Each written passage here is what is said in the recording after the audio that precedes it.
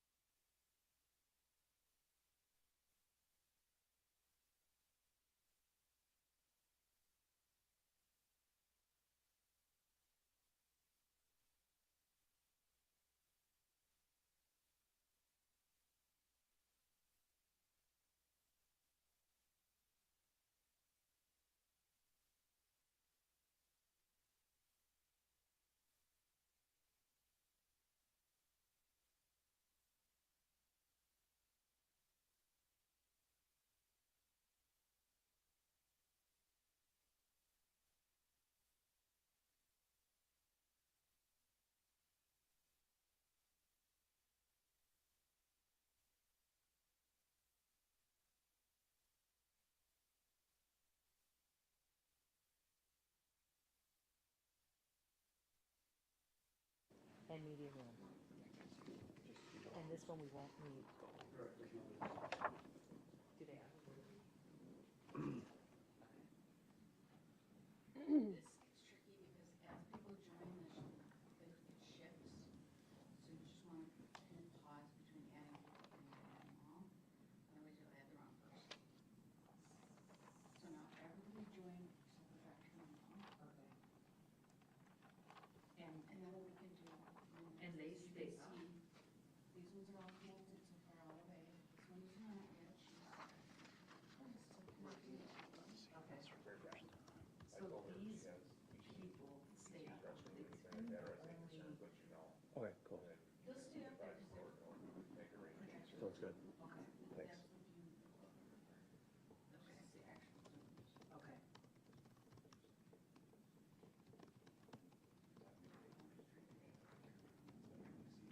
Okay. Okay. Okay. Okay. Yeah, so no camera, no camera. Correct. When we get exhibit lists, you're supposed to pre-mark exhibit lists. Oh, it's just not looking to take it through the feeder at all, you know.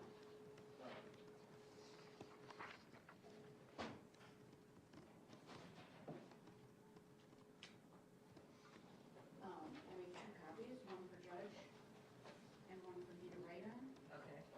And the other one is for the,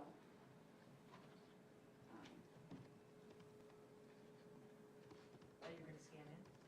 yeah, the other one is for the record itself.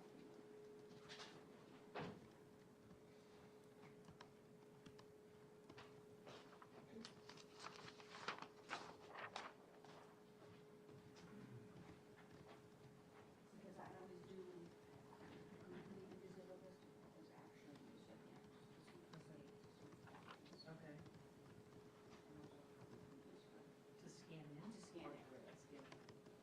Yeah, the ones I used to write, cut was from my writing pen, Okay. so I make mistakes. Okay. What is logic? It's caribou. Sometimes you have to know yourself.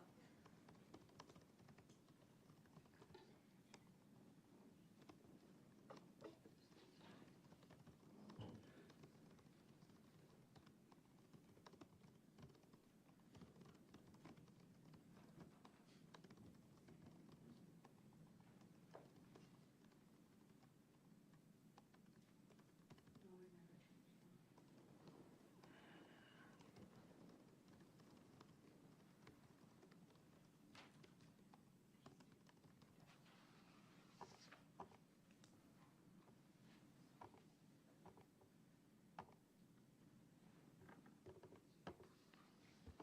To the person logged in as Montana, could you identify your relationship to this hearing? You have to unmute. You have to unmute.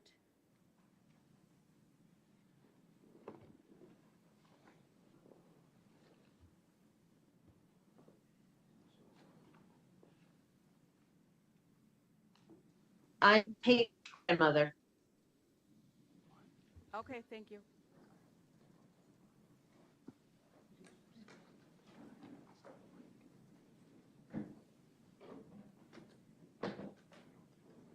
Now she needs to mute it.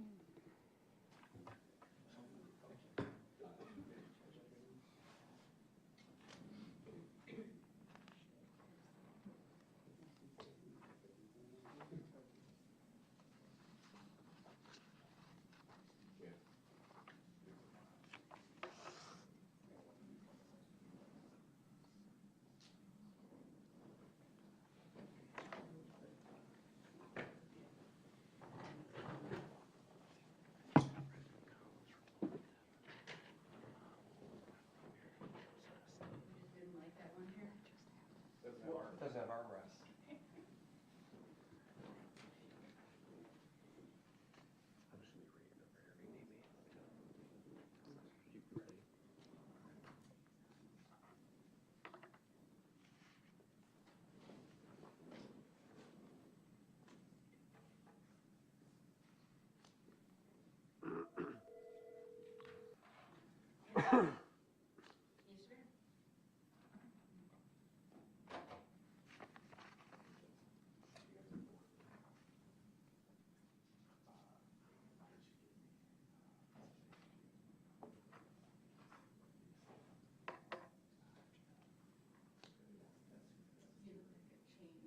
in our anniversary first. Tuesday.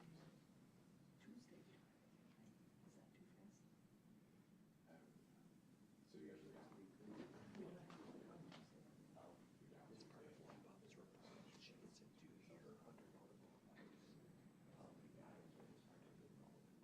Otherwise, I don't think they'd chosen for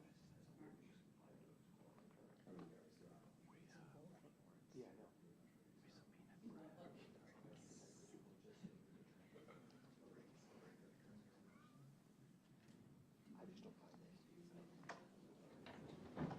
All right. Thank you. Please be seated.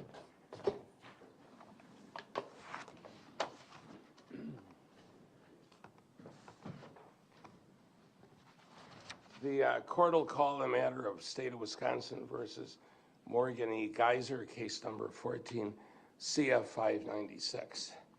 Appearances. State judged by Szczupakiewicz and Abby Nicolai. Good morning. Good morning. Thank you. Good morning, Judge. Morgan Geyser with Attorney Anthony Cotton. She's here in person. All right. Thank you and good morning. Let me just get the case called up on the.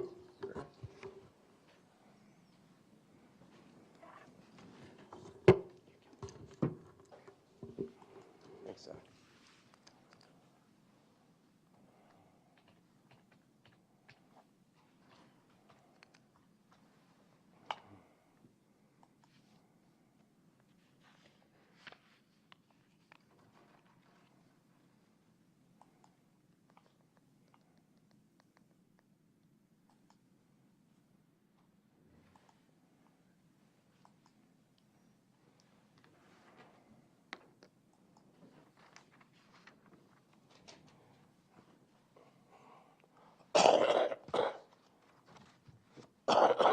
Excuse me. So we're here this morning on a petition that was filed for supervised release. I just want to go through a little bit of history of the case to set the matter in context. So in this matter, the index offense, or the offense for which we're in court today, happened on May 31, 2014. Ultimately, Ms. Geyser entered a guilty plea to count one of the information which charged an attempted first-degree intentional homicide as party to a crime. She was found guilty of that offense. The state struck an enhancer for use of a dangerous weapon. By agreement, various reports were accepted, and the court found Ms. Geyser not guilty by reason of mental disease or defect. The court then committed her to the Department of Health Services for preparation of reports. Reports were prepared, and then on February 1st, 2018, the court committed Ms. Geyser to the Department of Health Services for 40 years, finding that the conditional release of Ms. Geyser would pose a significant risk of bodily harm to herself or others, or of serious property damage. Now, since then, Ms. Geyser's filed two petitions for conditional release that were withdrawn before hearings occurred. There was a third petition for release that was filed in January of 2024. Court conducted hearings with regard to that petition on April 10 and 11, 2024, and denied the petition. She has now again filed a petition for supervised release. The court's ordered the various doctors to prepare reports. Courts received reports from Dr. Brooke Lundbohm, Dr. Deborah Collins, and Dr. Kenneth ROBBINS. Those reports have been received and are in the file. Court also received a letter report from the Winnebago Mental Health Institute that was dated November 7, 2024. In this matter, the petition, in the hearing on the petition, is governed by section 971.17 sub 4 of the statutes. It's a hearing before the court without a jury.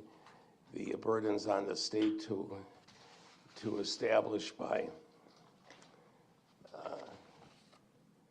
the burden is on the state's burden in this case is approved by clear and convincing evidence that the commitment should continue because the individual is presently a danger to herself or to others. So that's the context of the case that will proceed, and the state has the burden of proceeding. Any comments with regard to that from the state? No, Judge, no comments. Any comments from Attorney Cotton? No. All right, well then I'm prepared to proceed. State's prepared to proceed? Yes. All right, victims have been notified? Yes, and some and perhaps others will at some point be joining, and they're all present by Zoom.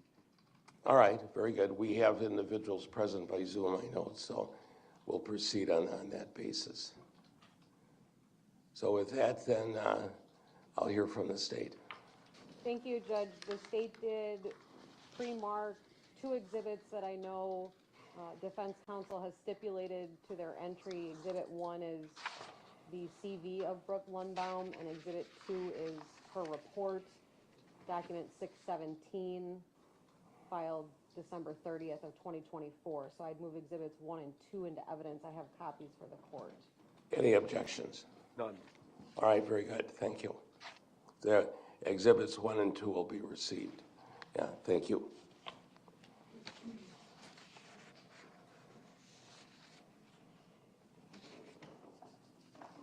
Then Dr. Lundbohm's appearing by Zoom. Correct. The state would call Dr. Lundbohm. Okay, doctor, are you there? All right.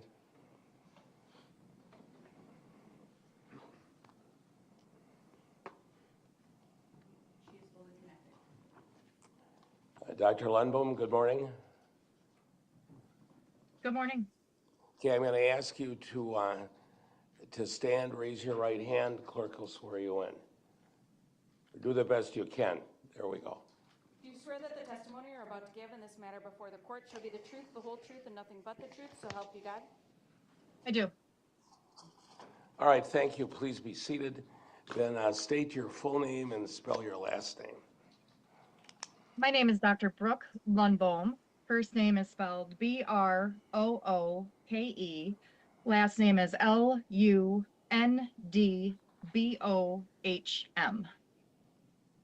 All right, very good. Thank you, doctor.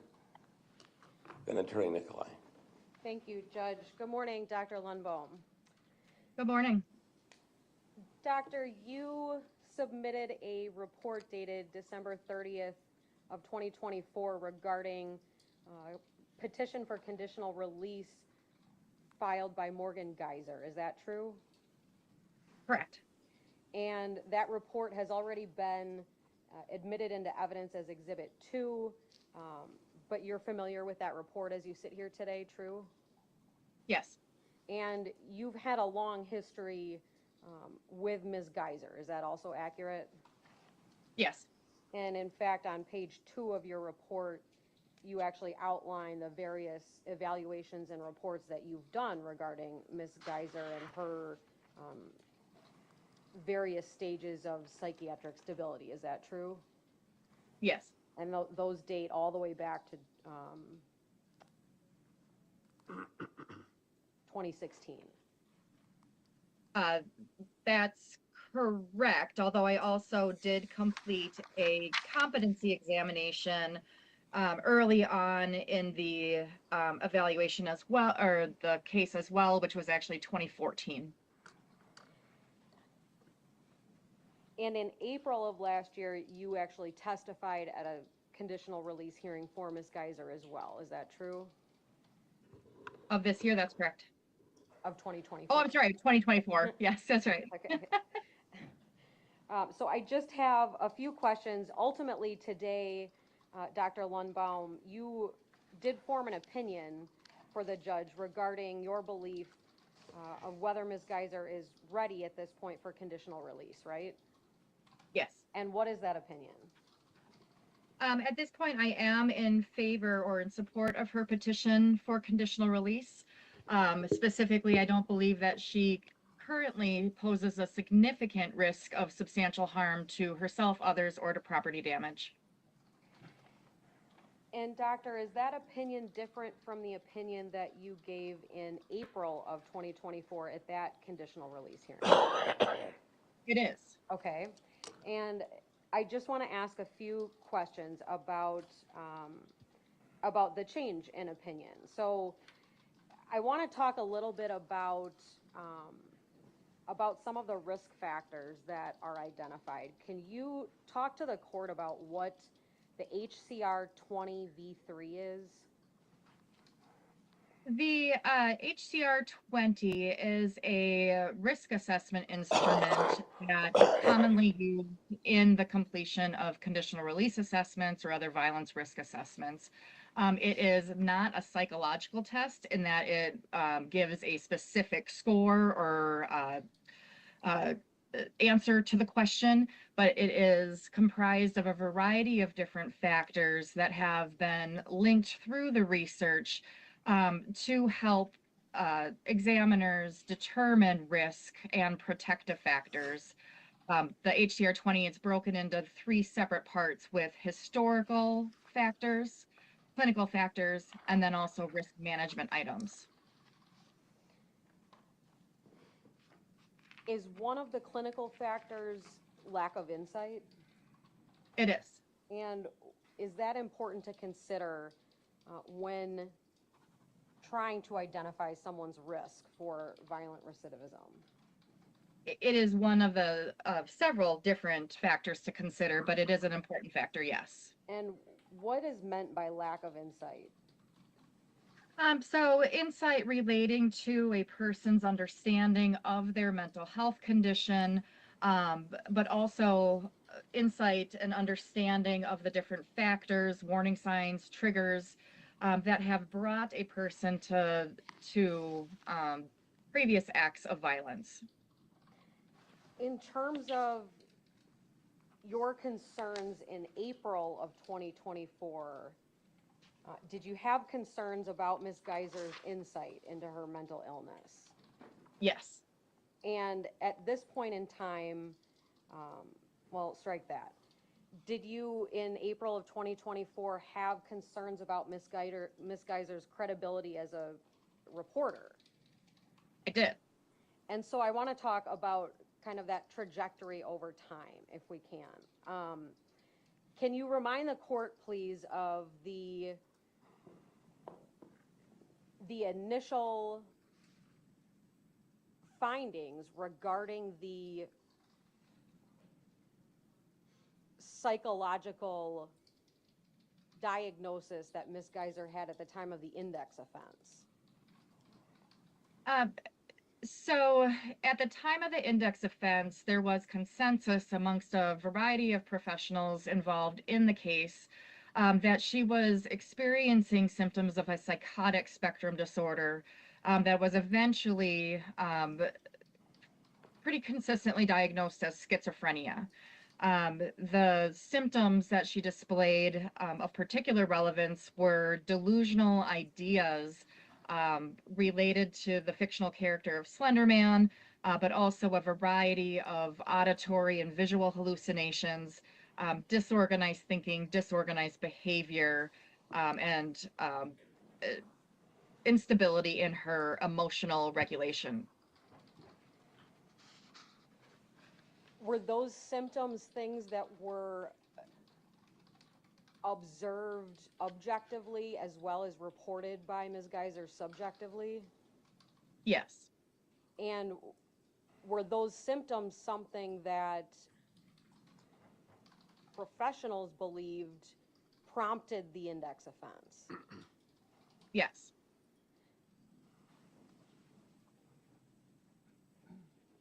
Now, at some point in time, more recently, did Ms. Geyser indicate that those symptoms were made up? Yes, so as outlined in the previous report to the court, as well as in my previous testimony, there was a shift in Ms. Geyser's articulation of her experiences around the time of the index offense and afterwards. In fact, she had started to claim that she had fabricated the signs of mental illness, though that was not supported by any professional that's been involved in her case, whether as an evaluator or treatment provider. And I believe I recollect that even the last time you testified, we talked about this, and you even challenged Ms. Geyser about the fact that her claim of fabrication just wasn't consistent with the other evidence, right? Correct. And what did Ms. Geyser say about that?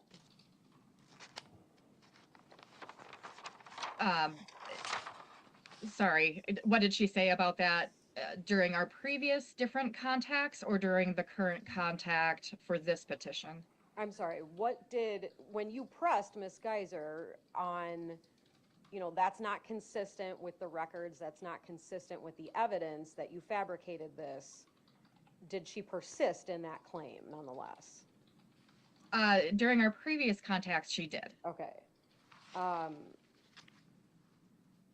Did at that time, so that the court has an idea on a timeline, when did this claim that she fabricated these symptoms begin and persist through? So without looking back at all the records, it appears that those claims began in about 2022. There's indication from a institutional-based psychological evaluation where she was discussing essentially feigning mental illness. Also around that time, I had contact with her for a petition for conditional release. She was discussing those same things. Certainly during our contact in 2023, and then also for that most recent conditional release evaluation, she was again claiming that she essentially feigned mental illness. And the most recent petition for conditional release, you would have had your interview with her according to your report on February 13th of 2024. Does that sound right? That sounds right. And during that interview, she was still telling you that she had fabricated all those symptoms. Correct. Now, so during this time period of between 2022 and 2024, at some point in time, were her psychotropic medications discontinued? So the available information reflects that her treating provider at the Winnebago Mental Health Institute began to taper her from her antipsychotic agent, which was Invega Sustenna, in the fall or winter of 2022, with that taper being complete in about January of 2023. So the record suggests that she has not been taking an antipsychotic agent since about that time, though she's continued to take antidepressant and anti-anxiety medications. And that remains true as of today's date? Correct. As of today's date, are you aware of Ms. Geyser reporting any symptoms of delusions or hallucinations or any kind of psychotic symptomology? In review of the records, the last time that she either evidenced or expressly discussed overt psychotic spectrum symptoms was in about 2020 2021, I believe it was. So there's been a several year period now where there's been an absence of those acute or overt psychotic spectrum symptoms. Okay.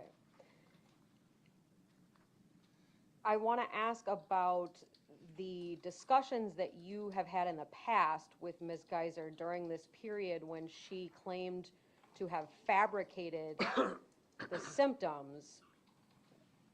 What explanation did she give you for the index offense? So that has shifted a bit with her self-report, again, not being particularly credible within the context of this kind of conversation. She, at various points, though, maintained that she was being sexually abused within her family home and had essentially engaged in the index offense with desire to essentially escape her home life.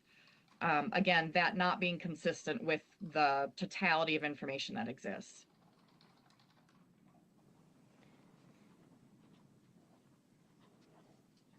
In your current report, in Exhibit 2, you indicate that Ms. Geyser no longer claims that she fabricated symptoms, right? Correct. Can you tell the court when she stopped saying that, or kind of give the court some point in time when she stopped claiming that that was a volitional fabrication on her part? I don't have an exact date. What I can tell you is that in the wake of the most recent petition for conditional release, there was quite a bit of discussion, especially during individual therapy, about her mental health history, not so much focusing on diagnosis, but the actual presentation, the symptoms, the problems that she was experiencing, and how those have essentially changed as she's continued to age and mature, as she's continued to participate in treatment. With her participation in treatment, it appears that there's been a essentially her stepping back from the claim of that she fabricated mental health symptoms, but rather understanding that she did experience these particular symptoms. The etiology, not entirely clear whether it's an organic schizophrenia type disorder or the relevant to a trauma-induced psychosis or some other condition, but there's been an acceptance of, I experienced these things, they were consistent with delusions. With treatment, they have essentially abated. So if I'm hearing you correctly, that has been some time since April of 2024 that has all occurred. Correct. Within, say, the 8 months between the time of my previous report and the current one, 8-9 months.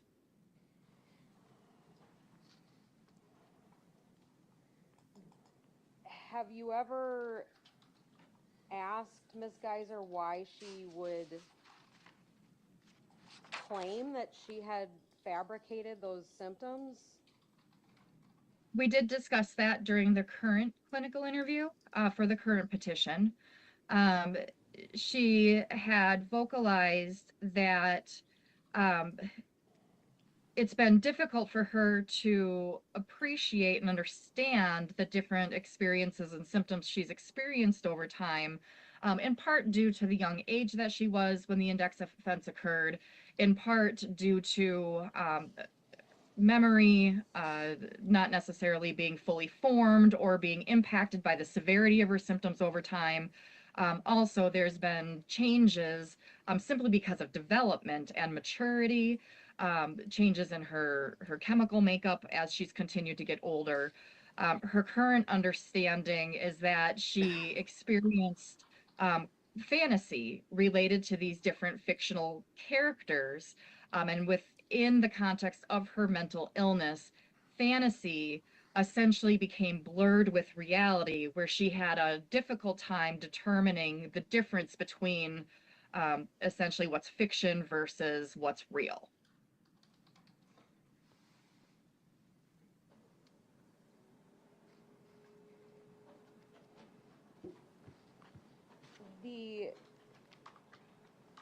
And I certainly understand that around the time of the index offense, Ms. Geyser was young. She was 12 years old, right?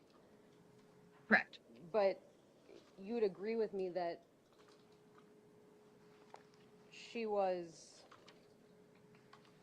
21 at the time of the last clinical interview in February of 2024, when she was telling you she lied about being schizophrenic, right? Right. Correct.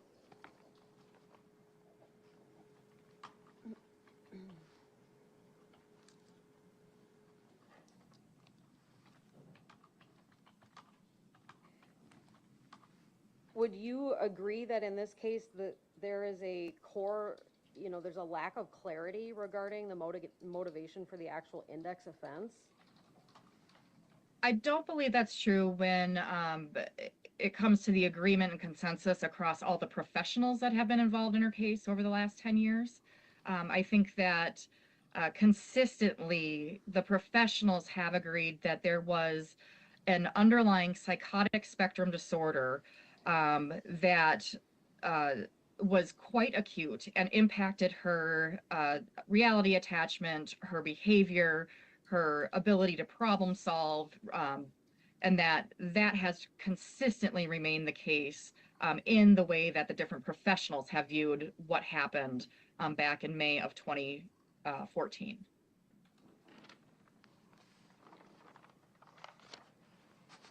Thank you, Doctor. I want to talk a little bit now about kind of the idea of relationships. And do you have any concerns about the strength of interpersonal relationships for Ms. Geyser, both historically and currently? I do. Could you explain to the court a little bit about your concerns in that regard historically for Ms. Geyser?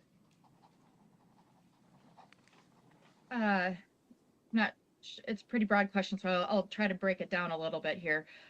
So historically, Ms. Geyser has demonstrated difficulties in forming bonds and attachments with others. There's a pattern of interpersonal conflict, whether it's other patients at the institution, her family members, individuals that she has, acquaintances or friendships that she's made.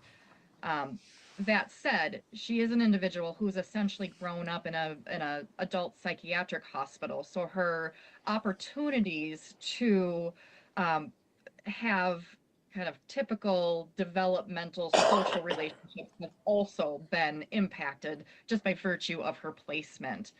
I have a particular concern at this point that she is an individual who remains vulnerable to potential manipulation or exploitation by others. She is an individual who has experienced loneliness over time. And as part of that, which she recognizes, has made some poor choices with regard to her friendships or relationships with others, because she essentially wants to have connection with people, connection that she otherwise does not have the opportunity for, again, by virtue of the institutional setting. Why is personal support something that's important when you're considering a petition for conditional release? What we know about risk management is that support is a important factor to help a person to essentially manage the different stressors that he or she may experience in the community, but also to provide additional layers of monitoring for potential decline in mental health, essentially to provide guidance, to be able to teach about independent living skills, Support is a big factor that you want a person to have a strong support system, whether it's professionals, non-professionals, ideally all of that. Sure. Could you talk about, for the court's benefit, the personal support that Ms. Geyser may have or not have in terms of close family members? Over time, her relationships with her family members or select family members has been strained. There have been periods where she has not been in contact with them due to conflict or tension. Since, I would say, since the death of her father, I'm drawing a blank on the exact date, I believe it was in April of 2023. There was a brief period of time in which she had cut off all contact with family, but then there is a noticeable re-engagement with them, where she has made additional effort to essentially reestablish bonds with particularly her mother and maternal grandmother, as well as her brother. It's my understanding that those relationships continue to be a bit tenuous, but they have strengthened, especially within the last year, give or take.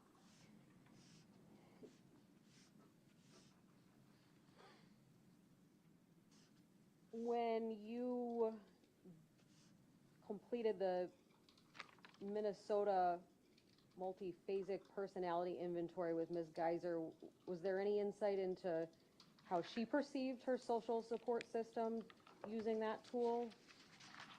Yeah, with that tool, she responded that she perceives her social support system, especially with respect to her family relationships, as being tenuous. And in your report,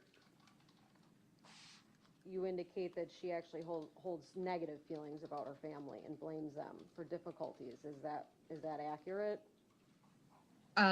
That is what the instrument indicated. It's also consistent with her presentation over the course of time.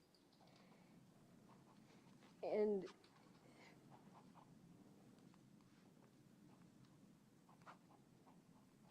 how can that impact someone's risk for violent recidivism?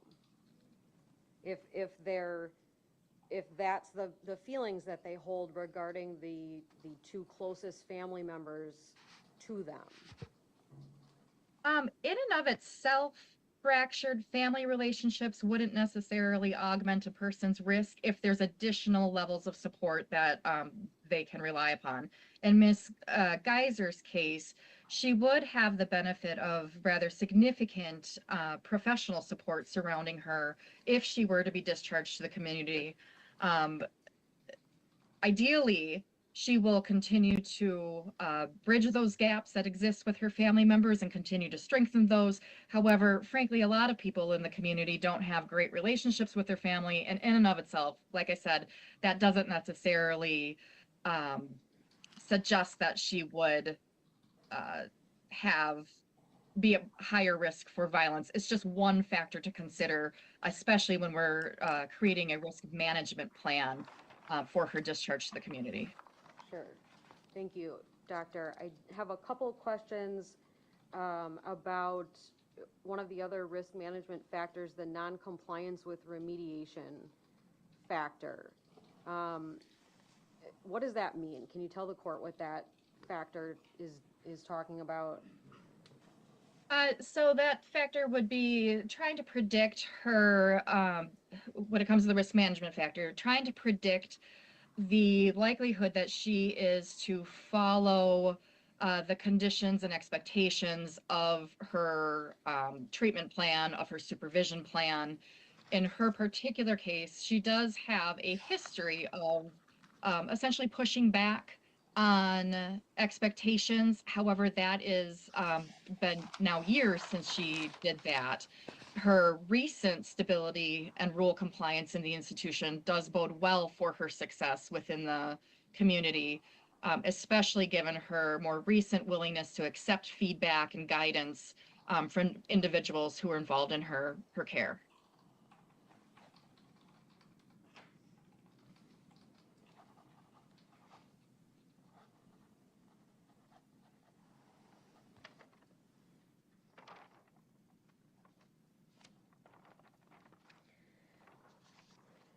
I want to ask a couple questions, Doctor, about there seems to have been a couple recent changes in diagnostic findings regarding Ms. Geyser since we were last in court for the last conditional release hearing.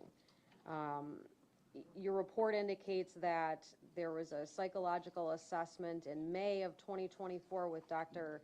Myszak, M-Y-S-Z-A-K. Is that true? Correct. And did that psychological assessment result in a new diagnosis?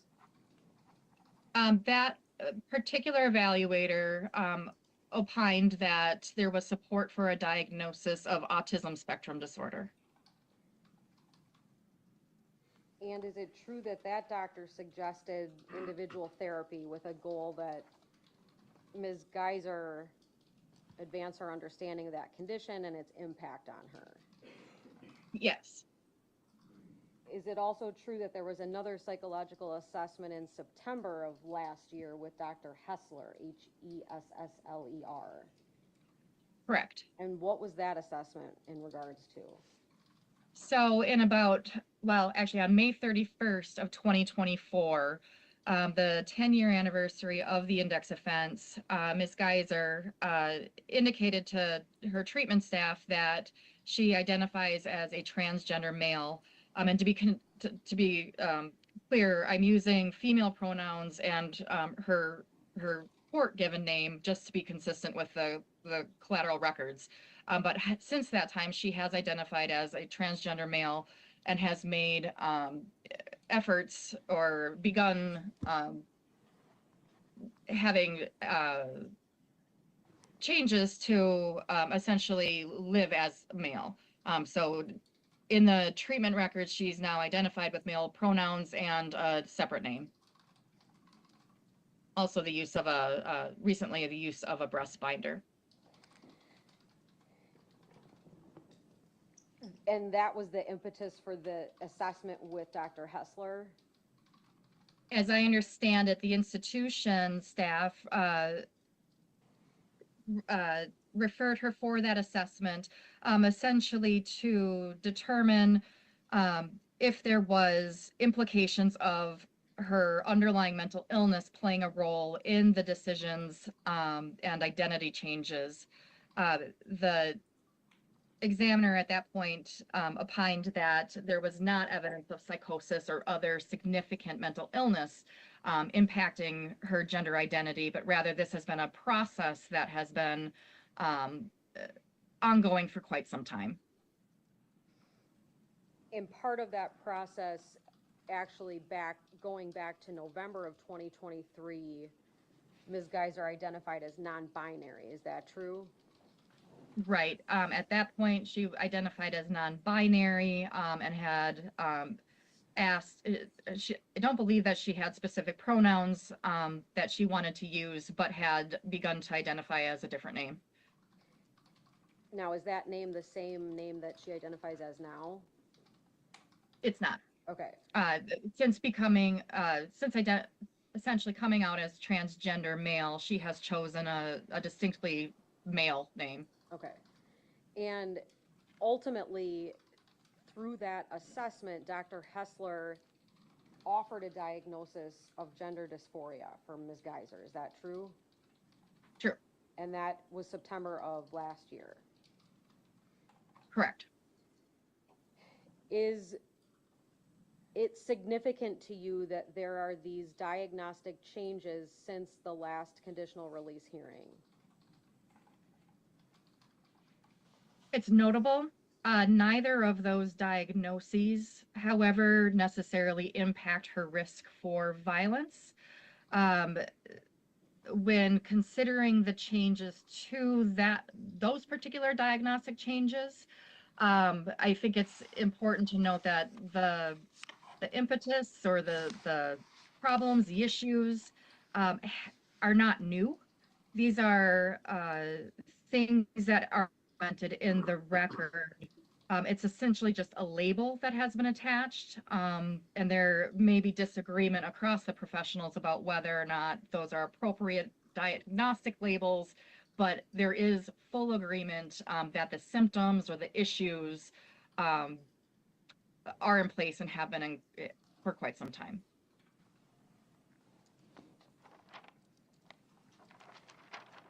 And Doctor, I just have one more area of questions for you. I wanted to ask you a little bit about, it seems like both Ms. Geyser and you seemed to discuss the likelihood that if the petition were granted, that a placement would be appropriate in some sort of a supervised home. Is that fair to say? Yes. Are you aware of any specific location that's been identified that would accept Ms. Geyser at this point in time? It's my understanding that that process would have been premature. So as I understand it, if the court were to grant her petition for conditional release, there is, I believe it's 60 days that her community-based treatment team would be working with her institutional treatment team to essentially come up with a conditional release plan that would include a specific placement, residence, treatment programming for the community. So a specific location is not yet identified, though I am aware that there are locations in our state that would be appropriate. So there are locations that you believe are able to provide the appropriate supervision for someone like Ms. Geyser? I am aware that there are a number of facilities in our state that that would match as essentially what I described in the report. I don't have a specific recommendation for a group home or residential treatment facility that essentially goes outside the role of a conditional release examiner. But would it be fair to say that in terms of the safety of the community, it would really require that type of a step down, in your opinion, for Ms. Geyser? My support of her current petition for conditional release assumes that level of support. Essentially, it's the next step in the progression toward community-based adjustment. It's the least restrictive environment that is one step down from where she is at this point.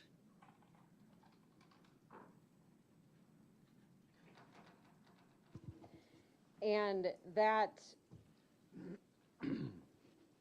opinion underscores concerns that you still have about Ms. Geyser's risk in the community, true? Right. It is in part offered to help manage the continued concerns that I have related to her risk in the community. So essentially helping to provide that additional support and supervision to ensure that there is a stepwise, smooth transition as she readjusts to the stressors that come along with community placement, but also taking into account her unique needs, especially as she was just 12 years old when she came into the institution and essentially has no experience as an independent adult in our society. Thank you so much, Doctor. I don't have any other questions for you. Thank you. Then Attorney Cotton, do you have questions? Yes, thank you. Good morning, Doc. Good morning, Doctor. How are you? Good, thank you. You have a long history with Ms. Geyser, don't you? I do. And when I look at your reports, or when I look at your current report, on the first page you cite the applicable legal standard that you had to consider, do you not? Yes. Why do you do that? Essentially just to orientate the reader of the report to the exact legal standard, the specific issue that the report is then going to go on and discuss. Okay, have you ever, outside of Miss Geyser, have you ever done reports like this before in your professional career? I have. Okay, you've testified in other cases? I have. You've, in some situations, recommended release, and others the opposite? Correct. Okay, how many years have you been performing these types of evaluations? I started doing these particular kind of evaluations as a postdoctoral forensic psychology fellow in about 2008. And I have been licensed in the state of Wisconsin since 2009. While by no means the primary area of my practice, it is a regular part of my practice since that point. Got it. And would it be fair to say that what you're focusing on for purposes of this type of evaluation is whether Ms. Geyser poses a significant risk of bodily harm to herself or others? Correct. As well as serious property damage? Correct. And of course, you're familiar with the history of this case. There's no serious property damage that ever occurred, right? Right. Really, would you agree with me that the singular violent event in Ms. Geyser's life really was the crime for which she was adjudicated NGI? I would say interpersonal violence. The most significant and severe incident would be the index offense. There is also indication of self-injury over time, Yes. but that's been years since that has occurred. Yes, many years ago, she did have a suicide attempt in October of 2021 at the facility, right? Right. So we have now a significant length of time with no such attempts, right? Right.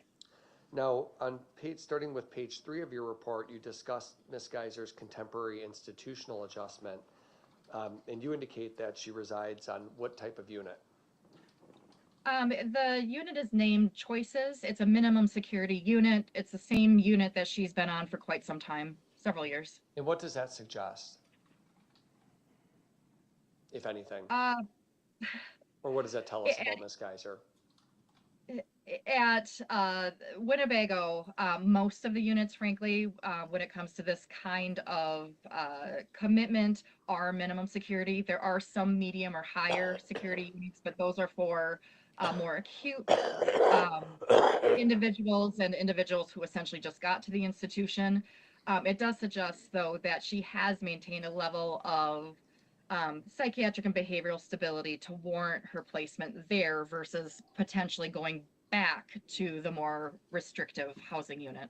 And since, would it be fair to say that since June of 2022, so about 2.5 years now, Ms. Geyser has been placed in the pre-integration phase? Right. Which means what?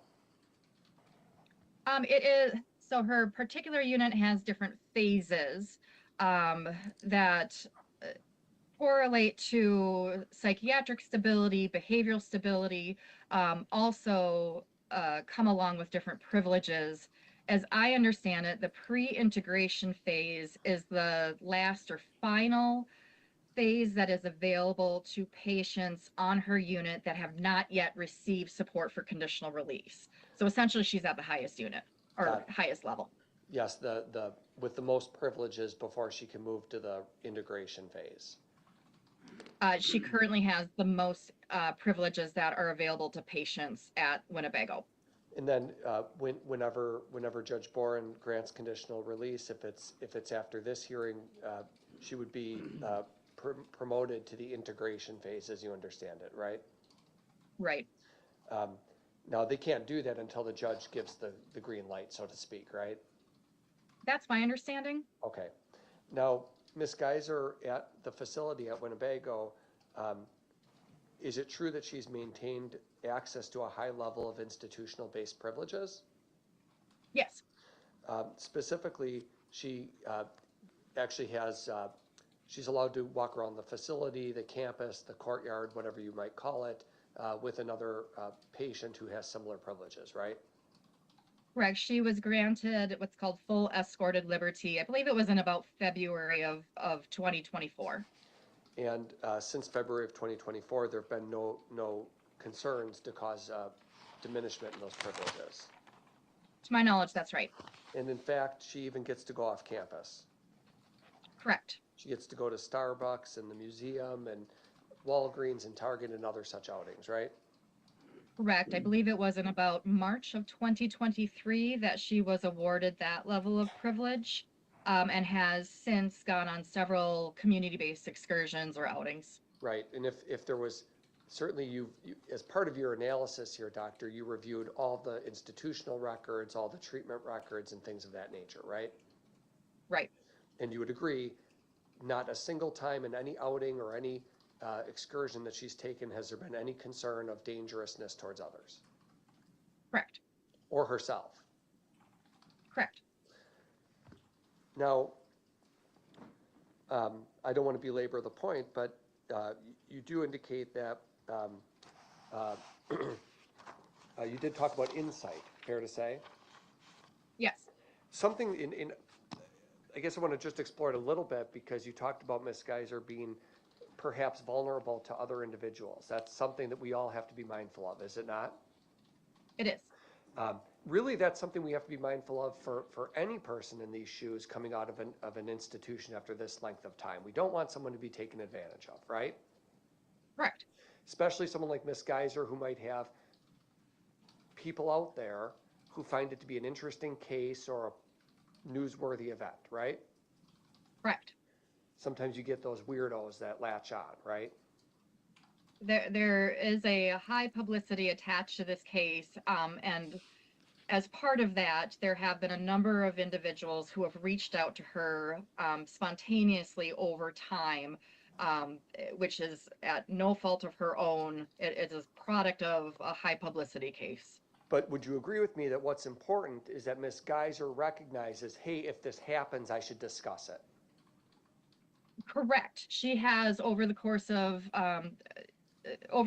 time, she has demonstrated improving insight into the risks that come along with communicating or establishing relationships with people who essentially have reached out simply because of watching news sources or other media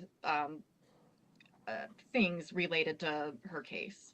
Part of maturing as a patient and as an individual who's growing up is disclosing those things and communicating about those things in treatment with the professionals, right?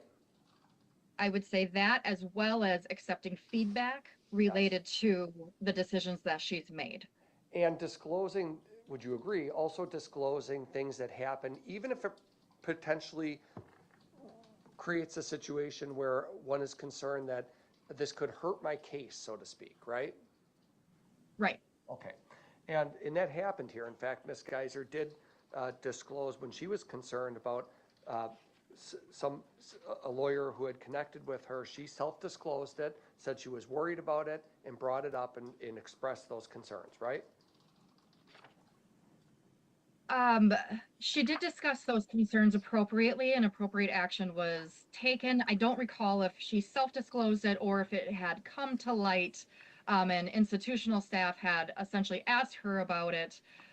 Regardless, her response to the situation was appropriate.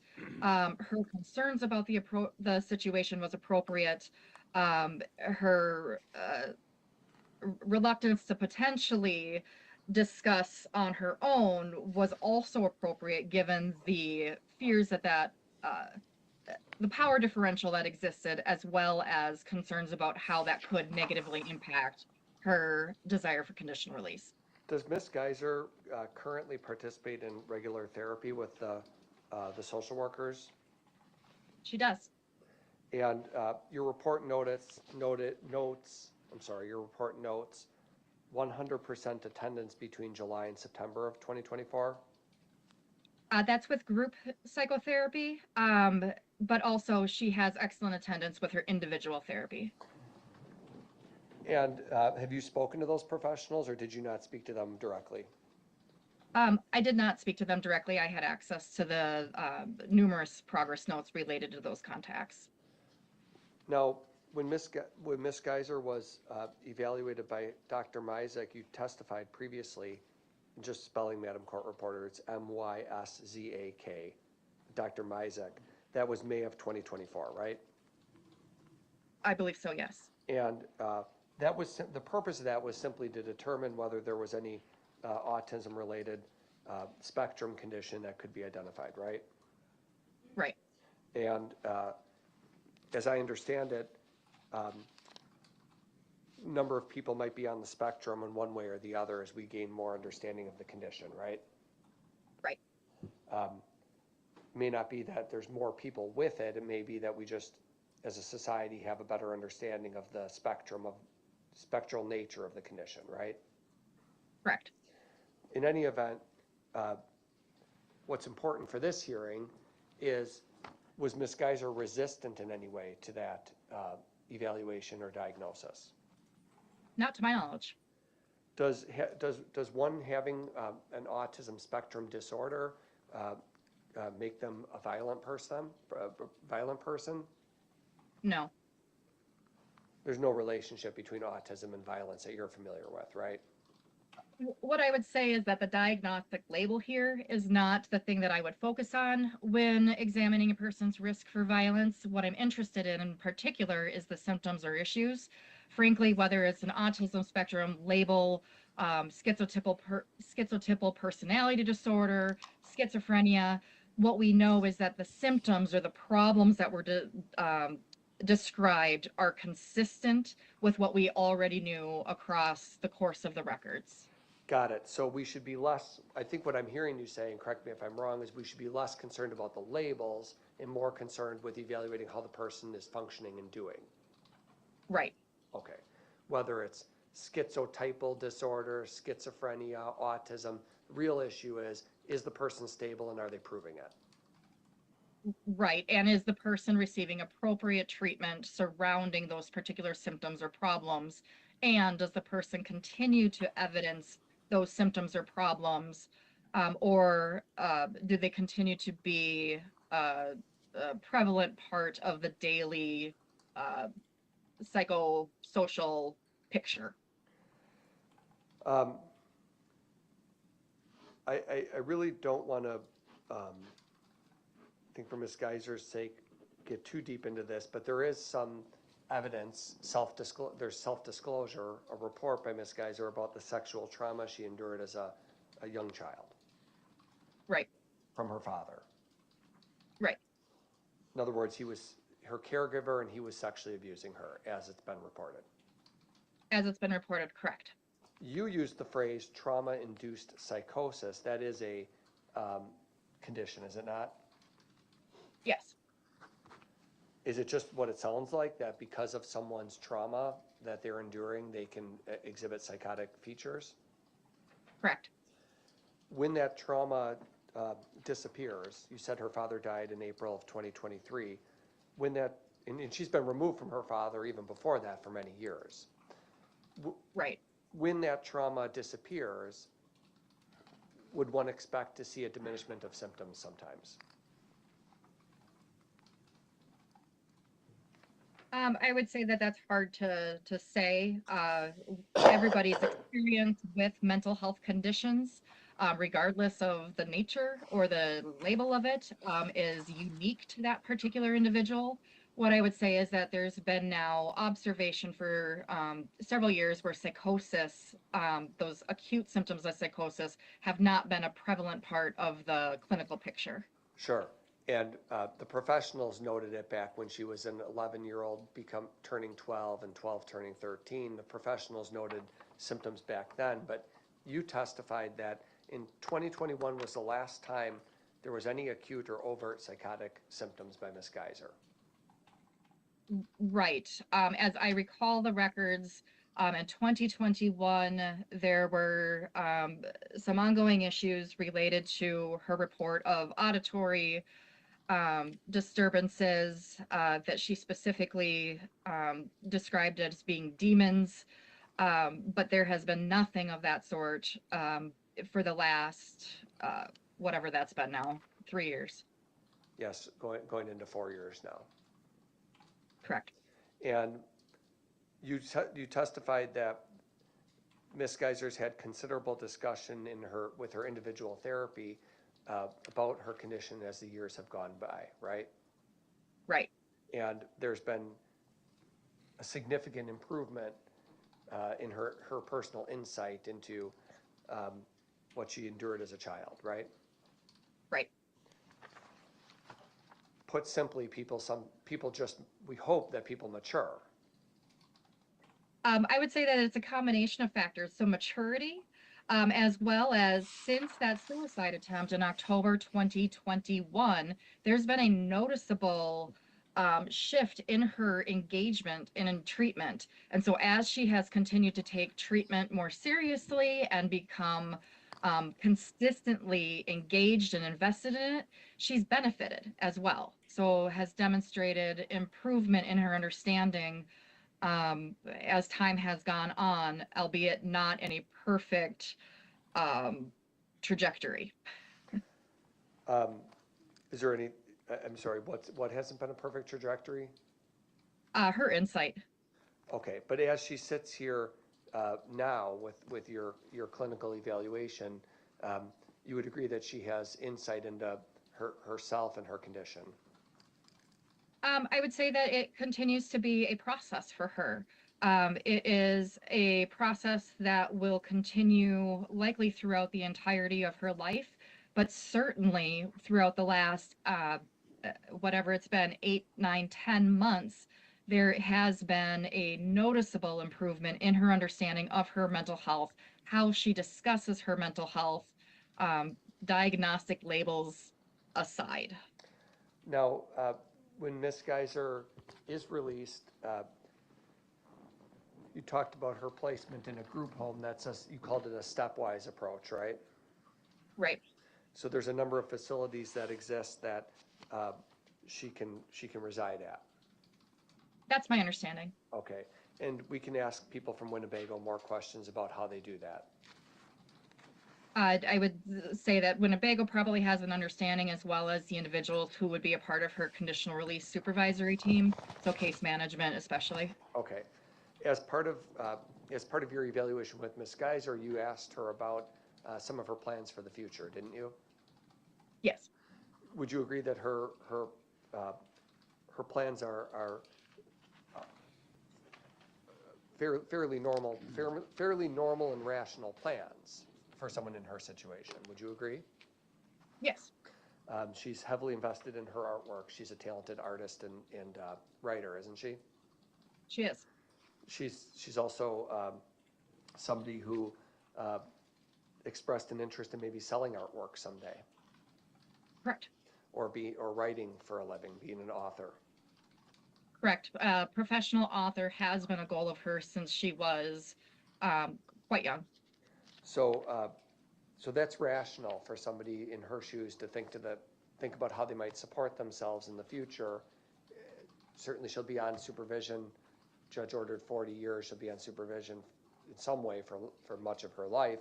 But saying, I want to be an artist and I want to be a writer, for someone in her shoes is a rational goal. Yes, I would say so.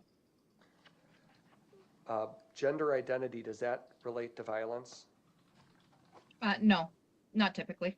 And in her case, I would suggest that that's not a factor that's particularly relevant to her risk. The state talked a little bit about it. You don't think that the gender identity, non-binary, male, female, is related to risk? No, there are individuals where gender identity can be an issue and is incorporated into their larger mental illness. There's not evidence of that for Ms. Geyser. And in fact, that's why it was important to have the evaluation done by Dr. Hessler, right? Right. I'm sorry? Right, correct. Got it. So Dr. Hessler can diagnose the dysphoria. Seems like that's common. That seems more prevalent now that I'm hearing than. Would you agree as a doctor? So just briefly about gender dysphoria. So not all individuals who are dealing with gender identity would experience that, but really what it is it relates to the emotional state attached to that disconnect in gender identity versus the physical body. In Ms. Geyser's case, she had described feeling discomfort, especially in her own body, looking at her body over the course of essentially her entire adolescence and now adulthood. Okay. Now, your ultimate, the ultimate question for you is whether Ms. Geyser is a suitable candidate for conditional release. That's the conclusion section of your report, right? Right. Now, it was Ms. Geyser. It's important that a person who's going to be released on conditional release have an understanding of what the plan is, right? Correct. And when you spoke with Ms. Geyser, she anticipates living in a group home. That's her expectation, right? Correct. She doesn't say, I'm going to just go into rent my own apartment and be an artist and live independently in the community. She recognizes the need for a group home. Correct. She recognizes the stepwise approach and is fully on board with that, and can vocalize a number of benefits that would come along with it. One benefit is getting her out of an institution, right? Correct. Because she's maximized all the services she can get at the institution. I don't know that I would say she's maximized all the everything, but certainly she has been at a high level, and at this point she's obtained all of the privileges. The next step is logically, if using that stepwise approach, the group home placement or supportive residence in the community where she continues to receive supervision, but it's no longer in that locked institutional ward. Right, because she'll start, she's, as you said before, for better or for worse, she's spent a lot of her formative years inside a mental health locked facility, and that's not the most conducive environment to one's independent growth. Correct. And so a group home will provide a structure, but a bit more privileges so she can gradually reintegrate into society. Correct. And the reason why you support that is because you want to make sure, it's important to make sure that there's continued monitoring and professional support for her, right? Right. I'm concerned not only about the safety of the community, but I am concerned about her safety and that she's able to appropriately cope with the demands and stressors that she's likely to face without experiencing deterioration in all of the improvements that she's made over time. Now, the relationships with her family in some respects, you noted are, for a lot of people, you said lots of people don't have great relationships with their family, right? Right. But what you noted was that Ms. Geyser would have, you said, tremendous professional support, right? It's my understanding that there is the option. Everybody's conditional release plan is different, but there is the ability to have significant professional supports around her for the lack of support that she has potentially otherwise. Clinical factors you looked at in reaching this ultimate conclusion, you talked about the HCR test, but clinical factors you looked at are whether Ms. Geyser has negative attitudes. You found none. Correct. In the past, she has displayed negative attitudes related to treatment, but that is not anything that is prevalent at this point. And active symptoms of major mental illness, you found none. Correct. In my review of the records, I had described in the previous report to the court in March of 2024 that there were still some ongoing concerns about emotional regulation and anxiety, unprovoked reactions to unknown triggers that were reminiscent of her trauma. Since that time, there's nothing in the records to suggest continued symptoms that once plagued her, like crying spells, anxiety attacks, periods of dissociation. She continues to describe some nightmares, but they don't appear to be as disruptive as they were even as recently as that last conditional release report. Okay, impulsivity, you found none as well, right? Right. And unresponsiveness to treatment, you found none. This is all page 13 of your report. You found no evidence that she's unresponsive to treatment.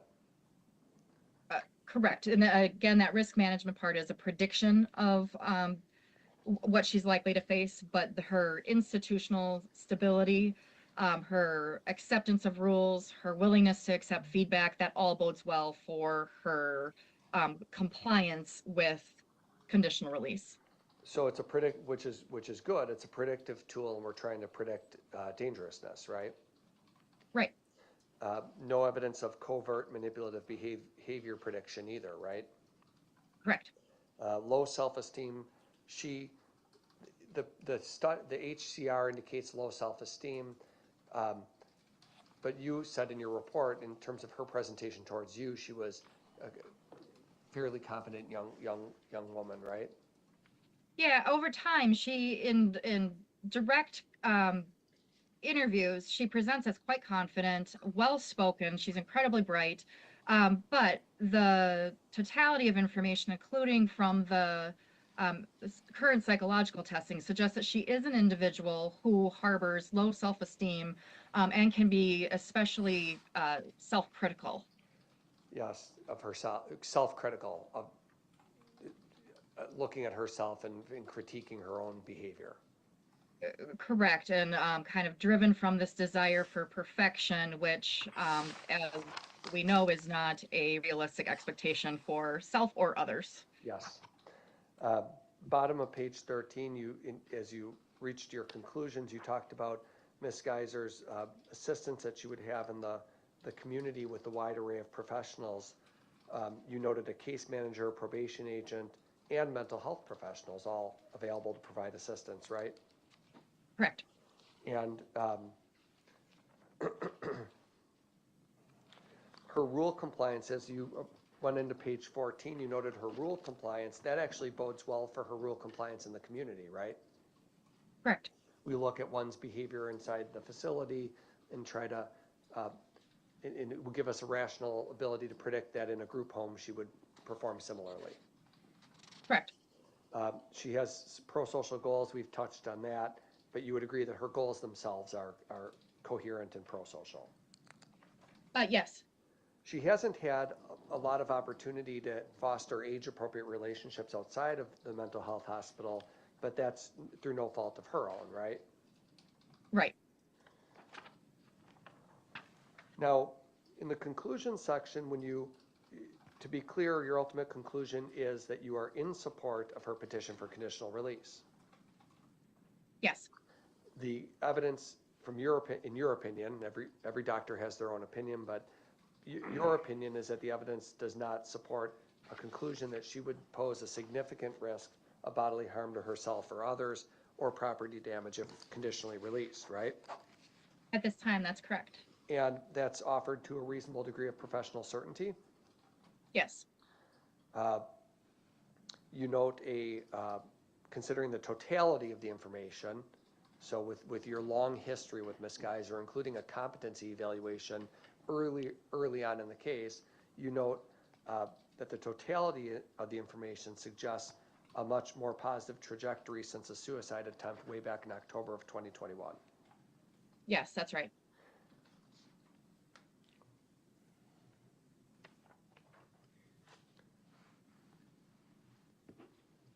In your pages 16 and 17 of your report list a series 1 through 11, a series of items that we don't need to speak. The judge has read them all, but what's the purpose of identifying items 1 through 11? So my support of Ms. Geyser's petition for conditional release comes with some assumptions, such as that residents within the supportive residence. I would not be in support of her petition for conditional release if it was essentially just going into the community without a variety of different support services, as well as the ability to effectively monitor her behavior, her relationships, again, with the goal of wanting the community to be safe, but also I want her to be safe and well protected. Some of the recommendations there take into account the unique circumstances that she faces because of her notoriety, the high publicity of this case, and wanting to essentially provide some feedback to those who will be working with her to potentially help them to provide some boundaries so that, again, she's safe, the community's safe, and that she's successful. Sure. Winnebago Mental Health Hospital isn't going to just release Ms. Geyser right into the community with no plan, though, right? No, as I mentioned earlier, so as I understand it, there's 60 days that her treatment team in the institution and the conditional release supervisory team would be working together to come up with a comprehensive and specific conditional release plan. And you're familiar with the letter from Jennifer Parnell that was filed with the court where, and she's a physician assistant at Winnebago, document 608 that the judge had referenced at the beginning here, but you're familiar with her letter where she indicates that the client will not be conditionally released until the plan is approved by Judge Bohren, right? So I'm not familiar with that particular document or the other examiner reports, but that makes sense to me. That's my understanding as well. Right. The team has 60 days. They put together the plan, they send it to the judge, and he makes the final call. Right. Okay, thank you. Any redirect? No, thank you. Doctor, I just wanted to go back to your comments about the Ms. Geyser's assertion that she fabricated the initial description of what happened in the background with Slender Man. Does what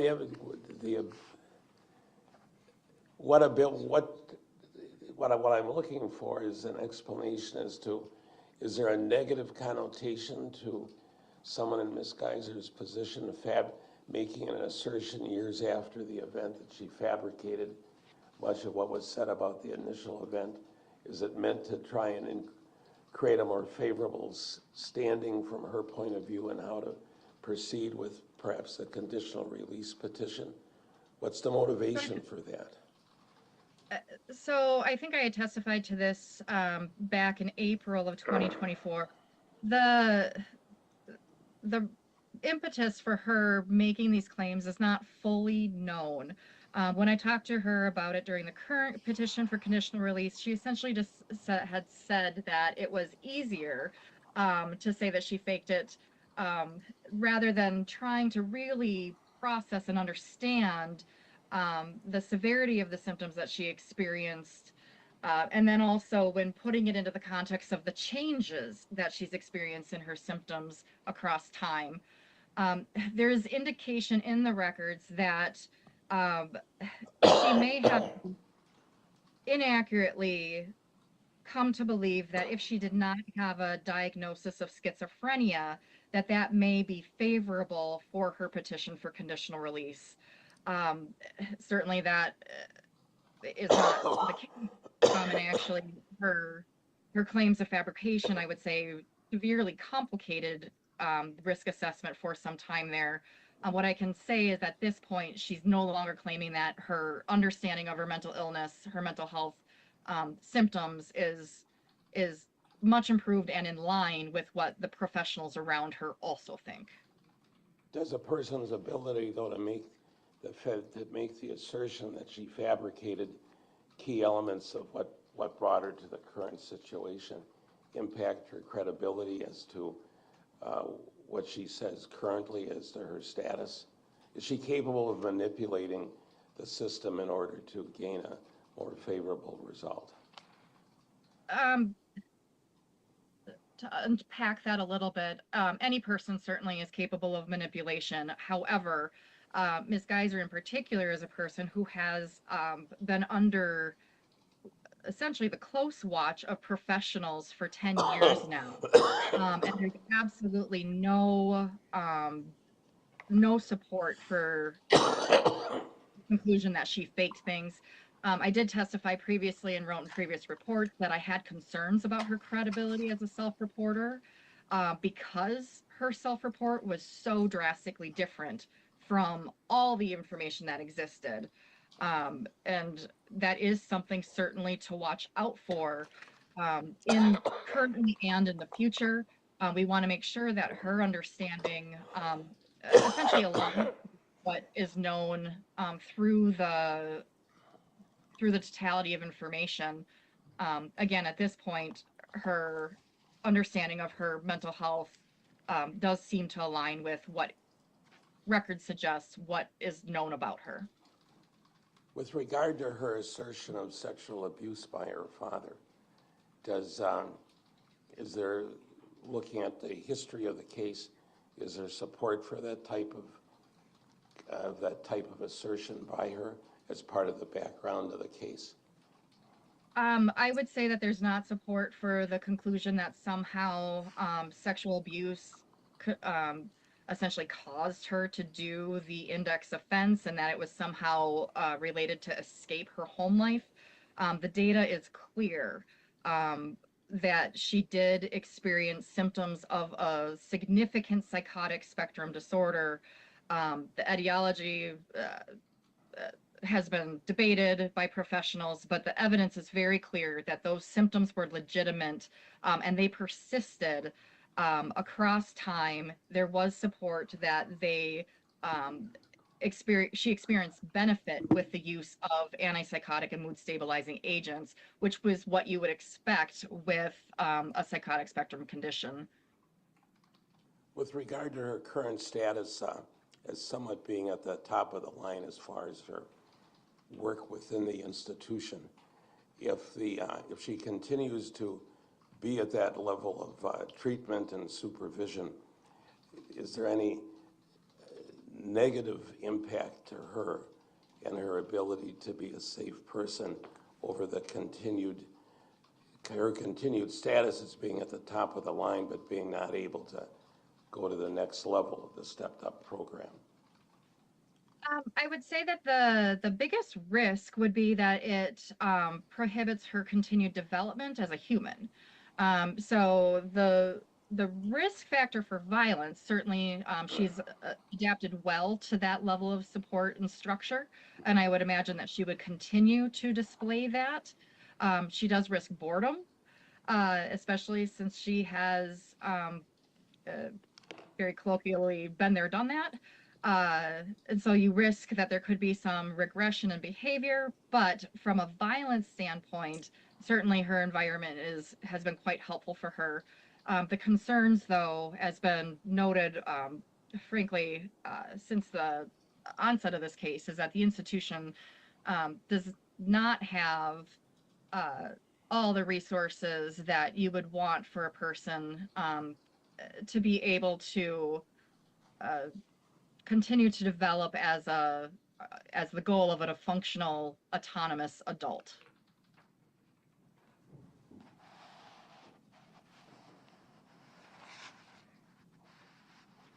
I'm just reflecting on my notes for a moment.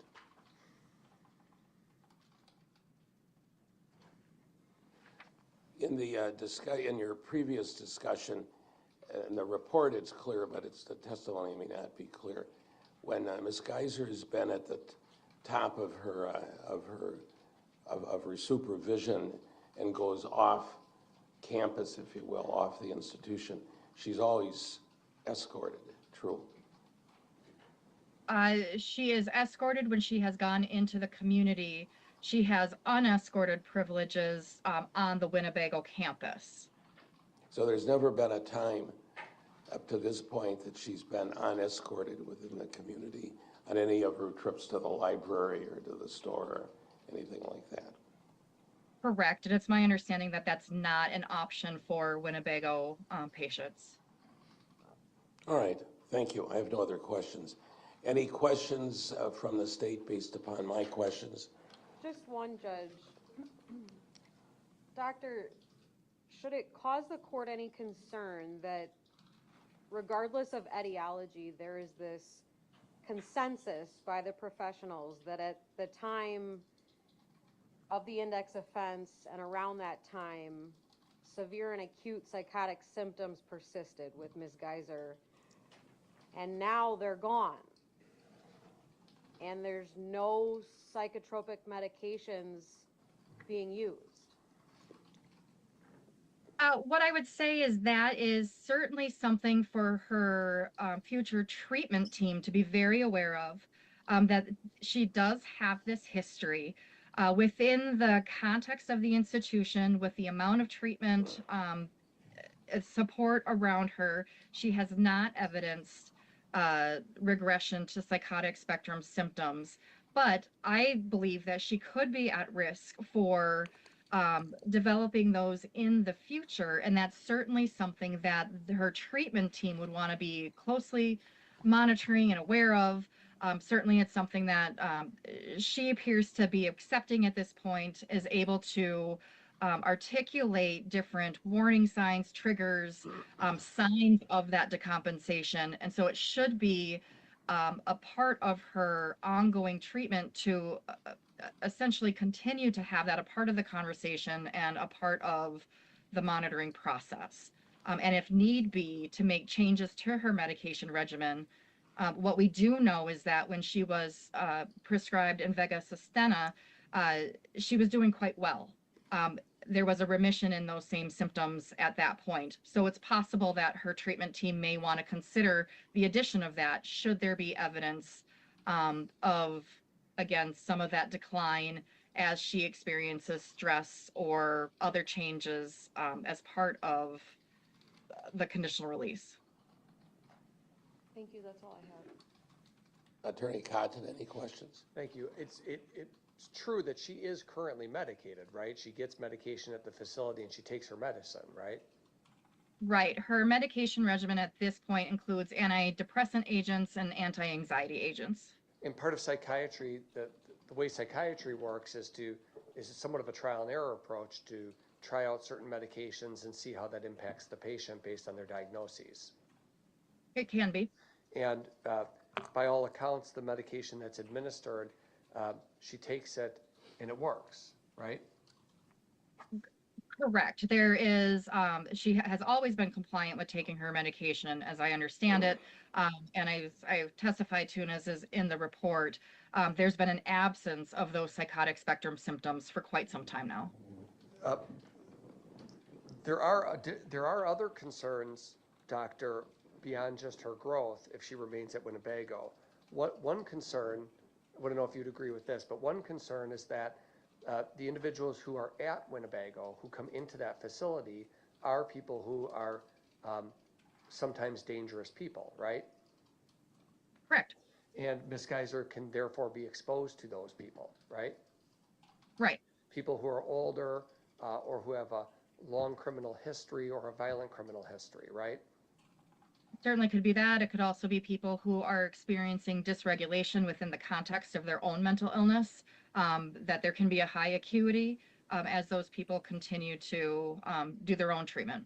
So when a person is ready to be released and they can be safe in a group home, it's not only good for their development, but it's good that it's good for somebody with Ms. Geyser in particular not to be exposed to negative influences if we can avoid that, right? Yeah, I would agree with that. Okay, thank you. Anything further from the state? No, thank you. In listening to these questions and answers, one question about schizophrenia, is it, how usual is it that someone with a diagnosis of schizophrenia treated with various psychotic medications is weaned off of those medications and the diagnosis of schizophrenia is removed?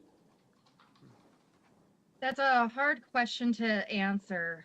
One of the complexities here is that childhood schizophrenia is a fairly rare condition.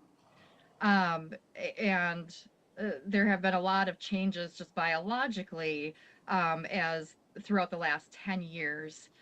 Certainly there are people who can effectively manage their illness without psychotropic medications, but while engaging in non-pharmaceutical interventions.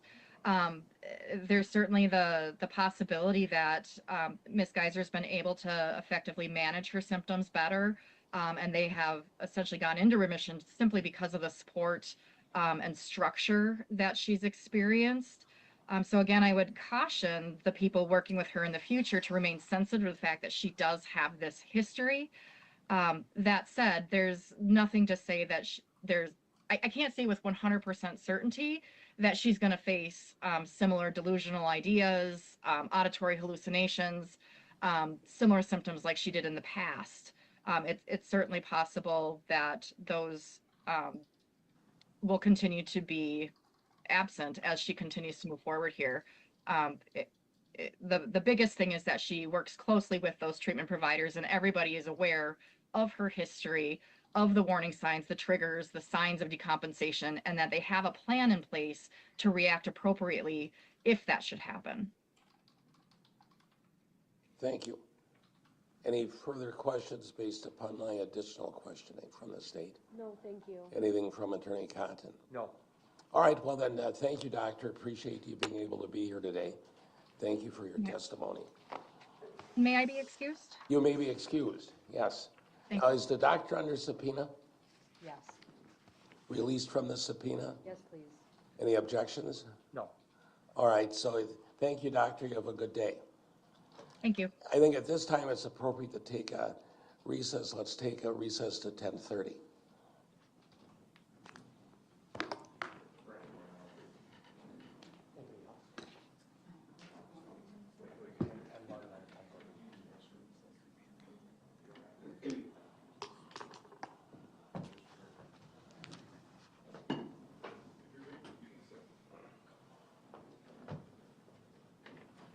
Mr. Cotton? I sent you an email. I had MMHI come into Zoom. I did not let them in because I didn't know who it was. They weren't responding to me. Were either of you expecting something to from MMHI? Maybe Judge told Isn't that No, last time he had killed yesterday. But MMHI is Mendota, so that's what I'm wondering. Oh, MMHI, I'm sorry. It's entirely possible it was a holdover because That's we probably, originally had that's probably hearings Ken, scheduled. that's probably Ken Robbins, because he's affiliated with Mendota. He's signed in separately. Okay, I don't know that. I just wanted to make sure. It was probably something left over from the hearings we rescheduled then. It's just hard when they don't respond.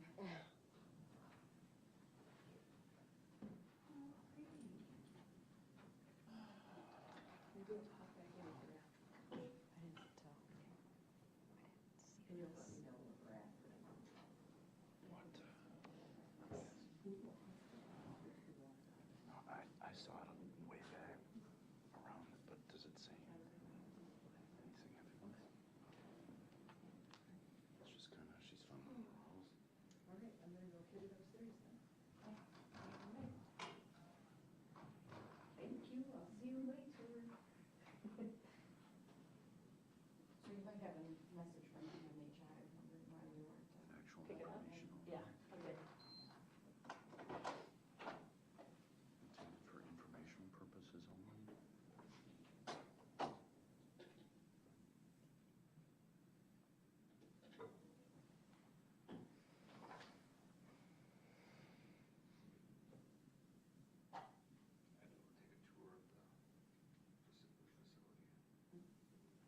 Are you impressed?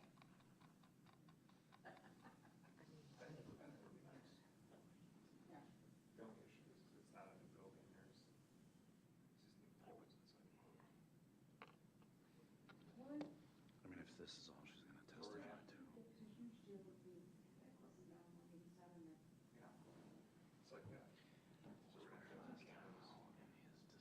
he talked about most couple blind spots for us.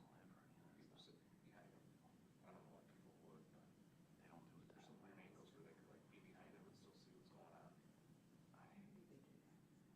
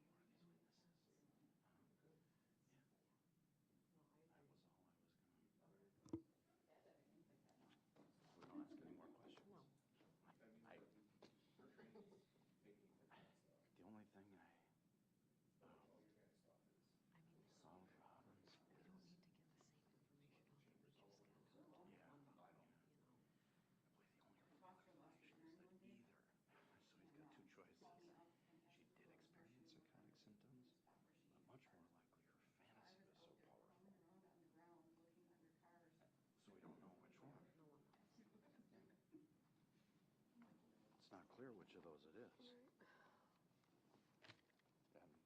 Morgan is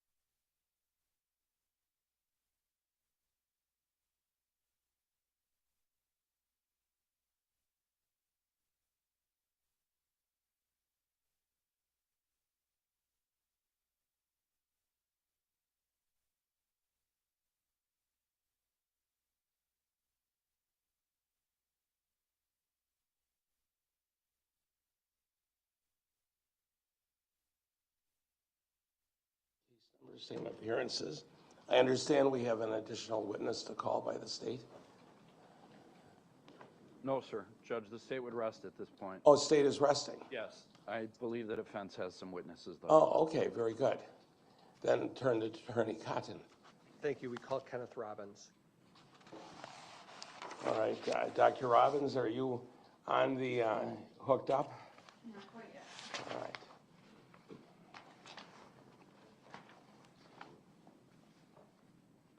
Dr. Robbins, are you there? Now you're muted, so you have to unmute. Sorry about that. Yes, I'm here. Okay, doctor, good morning. Morning. You're being called as a witness by Ms. Geyser and Attorney Cotton, so I'm going to ask you to, if you can stand, raise your right hand. Our clerk will swear you in. Do you swear that the testimony you're about to give in this matter before the court shall be the truth, the whole truth, and nothing but the truth, so help you God? I do. Very good, thank you. Then you may be seated. State your full name and spell your last name. Kenneth Robbins, Robbins. All right, thank you, Dr. Robbins. Then we're prepared to proceed. Attorney Cotton. Yes, before we begin with questions, Your Honor, I've tendered Exhibit C, which is Dr. Robbins' CV. I've actually just put him up here by your clerk. But I moved for admission of his curriculum vitae and his report, which is Exhibit D. There's no objection. Two, so I have, You said your original. okay, so what I have is Exhibit C and D. C is Dr. Robbins' CV. D is his report. Any objections from the state? No. All right, then received. Thank you. Good morning, Dr. Robbins. Good morning, Mr. Cotton. Thank you for being here. I understand you're by Zoom from California. That's correct. If you have any trouble hearing us, just let us know at any point, okay? I will. Thank you. Doctor, I'm assuming that you're out of the fire. I'm sorry that I'm out of the. That you're out of the fire. Yes, I'm in Northern California. Thank you. All right, very good, very good. Thank you. Glad you're safe. Thank you. Now, you are the Director of Mental Health for the Tribal Health of Lake County right now, That's accurate. and you're also the Psychiatry Consultant for a hospice center. Correct. Are you a consultant for the Winnebago Mental Health Institute, and if so, what do you do? Yes, I am, and what I do is I go over cases with the nurse practitioners and physician assistants to help them when they're struggling. And you're an adjunct professor at UW-Madison? Correct. Do you have any affiliation with the Mendota Mental Health Institute? I was the medical director at Mendota for most of the 1990s. You were the medical director? Correct. Okay. And you're a doctor of psychiatry, are you not? I'm a medical doctor with a specialty in both internal medicine and psychiatry, yes. And you have board certification in the same, I do. as well as neurology? Well, psychiatry and neurology is one board, Oh. but my board certification is in psychiatry. Got it. Dr. Robbins, you've had a long history with Ms. Geyser, would you agree? Yes, I would agree. Going back how far, if you can recall? Going back to shortly after the original criminal contact back in 2014. And you've been appointed by the court to conduct an evaluation in this case for conditional release. Exactly. Are you familiar with the criteria that have to be considered when determining whether a person should be released? Yes, I believe so. Okay. Specifically, whether a person is a danger to themselves or others, whether they're a risk for substantial bodily harm or property damage, right?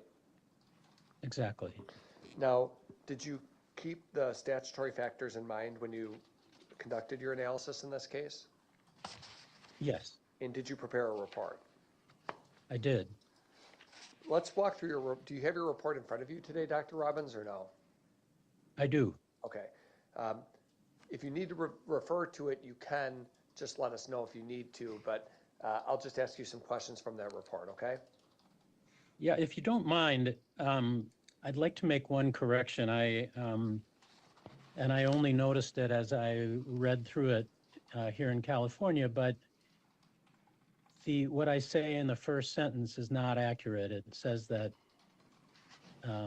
that I'd interviewed her on February 21st of 2024, which I did, but I didn't update it. My most recent interview was November 13th, if you don't mind me making the correction. Yes, I was going to ask you about that. You did interview her back in February, but you've also conducted a more current interview, right? Exactly. And so the conclusions in this report are based on the current interview and your current analysis of Ms. Geyser. Exactly. As well as your history of her condition in your review of records. Correct. What if anything, did you do in preparation for this report? Did you speak with any professionals at Winnebago, or did you review any records? I did. So I reviewed all of the Winnebago records, and I did speak with the psychiatrist who's been working with her. In your review of when you say you reviewed all the records, what does that mean? I went through her computerized medical records and updated myself on her behaviors and what the various professionals at Winnebago have written about her since I last saw her. Are you, you're aware of the current diagnoses that the professionals are operating under, are you not? I am. Is Ms. Geyser receptive to her diagnoses? She is. Is she being treated? She is. You note, so as we walk through your report, you indicate that it was the opinion on page two, in the sort of the middle paragraph, you indicate that it was the opinion of multiple psychiatrists and psychologists that Ms. Geyser met the criteria for schizophrenia based on a variety of symptoms that were observed back when this offense happened. Do you still believe that to be true? Yes. But you note that this is your language, the conceptualization of her psychotic challenges has changed significantly in the last 2 years. What do you mean by that? So a couple of years ago, she had her third round of psychological testing, and for the first time, it didn't support that she had psychotic symptoms. And the psychiatrist who was working with her at that time, Dr. Kayla Pope, who's the medical director at Winnebago, felt both based on her interview with Ms. Geyser and based on that testing that the diagnosis needed to be reconsidered, that there was no longer support for a diagnosis of schizophrenia, and ultimately the diagnosis was changed to primarily post-traumatic stress disorder, along with social anxiety disorder, generalized anxiety disorder, and autism spectrum disorder. So the psychotic diagnosis, the diagnosis of schizophrenia was eliminated after she was weaned off of her antipsychotic medication, and there was no return of any psychotic symptoms. Does that mean that Ms. Geyser was somehow faking it back in 2014? No, I don't believe that to be true. As a 12-year-old or so? Correct. What do you believe to be true? So I'm not certain. I think, as I put in my report, I think either she was experiencing transient psychotic symptoms, which is to say psychotic symptoms that didn't persist and gradually went away, which is certainly something that's possible, or the intensity of her fantasies based on some of the trauma she had experienced were so intense that she believed them to be true. The trauma being her sexual abuse by her father. Exactly. And you note in your report that in 2023, Dr. Pope, meaning the medical director of Winnebago, identified the fact that Morgan had a breakthrough with her mother related to that, and the mother acknowledged all the red flags that existed about the abuse. Exactly. Up until that point, Morgan's belief was that her mother had not believed the things that she said, and her mother came around and began to recognize that Morgan's reporting had been accurate, and she had not believed her, and having her mother come around was really quite traumatic for her. And with her mother's support, they reopened a legal case against the father and made a report, right? Exactly. Now, what Dr. Pope recommended is that Morgan be weaned off some of the antipsychotic medication to see whether she would deteriorate. Isn't that how it was approached? That's exactly how it was approached. Is that the right way to do it as a psychiatrist? Is that the right way to approach a situation like this? Yeah, if there's a question about whether someone truly has psychosis and they're on antipsychotic medication, gradually weaning them off the antipsychotic medications and seeing how that impacts symptoms is absolutely the right way to do this. So that was done in this case, and how is it unfolded? There's been no return of what appears to be psychotic symptoms. She's done very well off antipsychotic medication. Is it important to maintain a medication regimen with Ms. Geyser? Is she still medicated though? She is still on medication really to treat her anxiety symptoms that are associated with the diagnoses I mentioned earlier. You note that Ms. Geyser's behavior has improved significantly since 2021. There was a suicide attempt way back then. Has there been any evidence of aggression or danger to herself since 2021? There's really been no danger of aggression throughout her hospitalization, and since that 2021 incident, there has been no evidence of any suicidal ideation. Does Ms. Geyser report a better relationship with her family as time has gone on? Yes, particularly with her mother and her brother. She has a very supportive relationship with her brother? Correct. And things have improved to some degree with her mother? Exactly. Now,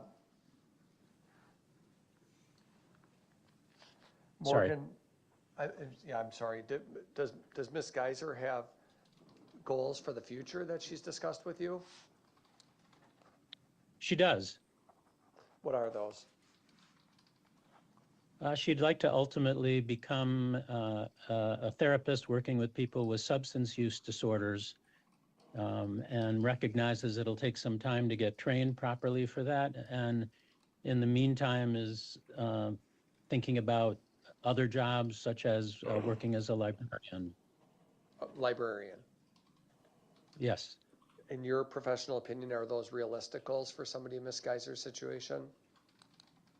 Yes, she's it's been clear throughout the testing that she's had that she's very bright and has a lot of potential. If she were granted conditional release, where would she go?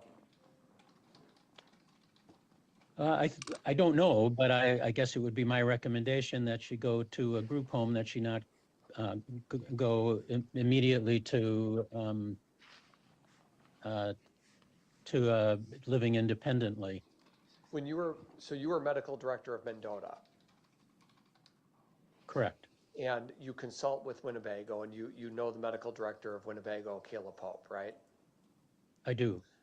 And so what's the difference between Mendota and Winnebago? Aren't they both just the same type of mental health facility that we have here in Wisconsin?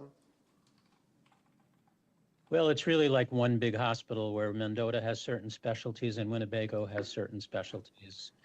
Winnebago takes the vast majority of involuntary admissions, civil involuntary admissions, and kids and women have been exclusively at Winnebago. Some of that has changed recently, but that's primarily the difference. And then Winnebago doesn't have maximum security, which Mendota does have. Got it. So let's talk about conditional release as a concept, though.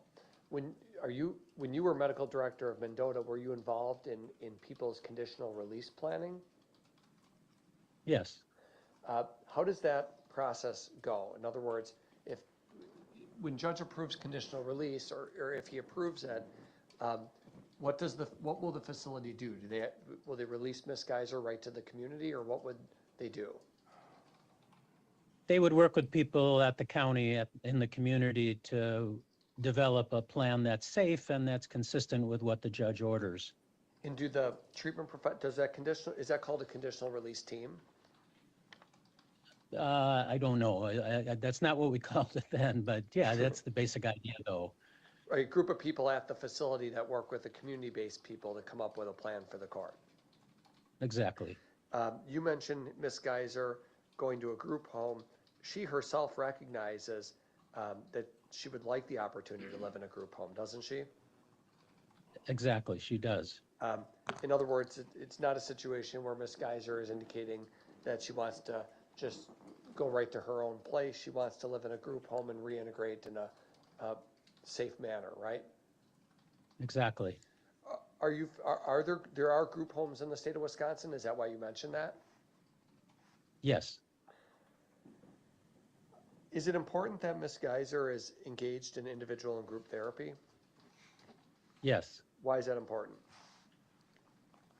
Well, she has very significant anxiety issues, and she has had, I think, what can only be called a bizarre adolescence, and needs help with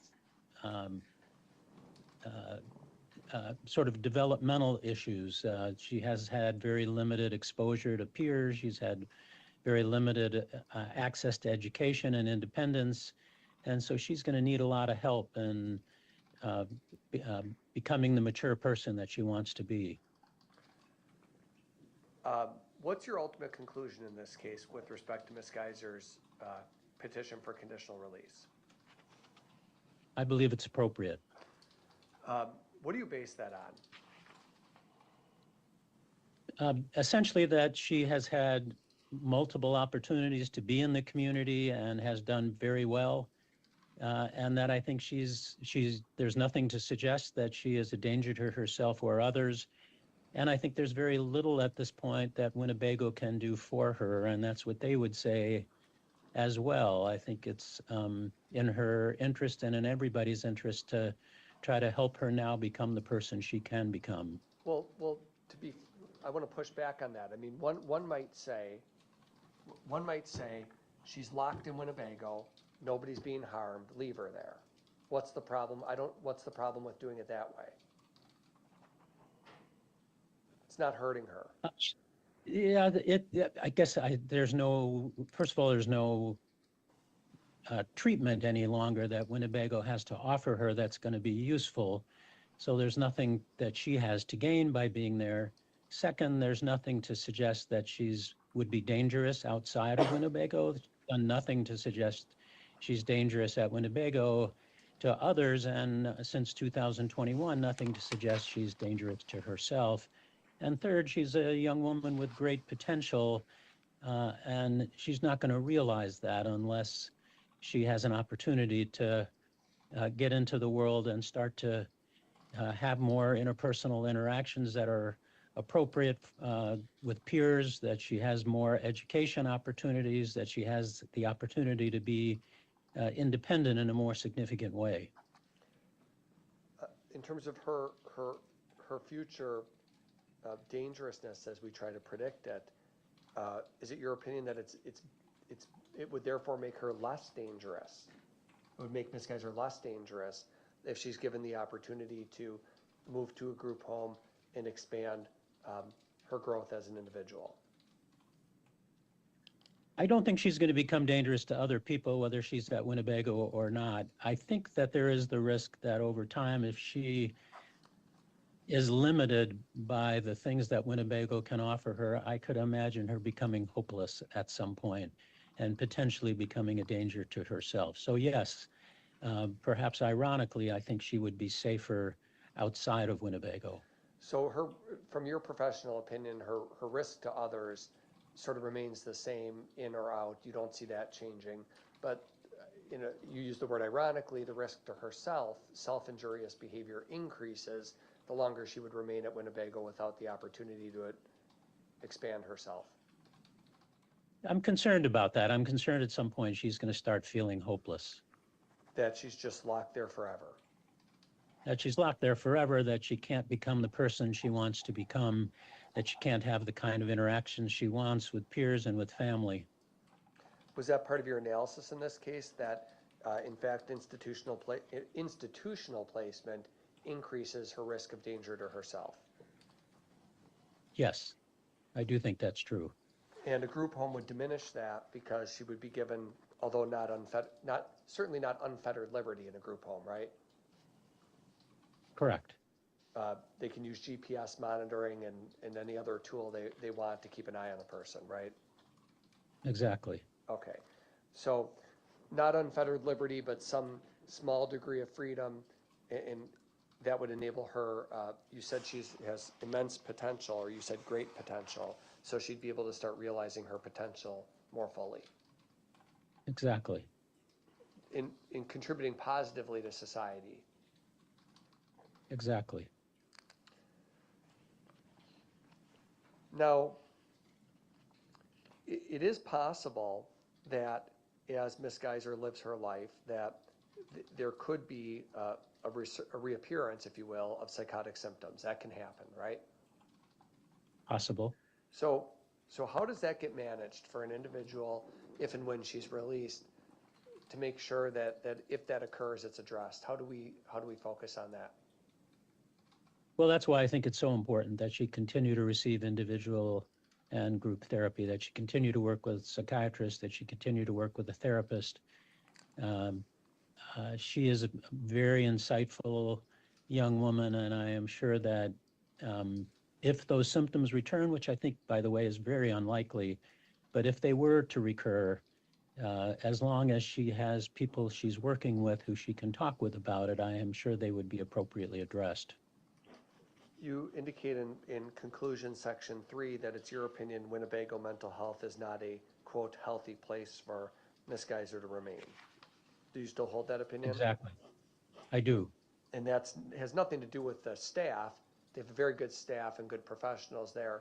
It has to do with Miss Geyser's growth as an individual. That's fair. At your time at Winnebago, you had the opportunity, you had occasion to interact with people who had been housed there for many years, if not decades, I imagine. I have.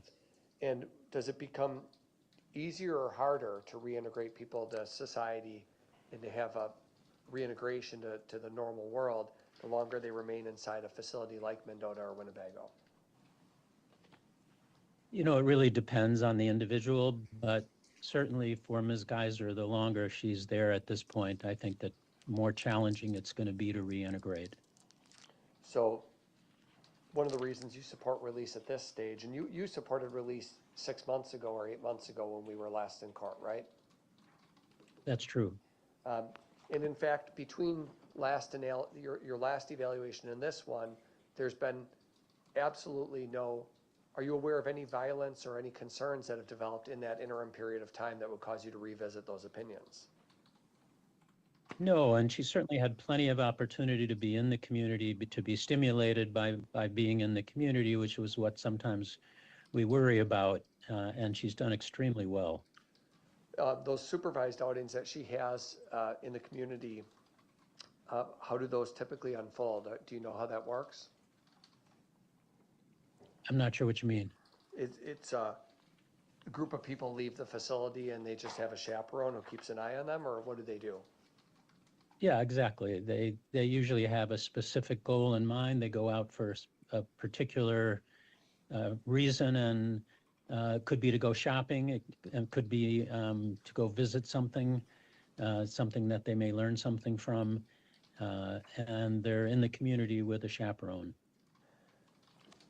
So ultimately, you remain of the opinion that Ms. Geyser should be released on conditional supervision with at this point, to a group home with continued monitoring and treatment. Exactly. Thank you. That's all. Cross-examination. And Dr. Robbins, it would be those individuals running that group home that would make the decision as to how and when Ms. Geyser could come and go from that group home, correct? Well, I'm not sure exactly. Usually there is a team that's working together. So it would be people from the group home working with the mental health providers who are working with her, and together coming up with a behavior plan. But that team, if we call them that, would be in charge of her comings and goings, correct? Yes, within the parameters that the judge sets forth.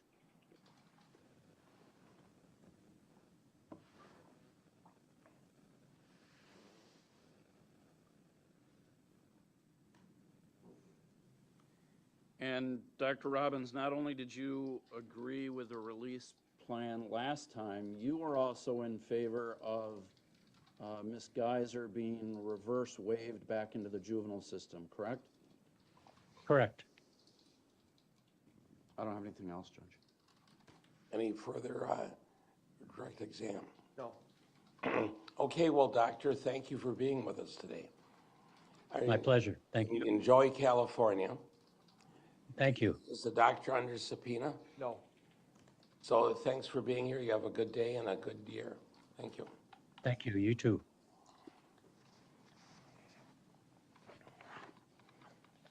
Further witnesses? Yes, Dr. Deborah Collins. Do we have her on Zoom, Jessica? She's not logged into Zoom yet. Okay, give me just 1 minute. All right.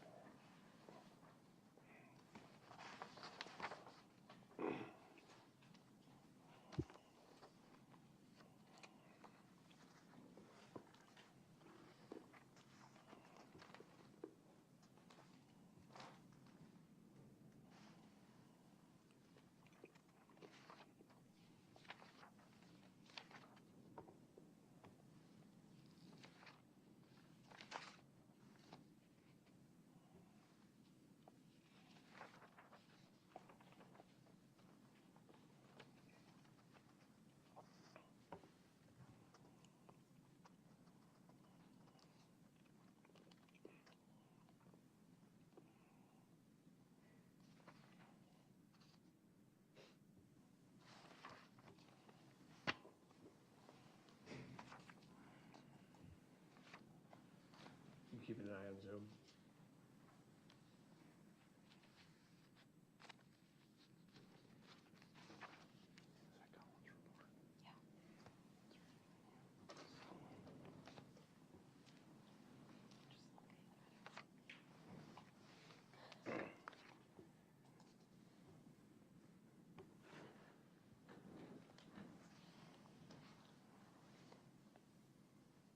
We can be in recess for about 5 minutes.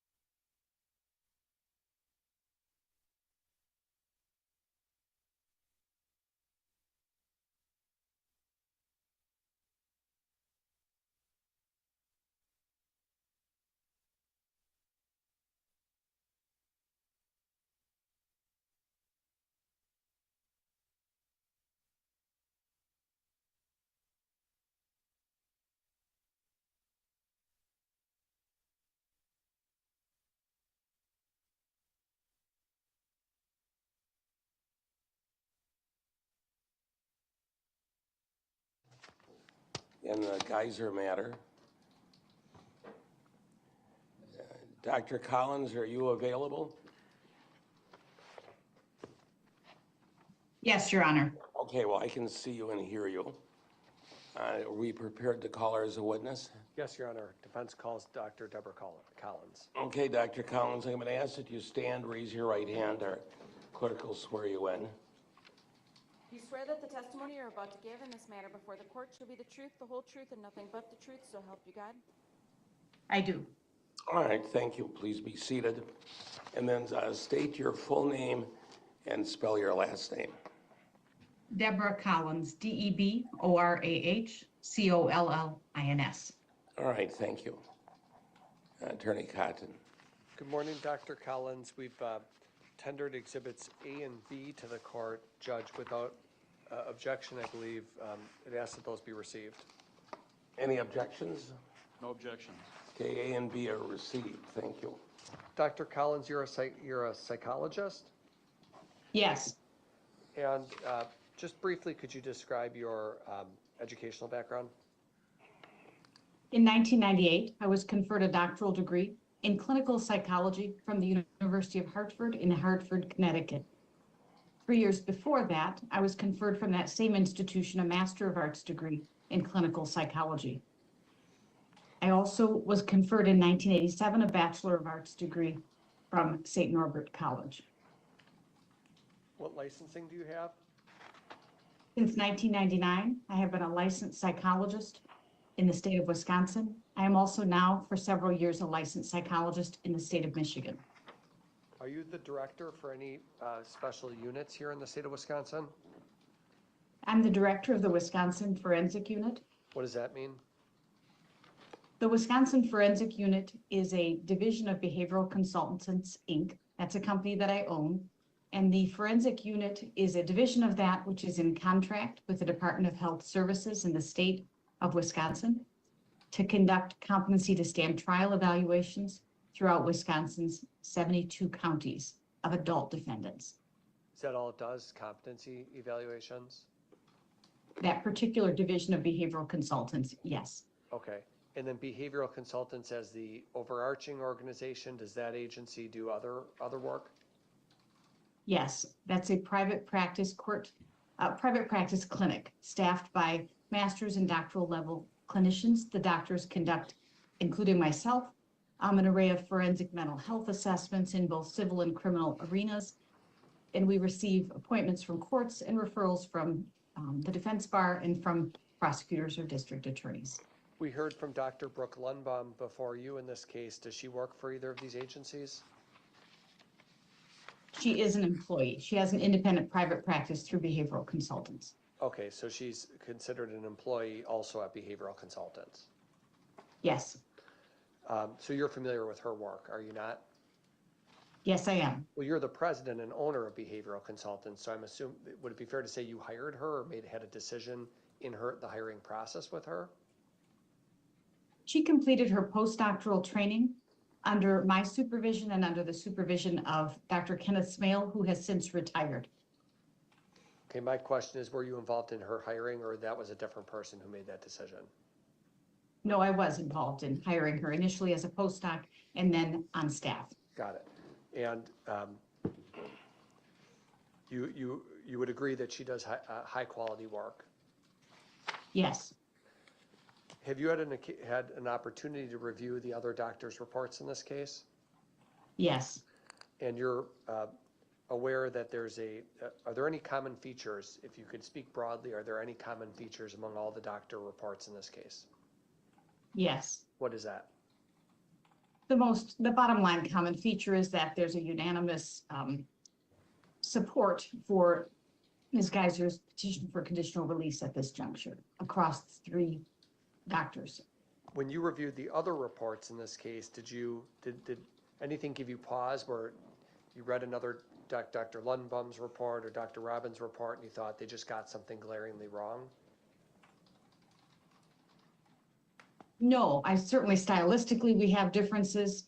Certainly things we would emphasize there are differences, but I saw nothing glaringly that drew my attention or drew concerns for me. Stylistically, one obvious point is that your reports tend to be incredibly long, detailed, and thorough versus other doctors who might have a more condensed form of writing. For whatever reason, that seems to be the case, that my reports are longer. And yours is 37 pages in this case. Yes. When you undertook this project, this is not the first conditional release report you've done in this case. You've done others, right? Yes. And in fact, last time we were here, you were not quite there in terms of supporting Ms. Geyser's release, right? I did not support her conditional release most recently, earlier this year. You wanted to have more, if I remember correctly, you wanted more time to pass. That was one thing you wanted, was more time to pass. More time to pass, coupled with other factors that I Right. testified and wrote to about. Right, you wanted more opportunities for Ms. Geyser to go into the community, more privileges for her to be able to exercise at Winnebago, and you wanted to have continued monitoring to make sure there was no resurgence of any psychotic symptoms. Correct. I think there was also an emphasis on sort of her increased stress tolerance, so likely increased hours of employment. Yes, I remember that. So now, this report that you've dated December 9th, you started by discussing the standard for the court to consider. You are familiar with what the court has to reflect on in deciding whether to grant conditional release. Yes. Specifically, whether there's clear and convincing evidence that Ms. Geyser poses a significant risk of bodily harm to herself or others, or serious property damage. That's the narrow statutory question to be answered. Yes. And it's a prediction, isn't it? We don't know with 100% certainty anything. I would say from the perspective of a mental health professional in 2025, the issue is not a prediction so much as it is a risk assessment. So appraising what would heighten risk, what would mitigate risk. So we know we can't predict the future, I guess is what I'm saying. How did you do a risk assessment in this case, doctor? I did a risk assessment by reviewing the totality of information. So all the records that were available, including with my office, with the Winnebago Mental Health Institute, the other reports that are in the record.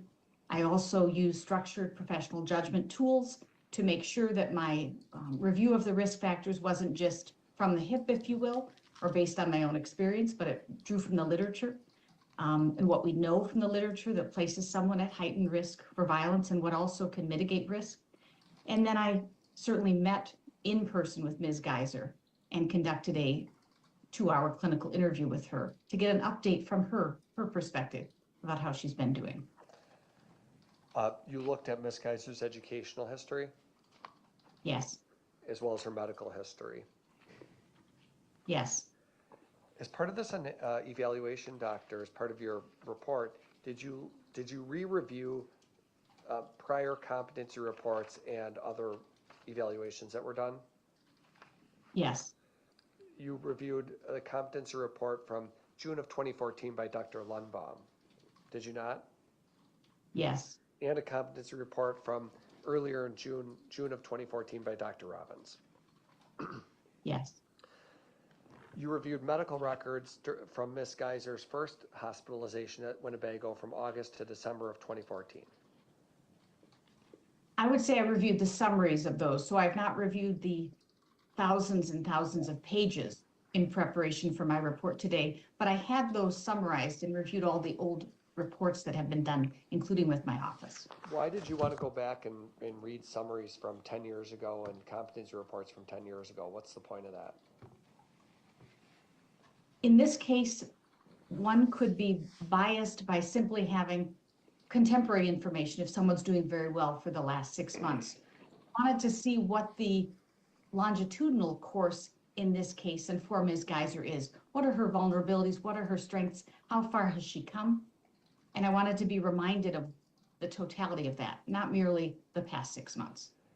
Another bias could just be that you could rely on your memory, and sometimes memory is faulty, so you want to go back and re-review the reports to make sure you're recalling things correctly. Certainly.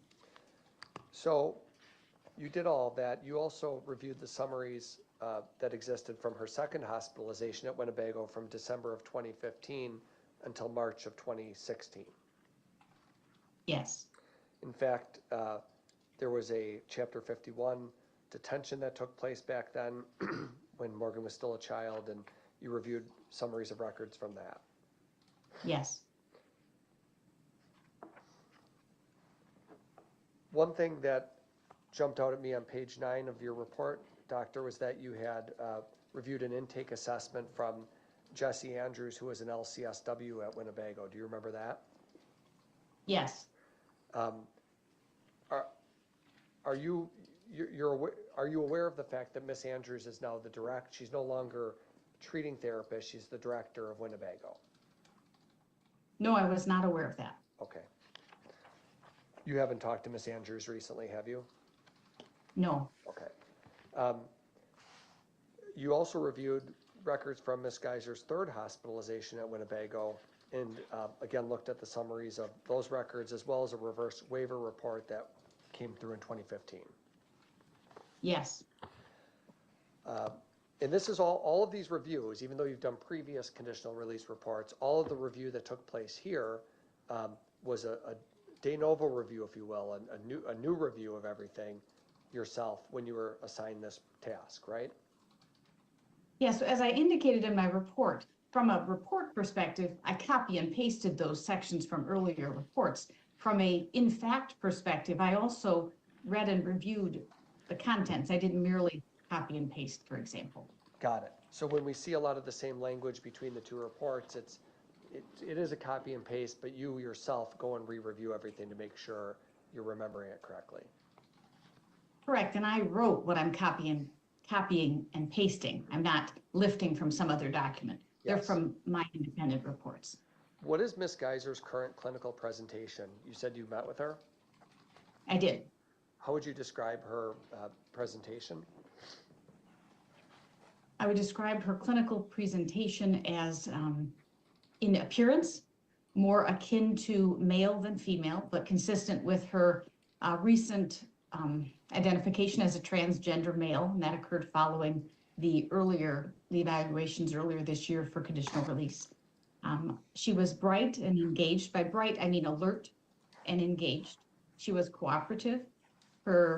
She maintained her emotional control, acknowledging she was a bit anxious, which isn't unexpected, given the purpose, context of the evaluation. There were no signs of acute emotional distress, and there were no signs of acute psychosis. So her reality contact was in place. You know how to look for things like that because not only do you have a history with Miss Geyser, but you have a history with hundreds or thousands of other patients, right? Yes.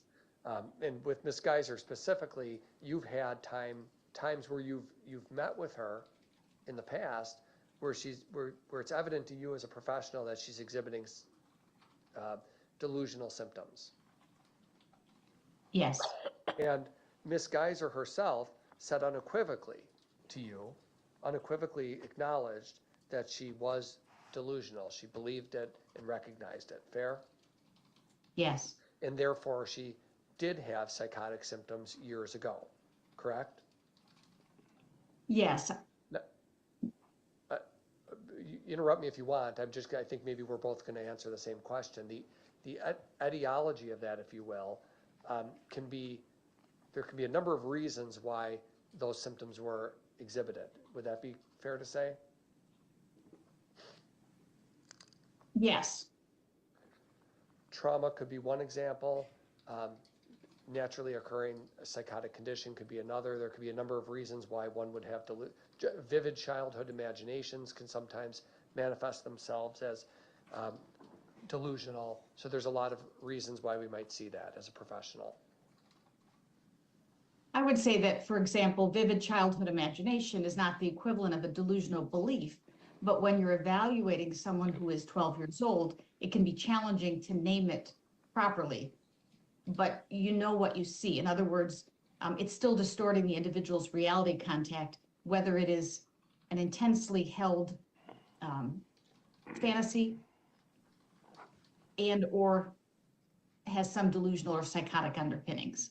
And there's been many years of treatment with Miss Geyser where she's received antipsychotic medication and then eventually that was weaned off, right? Yes, or it was reduced, I should say. She was weaned off of that, right? yes.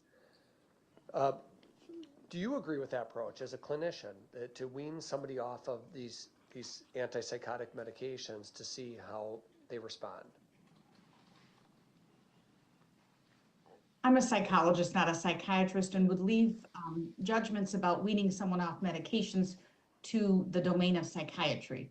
What I would say is, in practice, I have seen that occur, and especially in a hospital setting, that's preferred, so that you can closely monitor someone to see the impact of that weaning, if you will, on someone's psychiatric status. Okay.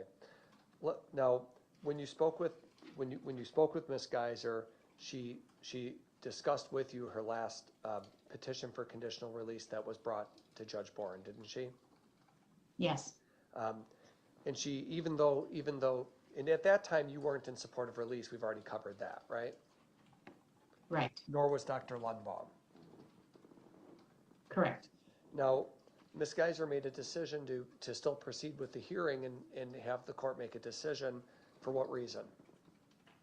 What she told me is that she wanted to see what the court and what others wanted her to do, to work on, to achieve, so that she might ultimately be granted conditional release. Is that a good or bad for her future prognosis? I think it is most likely good or favorable in weighing toward her prognosis, because what it indicated is her willingness to go into quite a stressful circumstance, a court hearing that would garner or bring her lots of attention, media attention included. And it would also show her openness and proactive effort to see what else she could do, so that presumably she intended to work on it, Well, to obtain conditional release. and it also demonstrates how she handles defeat, doesn't it? Or rejection. Yes, in this case. Right, because it provides an opportunity as a clinician for you to evaluate her. Judge denies her petition for conditional release. She knows she can't file that petition again for another half a year at a minimum. You can look at that as a clinician and say, well, did she try to commit suicide? Did she go back behind the doors and start slamming things around and creating a disturbance? Right? It gives you a concrete event to look at, a significant negative event to look at from her perspective, and evaluate it. Correct. And I would say from Ms. Geyser's perspective, she didn't have the benefit of knowing how she would react to that hearing, but was trusting she could manage it. And managing something that's more stressful than really a lot of people in society even have to confront, because as you noted, significant media attention and publicity associated with even making the request. Yes. Based on your review of the records and your discussion with the professionals, how did she handle that rejection? Without problem and well. And she remained goal-oriented and worked on the things that the court expected her to work on. Yes. Or worked on the things that the professionals also indicated she needed to work on, right? Yes. She has attained pre-integration level at Winnebago, meaning the highest applicable level of privileges, right? Yes. And her access to the canteen, the vending machines, that independent privilege that was given even after the last hearing, that was a new privilege, the final thing she was waiting for, right? Yes. She enjoys off-ground supervised outings every other week. Could you just describe that briefly for the court? What Ms. Geyser enjoys is with other patients who have the same privilege and choose to exercise it. In addition to supervising staff, she's accompanied into the community to places like the library, the dollar store, other retail merchants, coffee shops, and there she exercises liberty, possibly for an hour or however long that the outing entails. Starbucks, Target, dollar store, Pick and Save. She's been able to go to all those places. Yes. Any concern of her becoming violent or being dangerous to herself or others that you've seen in those outings? I have no record of any concerns being raised by her behavior in the community when escorted. Any holds or reductions in her level of liberty privileges that you're aware of? No. Ms. Geyser's sleep has been improving, even in light of her the court denying the petition last time. Isn't that true? Yes. And we do know as we learn more and more about the human brain how important sleep is to one's well-being, right? Yes. She's also working a few hours a week. She works at 2 hours a week at the log cabin workshop. Yes. And she has multiple jobs they've employed at Winnebago, doesn't she? Yes, I believe a total of an estimated 5 hours a week. She works at the log cabin workshop. She folds laundry and is working through something called the Hope program. Yes.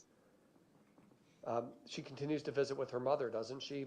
Miss Geyser's mother visits her every other week at Winnebago? Yes. Do you consider her mother and brother to be key components of her support system, and if so, why? I would say that presently, that is how Ms. Geyser identified them as key components of her support system outside of the institution. That hasn't consistently been the case, though presently for the past 6 months or so has been so.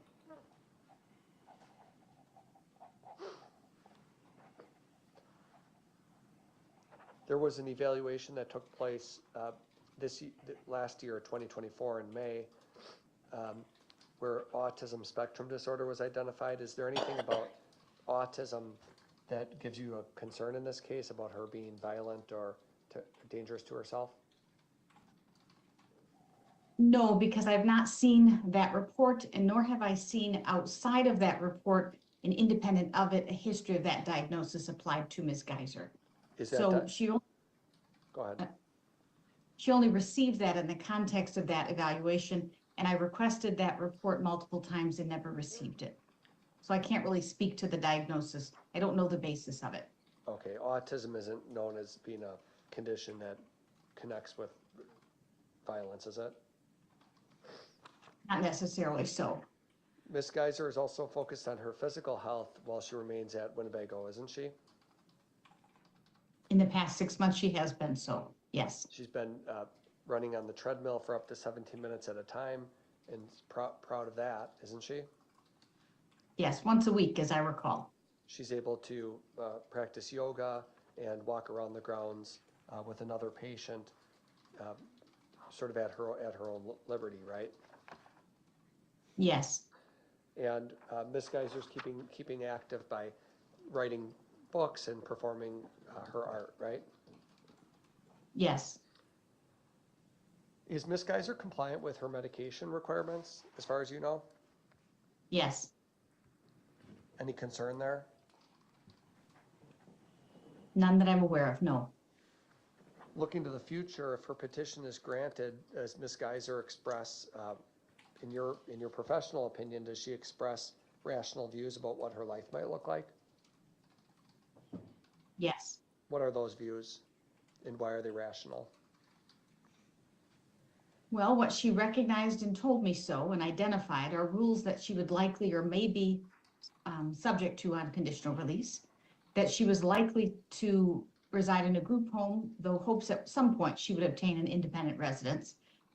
She didn't have any unrealistic goals about that area of her life, about her employment. For example, she told me she'd essentially take whatever she could get in terms of employment. She wants to begin, I guess, her life outside of the institution and recognize that she would be subject to a whole host of expectations and rules and what could happen if she violated those. So she recognizes the significant quantity of rules and restrictions that'll be imposed by the court? Yes. Meaning, you mentioned in your report, ankle monitoring, a GPS bracelet, internet use monitoring, treatment appointments with doctors, medication management, a variety of things like that. Yes. She Ms. Geyser hopes to engage in volunteerism at some point in her life, maybe an animal shelter, and to maintain a purposeful life. Is that what she expressed? Yes. I noticed that you in your report, you indicated she hasn't had a recurrence of panic attacks since her last conditional release hearing. Is that why did you note that? Is that important? What she told me is that she's not had a recurrence of panic attacks. There was nothing in the record to suggest to the contrary. It's important because it talks about or speaks to her ability to cope with stressors in her current environment, and vulnerability to destabilize in terms of a panic attack under stressful circumstances. And maybe this ties into what we discussed earlier, Dr. Collins, but you noted that there's been no recurrence since the last conditional release hearing. Isn't that significant because had she responded to that stressful event with panic attacks and destabilization, that certainly would give you concern about her release to a group home, right? Yes, it wouldn't be a bar to her release to a group home. It just might speak to her vulnerabilities and readiness. Right. So there's not only does she appear ready, but there's also a level of maturity and insight that she's exhibiting about how to handle stressful and negative situations. Yes. Why is her wellness recovery action plan something that you described in your report? I described it because she provided it to me. It was highly detailed, and it gave me something that she had prepared independent of merely talking to a conditional release examiner, of how she had thought through her plan. Was this something you told her to put together? No. So it's her own plan. I mean, how did she come up with this, as you understand it? Did she work on it with her therapist at Winnebago? I'm not exactly sure. Sometimes it's with the social worker that an individual comes up with it. Sometimes, and it may be the case in Ms. Geyser's, I simply don't know, a person is advanced enough that they can work on that with a reasonable degree of independence and generate it themselves. This was not the first version of a wellness recovery action plan that Ms. Geyser had developed. I'm going to read a sentence to you and just ask you for your reaction to this. I want to make a positive impact on the world around me. I acknowledge and understand the gravity of my past actions. Nothing will undo what I did to get here. I can only try in the present and future to do better things. You quote that, it's not a sentence, it's more of a paragraph, but you quote that in your report. Who wrote that? Ms. Geyser. How did that come? How did you come to get that statement? Did you ask her how she felt about the crime that she committed when she was 12? That particular statement was written in the context of the Wellness Recovery Action Plan by her. Do you feel that statement? Do you feel that statement's significant in a way? Is that why you quote it verbatim in your report? Yes. What's significant about it? What it told me is at the very least what she wanted someone else who read that to see and what she wanted to say about her goals if she's granted, moving forward, and if she's granted conditional release. What about the sentence that she acknowledges and understands the gravity of her past actions? Is that important? Yes, coupled with all that we know about Ms. Geyser and what she talked to me about the index offense.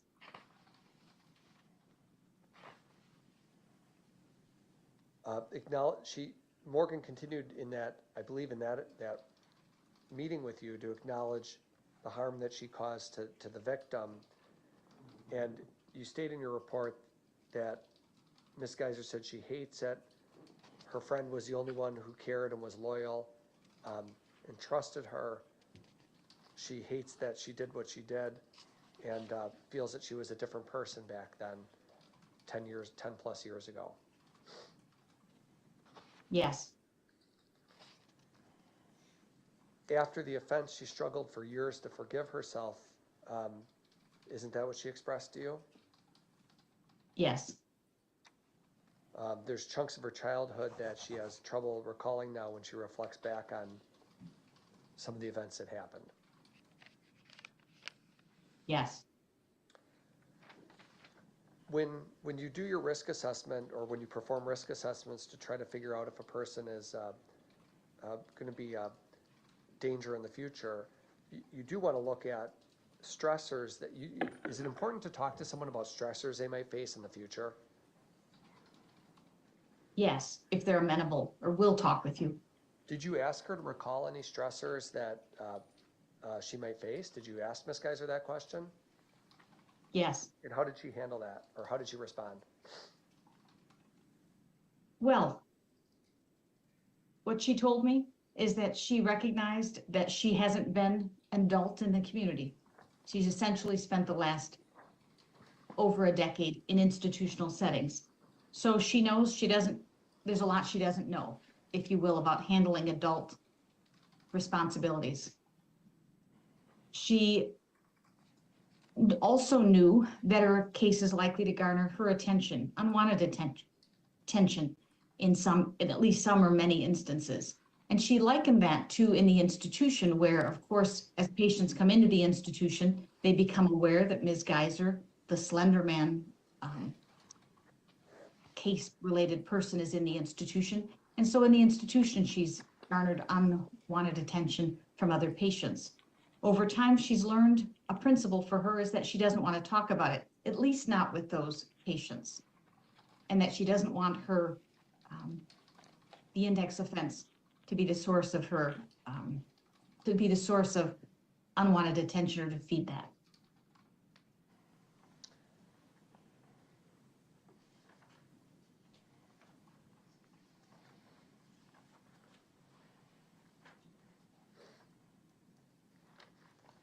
You performed the HCR 20 examination on Ms. Geyser? I didn't perform it on her. I used that as a structured assessment tool for the data that I had. So it's not a psychological test that you perform on someone. I guess that's what I'm saying. Got it. It's a tool that you relied on. Yes. She met the full criteria for 7 items and did not meet criteria for 7 factors, right? That's only on the historical factors. And then there were clinical factors and risk management factors to consider as well? Yes. What's the bottom line conclusion when you consider that? The bottom line conclusion is that essentially most of that was unchanged from 6 months ago. Okay. So it told me that there still remains and will always remain for Ms. Geyser, in fact, some historical risk factors that place her at elevated risk for violence as compared to an individual who did not stab a peer 19 times over 10 years ago. That's unchanging. That's a historical factor that cannot be changed and will always be there. Correct, but when we look at dynamic factors or factors that can be changed, that are amenable to treatment, then her history in the last 10 years also demonstrates several protective factors that she has and factors that are about her that are amenable to intervention and treatment, and at this juncture, I believe, make her ready for conditional release. What are those protective factors or dynamic factors? The protective factors include her intellectual resources and her capacity for problem solving. She has improved coping skills for managing stress that she has worked on and developed with the assistance of years of treatment and the treatment team she has at Winnebago. She has an demonstrated improved capacity for self-regulation, emotional self-regulation. So managing stress in the institution, decreased frequency by, to use fantasy or to use, I guess I would say fantasy or retreat into herself for coping. And she also has an expressed motivation to proactively pursue a pro-social life course moving forward. Her compliance in the institution is remarkable, both with medication and with treatment. Her lack of behavioral management problems in the institution, her lack of violence toward others in the institution and toward herself. Those all bode well for her readiness for conditional release at this time. And you were close last time. Last time you noted that although you didn't support release, you did indicate that Ms. Geyser's readiness should follow, and you said in the coming months, assuming she maintains her current level of psychiatric stability, among other things, right? Yes. And so what you were flagging for the court or anticipating was if Ms. Geyser continues on the stable, positive, coherent track that she's on, it would be appropriate to grant conditional release. That she would become appropriate for that. Right, she would become an appropriate candidate for that. Yes. And that the court should then grant it. That's your opinion. The court should grant it. Well, I would never tell the court what the court should do, but I believe that the facts favor and support That's a better way of putting Ms. it. Geyser's petition for conditional release. Now, your report is based on the totality of the information, and you conclude that there's not support for the conclusion that if she's conditionally released, she would pose a significant risk of harm to herself or others, or serious property damage, right? Yes. You noted her continued successful engagement in the community, which we've already discussed, right? Yes. Increased employment and absence of any overt signs of psychosis. Yes. You would agree that from a psychiatric or from a psychological perspective, she's very much stable and has been so for quite some time. Yes. That there's no acts of violence whatsoever towards people at the institution, despite there being a number of overt mentally ill patients there. Yes. Now, you talked about DHS in your report on page 36, and you also mentioned at the very beginning of your testimony that your agency is contracted through DHS, right? Not in the capacity I conducted this evaluation, but only exclusively for competency to stand trial evaluations. Okay, but sure, but you have familiarity with DHS. Yes. And if Judge Bohren permits conditional release, your recommendation is that there be a carefully crafted plan by DHS and submitted to the court for approval, right? Yes. And at the bottom of page 36, you list all the things that you would look to, that you would expect as part of that report. Do you have any changes to that, or does that all remain the same? That remains the same, and I would anticipate that there would be more expectations. I was merely outlining broadly some of those, but likely to be more. Okay. Do you have, in your professional career, have you ever worked with a team on a conditional release plan? Is that something that you've done before? No, that's not my role. Got it. How many of these types of reports do you estimate you've done in your career, meaning conditional release reports? Hundreds. Ms. Geyser has spent her adolescent years and early adulthood living in an institutional setting. What are the negatives? Yeah. What are the, certainly there's some positives because she's received institutional treatment and medication and close supervision. What are the negatives of continued placement inside an institutional setting for someone like Ms. Geyser? Certainly the ongoing exposure to pathology, to mental illness, as compared to wellness, that is not a positive overall, although there may be, as with any experience, some silver lining to that. The exposure to patients who at times are violent, who test limits, who can colloquially get in your face, if you will, say negative things about you, and having to cope with that.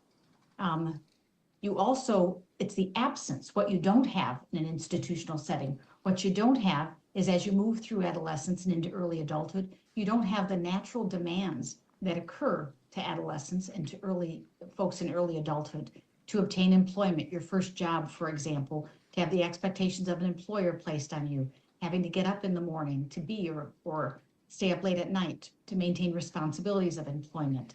The social experiences that we go through during adolescence that help us mature, the bruises, the emotional bruises that we get or the highs and the lows of adolescence. So I would say the exigencies of adolescence and adulthood aren't faced in a natural way in an institutional setting. And so in that sense, Ms. Geyser comes up short, if you will, by nothing of her choosing or doing, okay, as she approaches conditional release. So because of that, she'll need accommodation, she'll need support as she learns those things that she hasn't had the experiences to learn to this juncture. Do you have a concern, do you have a concern about hopelessness at some point if that Ms. Geyser becomes a greater risk for self-harm, if not given some meaningful opportunities to progress to the next gradual phase? I would say I would have that concern for Ms. Geyser or for anyone in similar circumstances, that there is that potential if they remain locked in a certain place and space and have no power to effect change, there is a risk of hopelessness. And you identified some of the negatives of remaining at Winnebago, but that's not because it's Winnebago, it's more because it's an institutional setting. That's the concern at this point, right? Correct. I mean, nothing negative or pejorative about Winnebago in particular. But these things like the emotional bruising and the natural demands of an employer and being exposed to pathology and mental illness inside a facility, these are all real concerns that that weighed in your judgment when you were preparing this report, right?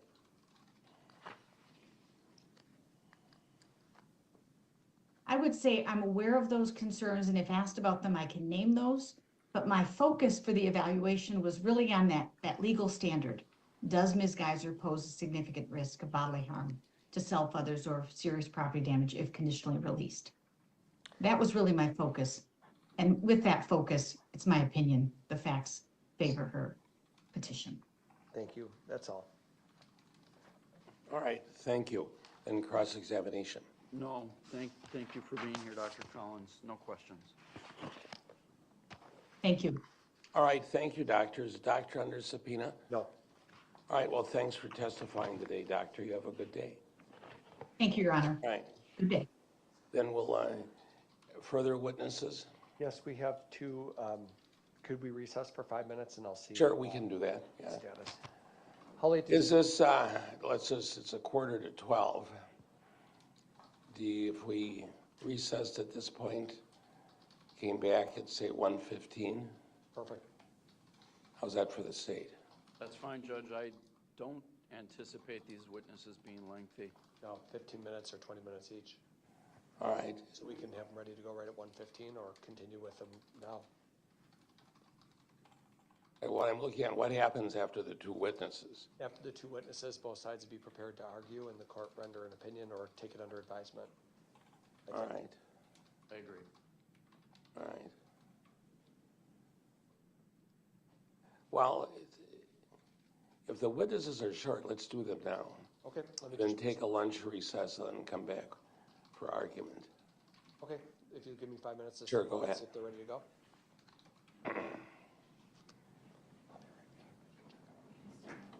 Sure. Oh, okay.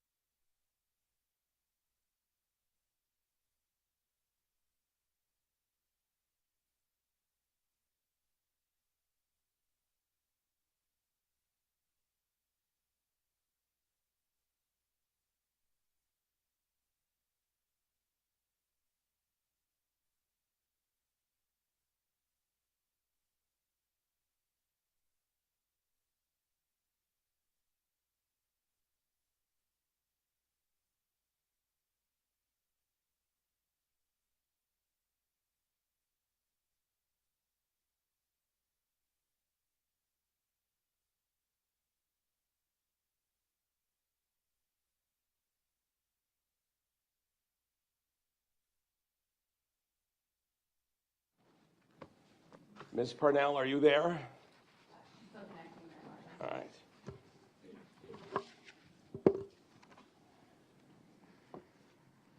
Is she still connected now? Ms. Parnell, are you there? You're muted, so you have to unmute.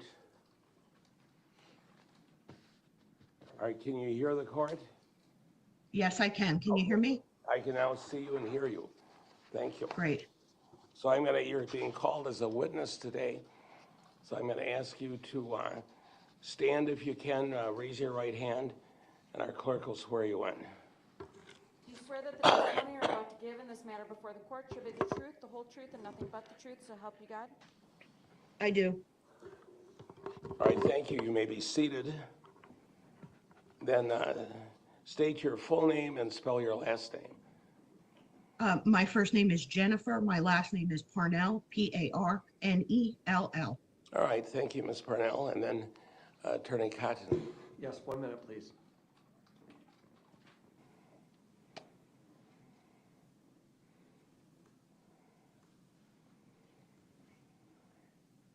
I just want to put on the record, Judge, that Ms. Geyser does give her consent to have this witness and the next witness. These are treating therapists and professionals who have worked with her at Winnebago.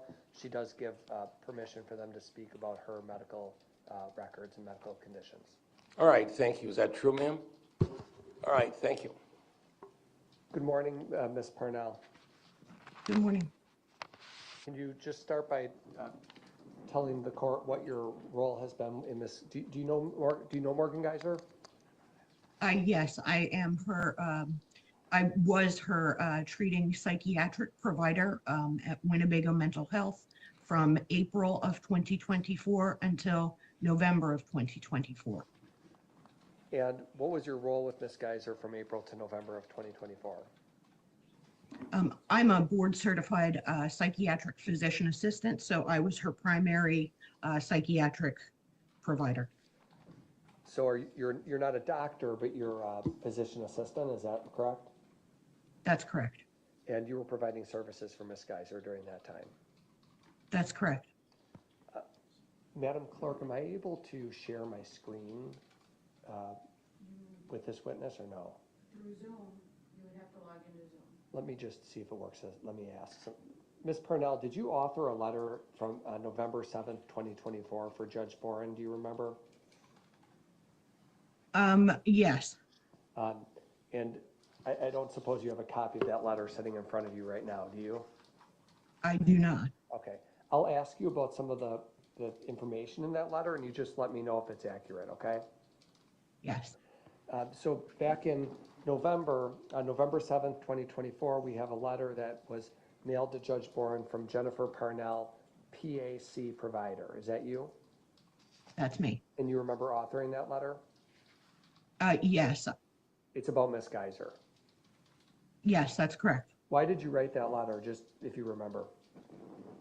Those letters are when a patient petitions for conditional release.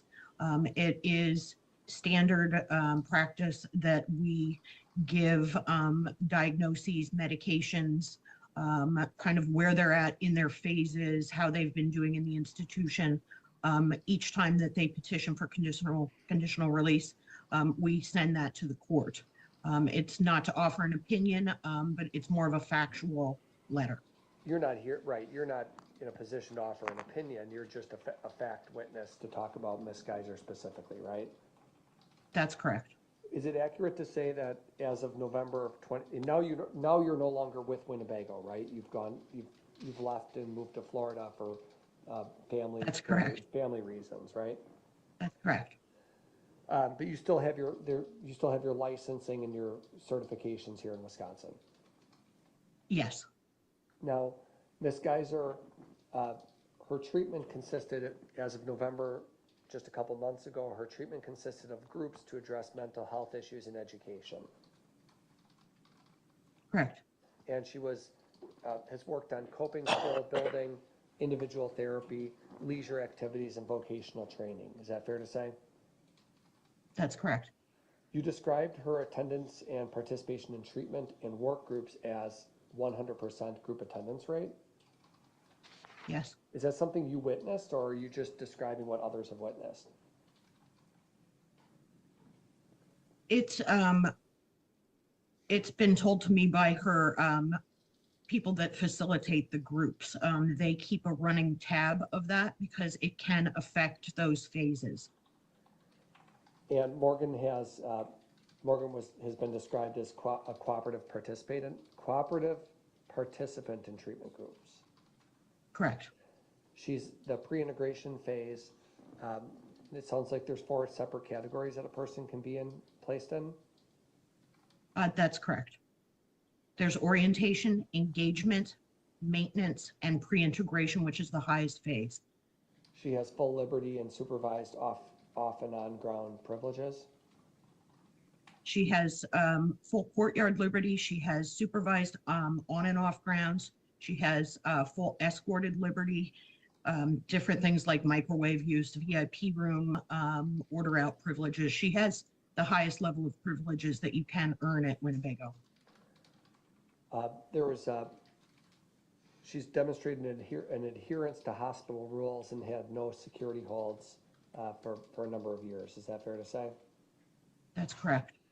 Now, I want to talk about what comes next, because you indicated in your report that, or your letter, that if the court does grant conditional release, DHS recommends that Morgan be returned to WMHI for a conditional release plan to be developed with a Department of Corrections agent. Is that correct? That's correct. What does that look like in practice? You worked at Winnebago. How does that unfold? So what happens is, and we can't do it until the patient has been granted conditional release, because we don't want to do a bunch of planning and using the resources, and then have the patient get denied.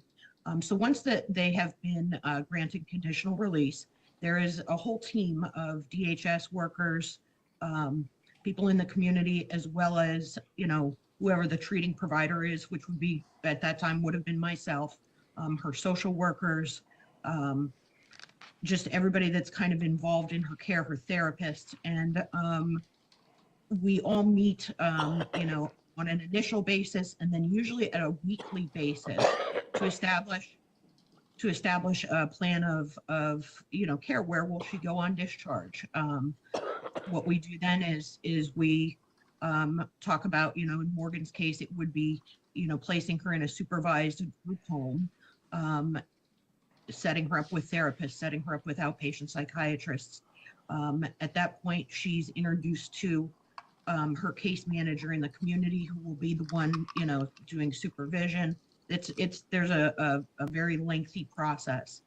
And you said that process of finding the group home and determining the specifics does not begin until the court approves conditional release. That's correct. And once the court does, then the team works with the DHS and Department of Corrections to put a more finer point on all the details. That's correct. And then submitting that plan back to the court for His Honor's approval. Correct. And you know that because you've been employed at Winnebago and experienced that firsthand, right? I've been part of those teams in the past. Those are all my questions. Cross-examination. No, thank you, Judge. All right, is Ms. Parnell under subpoena? No, Your Honor. Okay, well, Ms. Parnell, thanks for being here today. Well, thank you very much. Enjoy Florida. Thank you. Have a good day. Yeah, have a good day as well. Further witnesses? Yes, Lisa Portman. Do we have her on yet, Jessica? No. Right. Just have a couple minutes on that, please. Sure, go ahead.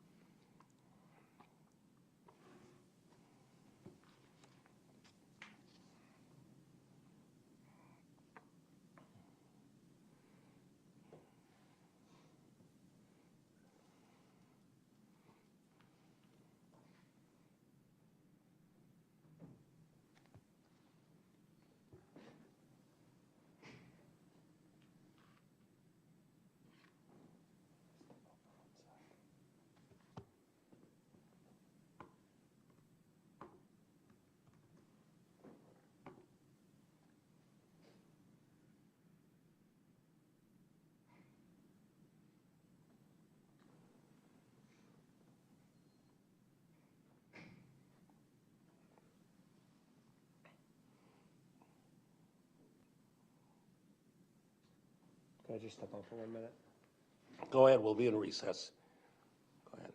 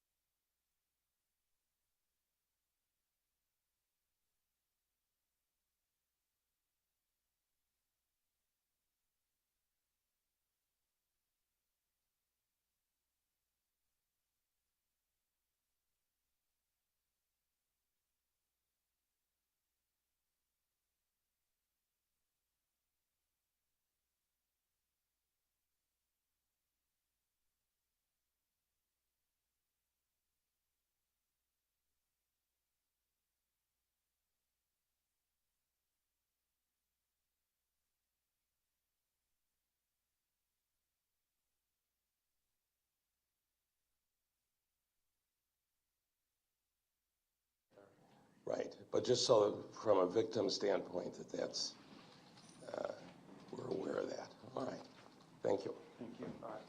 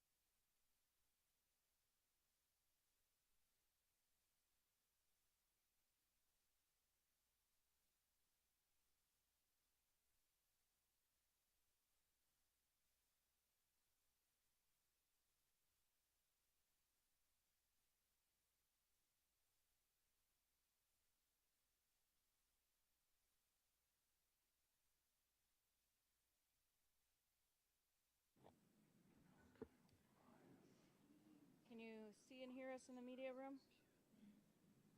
Excellent, thanks.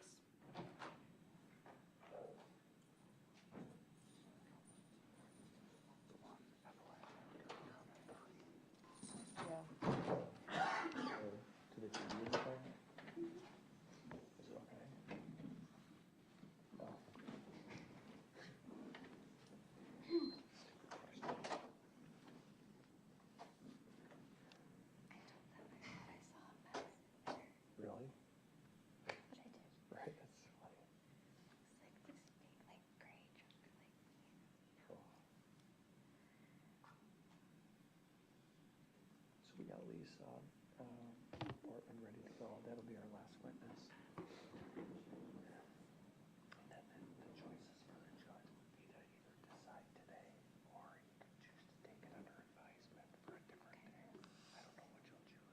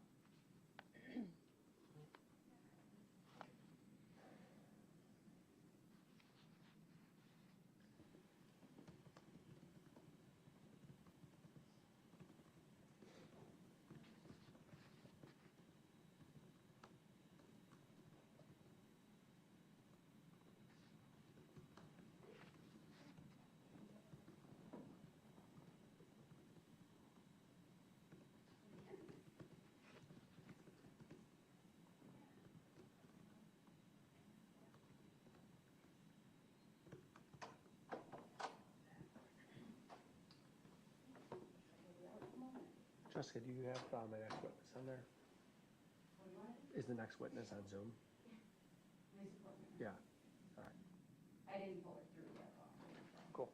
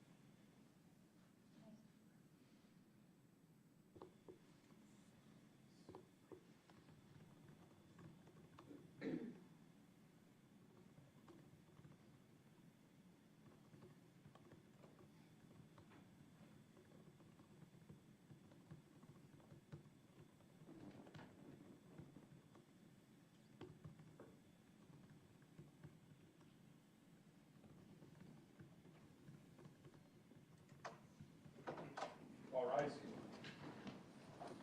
Okay, thank you. Please be seated.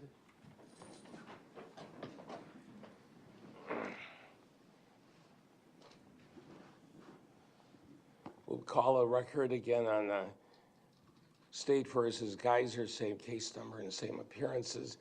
We last ended before lunch with the Attorney Cotton being prepared to call an additional witness. And I'm assuming that was Ms. Portman? Yes. And so she's prepared to testify at this time? Yes. All right, thank you. Ms. Portman, has she been called through?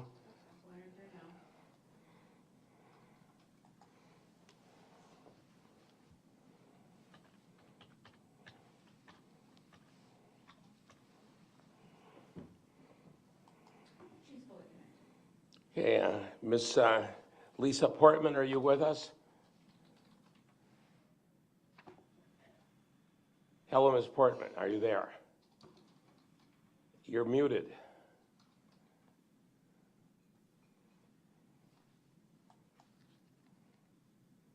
Okay, is that better? That is terrific. Much better. I can Okay. hear you and I can see you. So thank you.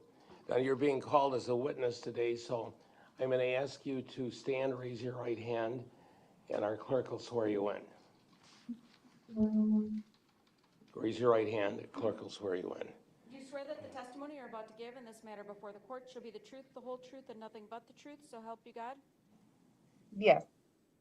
All right, thank you. You may be seated. And then if you'd, once you're seated and comfortable, state your full name and spell your last name. Lisa Portman, Portmann.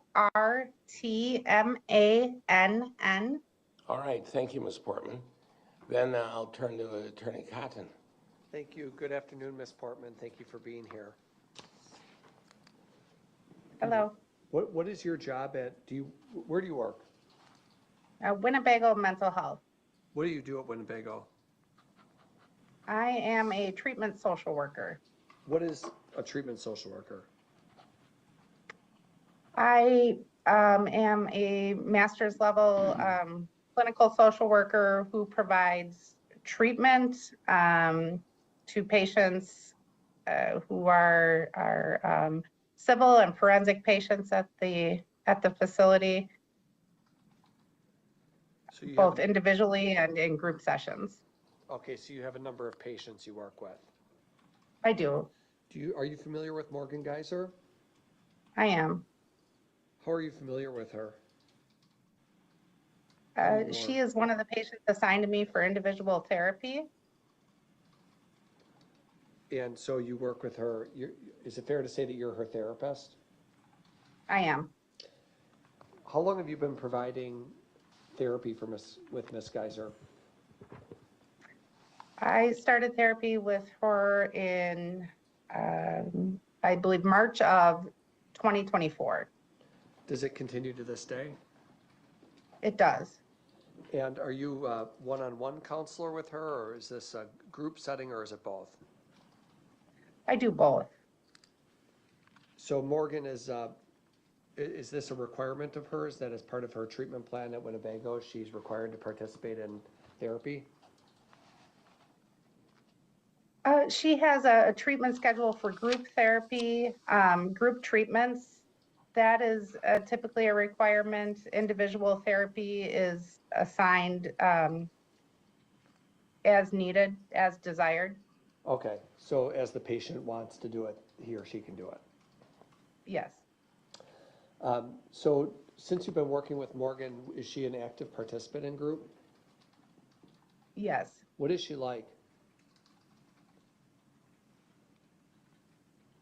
Morgan is very outgoing in group.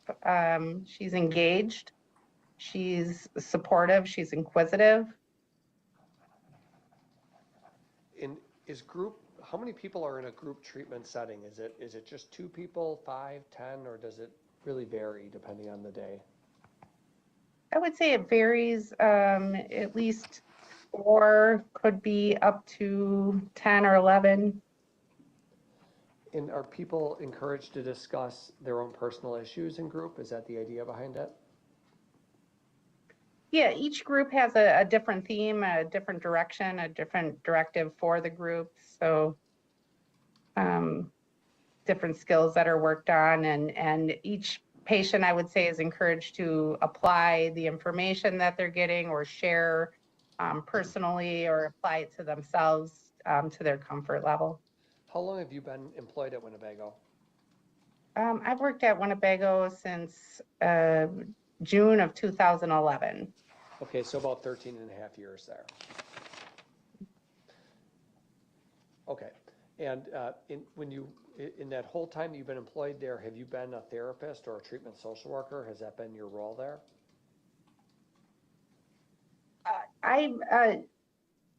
I've done treatment in my role. The title of treatment social worker started in October of 23. However, treatment has been part of the role. I'd say primarily before the treatment social worker title, I would go with a case management title. Okay. When you see Morgan in group, does she attend on time? Yes. Does she get along with her peers? Yes. Would you say that she supports her peers, meaning does she provide constructive feedback or thoughts? Yes. What about completing her assignments? Does Morgan get assignments and complete them? Yes, she does. What about tense moments that arise in group? Are there ever tense moments in group therapy? Yes, there are, and she navigates them safely, appropriately, successfully. There's never been any concerns with her. Do you have any concerns more broadly about Morgan's ability to navigate stressful situations as you've been interacted with her over the last 10, 11 months? No, I would say she's highly capable of navigating stressful moments that come up quite frequently in the Winnebago environment. So she navigates them, she processes them in individual therapy, and she can compartmentalize what is happening, bring that to therapy, process it, and adjust as needed if she feels the need to do so. Thank you. And you provide individual therapy to Morgan as well, so one-on-one? I do. Do you feel that Morgan is open with you when you have your one-on-one sessions, or is she more of a hold back, closed down kind of person? No, she definitely is very, very open. She uses a therapy session really well as a place to open up and process and cope and get information. She really takes full advantage of the individual session to do the work that she needs to, coming to therapy prepared to work, and does her work there. Do you feel that Morgan is, when you contrast her against other people who are at a mental health facility, do you feel that she's more of an independent person or the opposite of that? She independently did quite a bit of work and would bring the effects of that to therapy. So I would say she independently has the insight to know what she needed to work on, so yes, I would say she's pretty independent and capable. Have you seen any in the time that you've worked with Morgan, specifically since March of 2024, have you seen any signs of violence by Morgan? No. Has she expressed any violent thoughts or ideology to you? No. And just so the record is clear, Ms. Geyser has given you permission to speak about her medical treatment that you're providing, okay? Yes. So, and I know these individual sessions are private sessions. It's almost akin to a doctor-patient privilege setting, isn't it? Yes. And in those private sessions, do you encourage Morgan to open up with you in those private sessions? Yes. About any thoughts or fears or concerns that she might have that it's within her head? Yes. Has Morgan expressed anything that's raised alarms at all with you during the time that you've treated her, about being violent towards others or self-harming herself? No. What about damage to property? Do you, obviously, well, let me take a step back. When you're working with someone in a one-on-one setting, you're listening to what they tell you, but you're also looking at the visual cues that you observe, aren't you? Yes. You know, whether a person is smiling or crying or having a panic attack, you're trained to look for those things, aren't you? Yes. And when you work with Morgan in treatment, Does it seem that she has do the two of you ever discuss her plans for the future? Yes, not in specific detail, but just ideology, like what might it look like, or what might be problems she might face, or what resources, where would she go if she ran into struggles, just kind of general information, or extrapolating the experiences at Winnebago and how might we run into this in the future and what might we do. So that type of planning, not specific detailed planning. Okay. Does Winnebago have conditional release teams? Yes. What is a conditional release team? Well, I would say it's the treatment team in general that she already works with. That's who would be on her conditional release team. That team would connect with the outside team, the team in the state of Wisconsin, who are there to work together, to collaborate, to put together her plan. So the people who know her best on the inside, the treatment team, will work with the outside resources for conditional release purposes. That's the idea? Correct, yes. And you, as somebody who's been employed at Winnebago for going on 14 years, have you been involved in conditional release planning before? I have. For clients or patients, if you will? Yes. And that's common, isn't it? That you because you work with a person, that you would be assigned to their team to help facilitate community integration. Correct, yes. There's been some talk in this hearing, ma'am, about treatment homes or group homes. There are group homes in the state of Wisconsin. Is that fair to say? Yes. And is it fair to say that you and Ms. Geyser have discussed, as part of the advanced planning, what that might look like, her living in a group home and her relying on her therapists as future resources? Yes. Do you find that Morgan exhibits resistance to the idea of moving into a group home, or does she seem to understand that that's a logical next step? I believe she understands it's a logical next step. And hypothetically, if Judge Bohren were to approve conditional release, what would you and the conditional release team do once you receive once you receive the green light, so to speak? What would be the next step for you guys? The next step would be a meeting would be scheduled with her treatment team at Winnebago and the outpatient, the resource, I believe is the agency is called WCS. We would schedule a meeting to sit down and discuss what are Morgan's needs, what are Morgan's recommendations, what does she need, what is our opinion of what she needs to be successful in the community.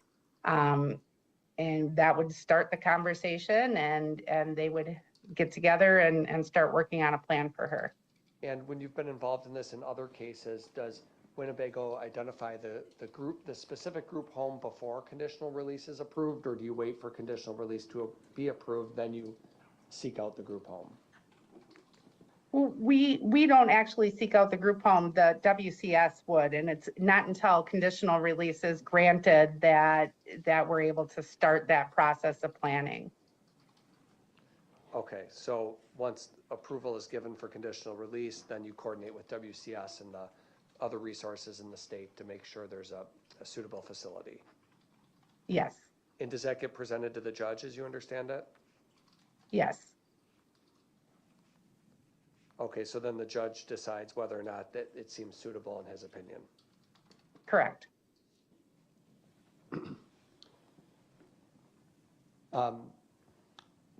Since you've worked with Morgan, strike that 1 minute, please.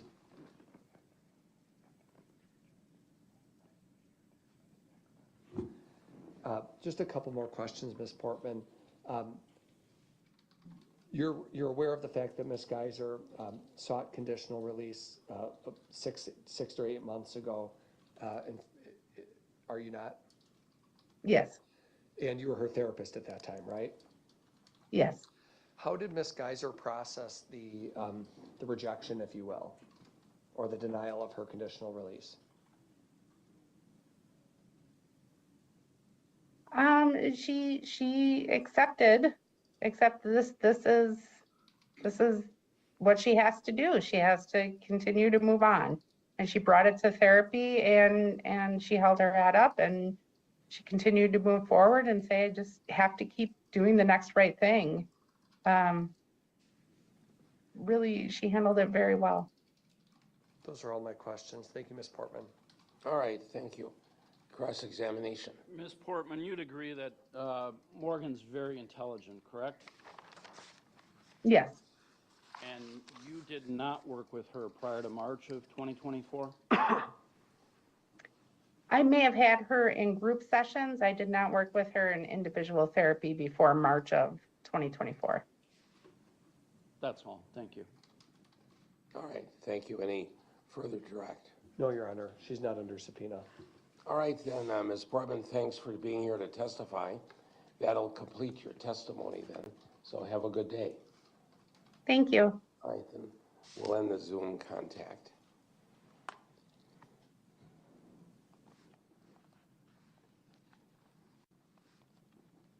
Then Attorney Cotton, further witnesses? No, Your Honor. Does Ms. Geyser's arrest then? Yes. Okay, does the state have any rebuttal evidence or testimony? No, Judge, no rebuttal. All right, then all evidence is closed. Everything is in. The exhibits have been received. The exhibits are the CVs and the reports of each of the three doctors. The one item that's been referred to is the November 7, 2024 letter from Ms. Parnell. It's not an exhibit, but it's been referred to, so I have it and I've read it. So it's just clear that what the status of that is. So that means we're at the stage to proceed to argument. How do the parties wish to proceed today? I'm prepared to hear argument this afternoon. Okay. So do you need a little bit of time to? I'm prepared to go forward, Judge. All right, Attorney Cotton? Yes, we are too. All right, well then, let's go forward. And I'll hear from Attorney Szczupakiewicz. Keeping in mind the state has the burden of proof. Judge, I guess I'm fairly easily prepared to go forward because... Could you use your microphone, please? Sure. Is that better? It should be, we'll see. I'm prepared to go forward because preparing my argument was really pretty easy. I have in my hand, Judge, a transcript of your decision the last time we were here, and I have the Randall case. And that's really my argument, Judge. I think in looking at the court's analysis of this back in April of 2024, there's not really anything different here, in my opinion, in terms of how the analysis comes out. And I mentioned the Randall case, obviously, because what is different now, we do have three doctors all saying that you should grant conditional release here, but as the court pointed out last time, and as Randall indicates, the court is not bound by the conclusion that the experts have reached, even if those opinions are uncontroverted. So certainly the court has to make up its own mind as to whether or not the evidence at this point indicates a substantial risk of bodily harm to herself or to others. And last time, Judge, you started your analysis looking at the factors as they're set out in 971.17 sub 4 sub D. And after it indicates the court shall grant the petition unless it finds by clear and convincing evidence the person would pose a significant risk of bodily harm to himself or herself, the statute indicates the court may consider without limitation because of enumeration. Number one, the nature and circumstances of the crime. That's where you started your analysis last time, Judge, and it's the state's position that this offense alone is enough to demonstrate by clear and convincing evidence that there's a substantial risk here to others and to herself. The court pointed out that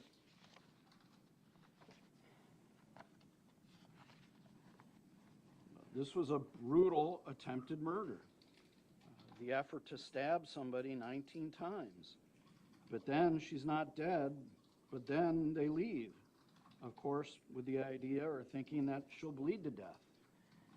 You know, when I think about this, Judge, I can't help but thinking most people in society are not capable of committing the offense that Morgan Geyser committed. Most people are not capable of taking a knife and plunging it into someone else. One time, Morgan, as we know, did it 19 times. And then left this victim to bleed to death and walked away. So, again, the state's position is the offense alone is enough, Judge, to find that there is a significant risk. I know Dr. Collins indicated that certainly the underlying offense is a factor. I think it has to be a huge factor when you're tasked to consider whether or not she represents a risk of substantial bodily injury. The court then went on to analyze the situation by looking at her mental history and present mental condition. And I think that also is still, Judge, very much up in the air. And I'm not saying it's necessarily up in the air because she's experiencing psychotic symptoms or she's delusional. Those things aren't present. But as the court indicated last time in your decision, Judge, we still don't really know why Morgan Geyser committed this offense. And we've had different reasons provided over the years. The court pointed out the diagnosis initially was, or the rationale was Slender Man. And the diagnosis was schizophrenia. Then we have Morgan indicating at some point that I believe it was shortly before our last hearing in April of 24, sometime in 2023, that she faked all of these hallucinations. Really, as you indicated, really the groundwork for the schizophrenia diagnosis, and she made it up. Then the explanation, I guess, shifts from Slender Man to trauma-related from sexual abuse by her father. And the sexual abuse is used, I guess, to go two different routes. One, the trauma from that was such that she lived in this fantasy world, or the trauma was such that she felt her only way out was to commit an offense as horrendous as this and be removed from the situation. We're not really sure which of those two reasons is at play here, but that was the explanation offered. And now, apparently, she's backed off the claim that she made this all up. And now, again, I think we're in a position where we really don't understand it. We, in looking at the doctor's reports regarding this, I guess I would first go to page 4 of Dr. Robbins' report, where he tries to address this and indicates in the middle of the first paragraph on that page, I believe the only reasonable explanation is that either, he uses the word either, so the only reasonable explanation is one of two. He offers two.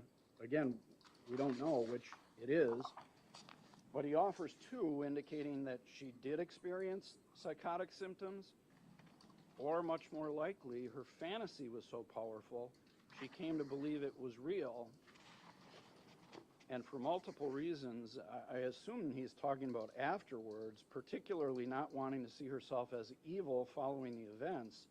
She had a hard time letting go of it. But it really doesn't offer an explanation about her fantasy being so powerful she came to believe it. I guess that's saying that she really felt that Slender Man was going to get her or her family, and she had to offer up this sacrifice to him. But he also said at the same time it could be that she was experiencing psychotic symptoms. Now, what page of Dr. Robbins' report are you on? That is page 4 of Dr. Robbins' All right. report, the middle of the paragraph on top. I see it. Very good. I'm not sure which one of those it is. I'm sorry? Yeah, I see it. I see where you're reading from. Okay. In looking at page 7 of Dr. Lundbohm's report, and this is the last paragraph at the bottom of page 7, in contrast to her previous self-report, Ms. Geyser denied she ever feigned symptoms of psychosis. So now she's saying she didn't make up these symptoms. But Ms. Geyser says, rather, until my late teens, I thought I could make imaginary friends real. They existed in my mind, but they weren't in front of me. When clarifying her previous statement that she feigned psychiatric illness, she acknowledged that it has been difficult to understand her illness and circumstances due to her age when the index offense occurred, and significant changes in her symptoms/experiences over time. That still doesn't give us any explanation, and it goes on to say, while denying that she intentionally fabricated mental health impairments, again, in contrast to what she was saying in 2023, Morgan said, it was easier to say I was pretending. Part of the problem is how young I was. I didn't really understand the severity of what happened until I was about 14. She made further comments suggesting her difficulty discerning fantasy from reality during her adolescence. In combination with periods of dissociation, she acknowledged breaks in her reality attachment. Again, that doesn't offer, and I haven't really seen anything in the doctor's reports that offer an explanation of what she understands now is the reason for her being involved in this offense.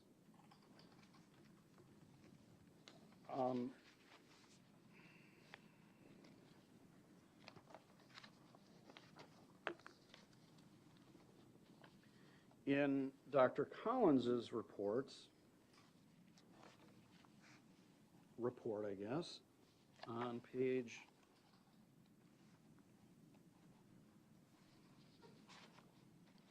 31, in the 6th paragraph that begins, in a meeting with social services staff on July 22nd, 2024, in that paragraph, it's stated, he, now referring to Morgan, given the gender situation, he can recall the fantasy life he used, both prior to and since hospitalization, as a way to cope and manage with reality, but has since come to believe that this was not schizophrenia, but rather a coping strategy used to keep him safe from the external threats in the environment. Ms. Geyser acknowledged the use of the fantasy world to conceptualize his experiences following his psychiatric hospitalization. The social worker wrote, he consistently has been using the therapy time appropriately to process and cope with the stressors and questions and pain and grief. He is doing a great job. But again, there's no explanation offered or no understanding or indication that Morgan understands why this offense happened. On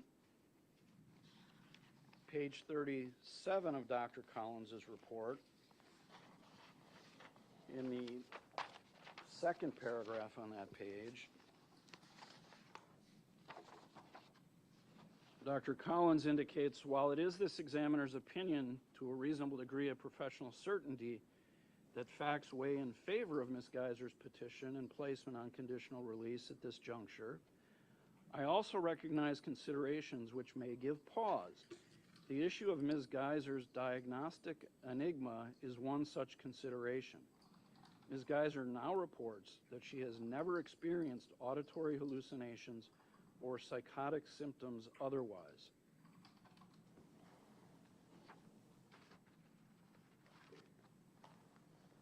It certainly seems, Judge, that prior to our hearing in April of 2024, that perhaps Ms. Geyser felt this court may be more inclined to release her if she claimed she had never had these psychotic symptoms, if she indicated she made them all up in an attempt to convince the court that she was never schizophrenic and therefore she's no longer dangerous.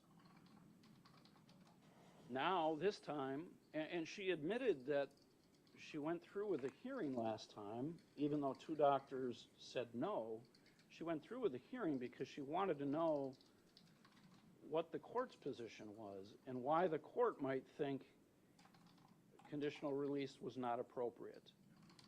And after getting your decision in April of 2024, we now kind of have her going back somewhat and saying, well, yeah, maybe I did have imaginary friends, and I don't see that she ever comes back and says, I lied about making it all up. But she seems to no longer say that she made it all up. She's acknowledging it somewhat.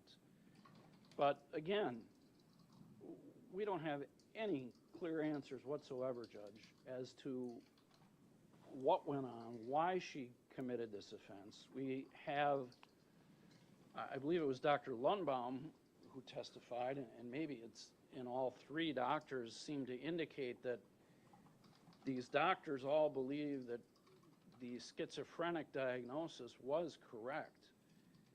But it certainly is unusual that someone who is schizophrenic is taken off of antipsychotic medication and any such psychotic symptoms disappear and have not come back. So we really don't have explanations for any of that. It's all still up in the air. And in my opinion, is additional evidence that she represents a danger to herself and others. And I know that was a large part of the court's concern back in April of 2024. The court at various points touched on her credibility, and at page 125 of the transcript, Judge, you indicated the credibility of the reporter is critical to what assessments are made, how people, how professionals, how mental health professionals make decisions.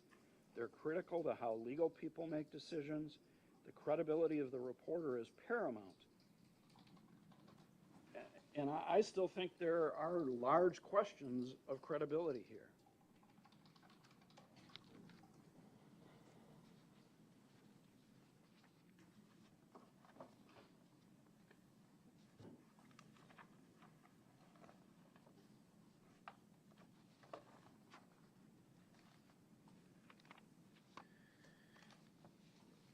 The other area the court touches on in its analysis relates to the other factors that are listed in 971.17 sub 4 sub D, considerations revolving around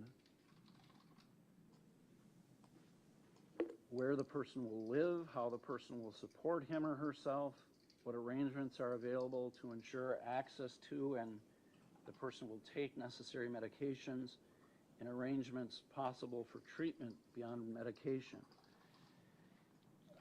We've heard a lot about, well, we think a halfway house or a group home is the next logical step.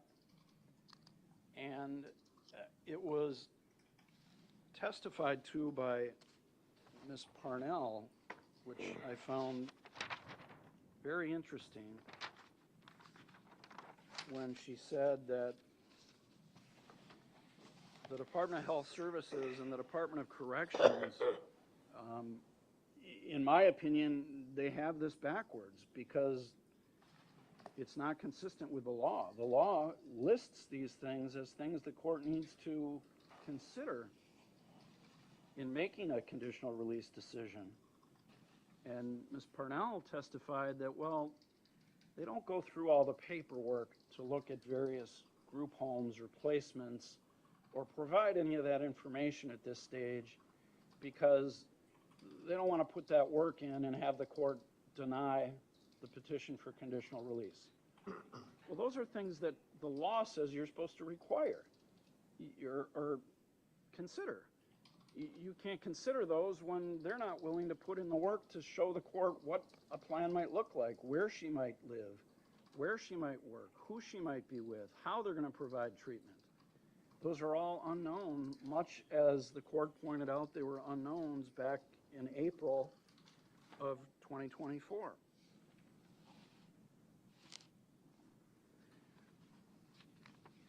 I know, Judge, you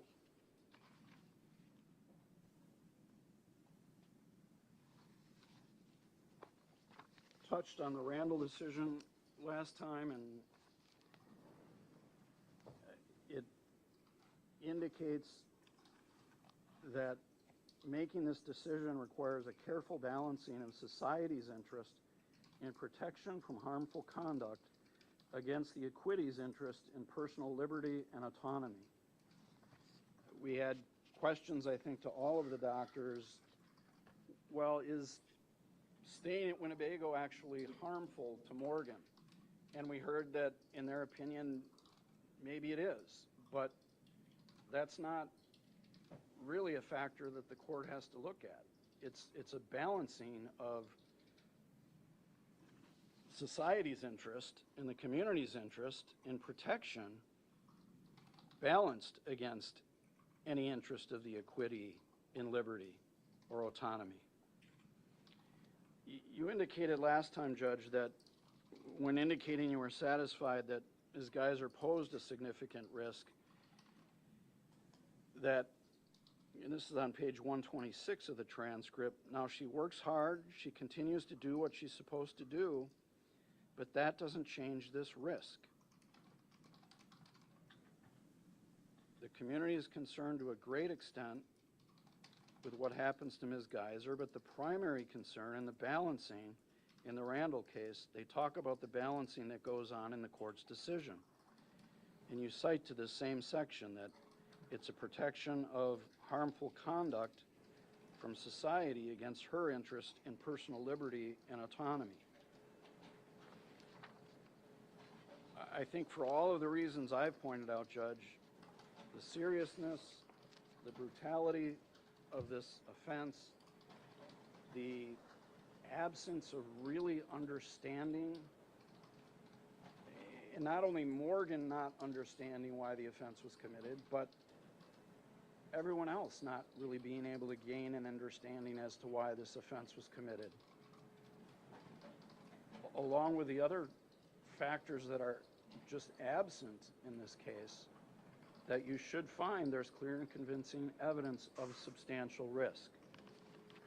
I know you mentioned right before we took the lunch break, Judge, that there was some statement in the Freeman. We have had conversations with the victim's family. They have indicated they don't wish to address the court, but they wish for us to indicate to you that they are opposed to Morgan's release. That's all I have. All right, thank you. Then I'll turn to Attorney Cott. The burden of proof is on the state to show by clear and convincing evidence that the commitment should continue. because Morgan is presently a danger to herself or others. It's their burden. Clear and convincing standard means that the evidence is highly and substantially more likely true than untrue when the court looks at the evidence that the state introduced today at today's hearing. State called as its witness Brooke Lundbohm. That was their only witness to meet their burden of proof. The only evidence they put in was Dr. Lundbohm. And Dr. Lundbohm has a long history with Ms. Geyser. As the court knows, Dr. Lundbohm's history with Ms. Geyser goes all the way back to when she did a competency evaluation very early on in the case before Ms. Geyser was adjudicated NGI. And Dr. Lundbohm, with that very long history, has conducted a number of evaluations and at least 2 conditional release reports, if not more. I think more than that, actually. And last time Dr. Lundbohm testified, the state called her last time as well to meet their burden of proof, she indicated that she did not support release.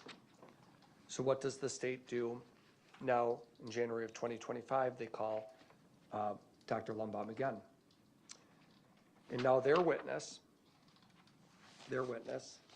takes the stand and testifies under oath that based on her deep analysis in this case, understanding the statutory criteria that needs to be considered, she cites it on page 1 of her opinion, the state's own witness testifies in support of conditional release. And I think almost everything Mr. Szczupakiewicz just said is a red herring to get this court to be scared somehow into doing what I think is the right thing to do and what the doctors believe is the right thing to do. We can never change the crime. It was a horrible event that took place, a horrible act that Ms. Geyser committed, that she recognizes was horrible. She's talked about it at such length with her therapists and counselors. It's been the theme of constant discussion, and we absolutely have no doubt in this history of this case that there were and was psychotic conditions that she exhibited that explains the behavior, no doubt. Now, and that's because there's a confluence of opinions, a unanimity of opinions among all the professionals who evaluated her in close proximity to this offense who agree on that. They agree on it because they, including Dr. Lundbohm and Collins and Robbins, because they've been a part of Ms. Geyser's life for over 10 years. And all of them agree, and the state's casting a broad brush here, but I think it's far more nuanced than the way they're characterizing it, frankly. We are dealing with childhood schizophrenia, which is, as every doctor has said, both in their reports and testified to at various times, it's a very difficult condition to precisely diagnose. And they did diagnose it, and they identified it. And there's no question that Ms. Geyser, as a result of those delusions and that trauma, committed this horrible crime. No doubt about it. I don't think the state stipulated to that when they agreed to the NGI finding. And it explains the behavior. The question becomes for this court today, when they attempt to meet their burden of proof, the question becomes whether they've shown by clear and convincing evidence that today, as you look at Ms. Geyser sitting here in court as an individual, whether she still presents that same risk today. She doesn't. She doesn't. Their own witness that they called explained why she doesn't. And what Dr. Lundbohm indicates is that the evidence does not continue to support that conclusion that she poses a risk of bodily harm to herself or others if conditionally released. She offers that opinion to a reasonable degree of professional certainty. Dr. Lundbohm notes that Morgan is 22. She comes to the court still committed to the Winnebago Mental Health Institute, and she describes how since 2021 there has been no attempt whatsoever for Ms. Geyser to injure herself. It was the last one and only time that there was any concern regarding her suicide attempt was October of 2021. And Dr. Lundbohm explains this isn't a situation where this is a wishy-washy doctor or somebody who's not confident or hasn't put a lot of thought or effort into their analysis. This is a doctor who explains exactly why she didn't support it in March, but supports it now.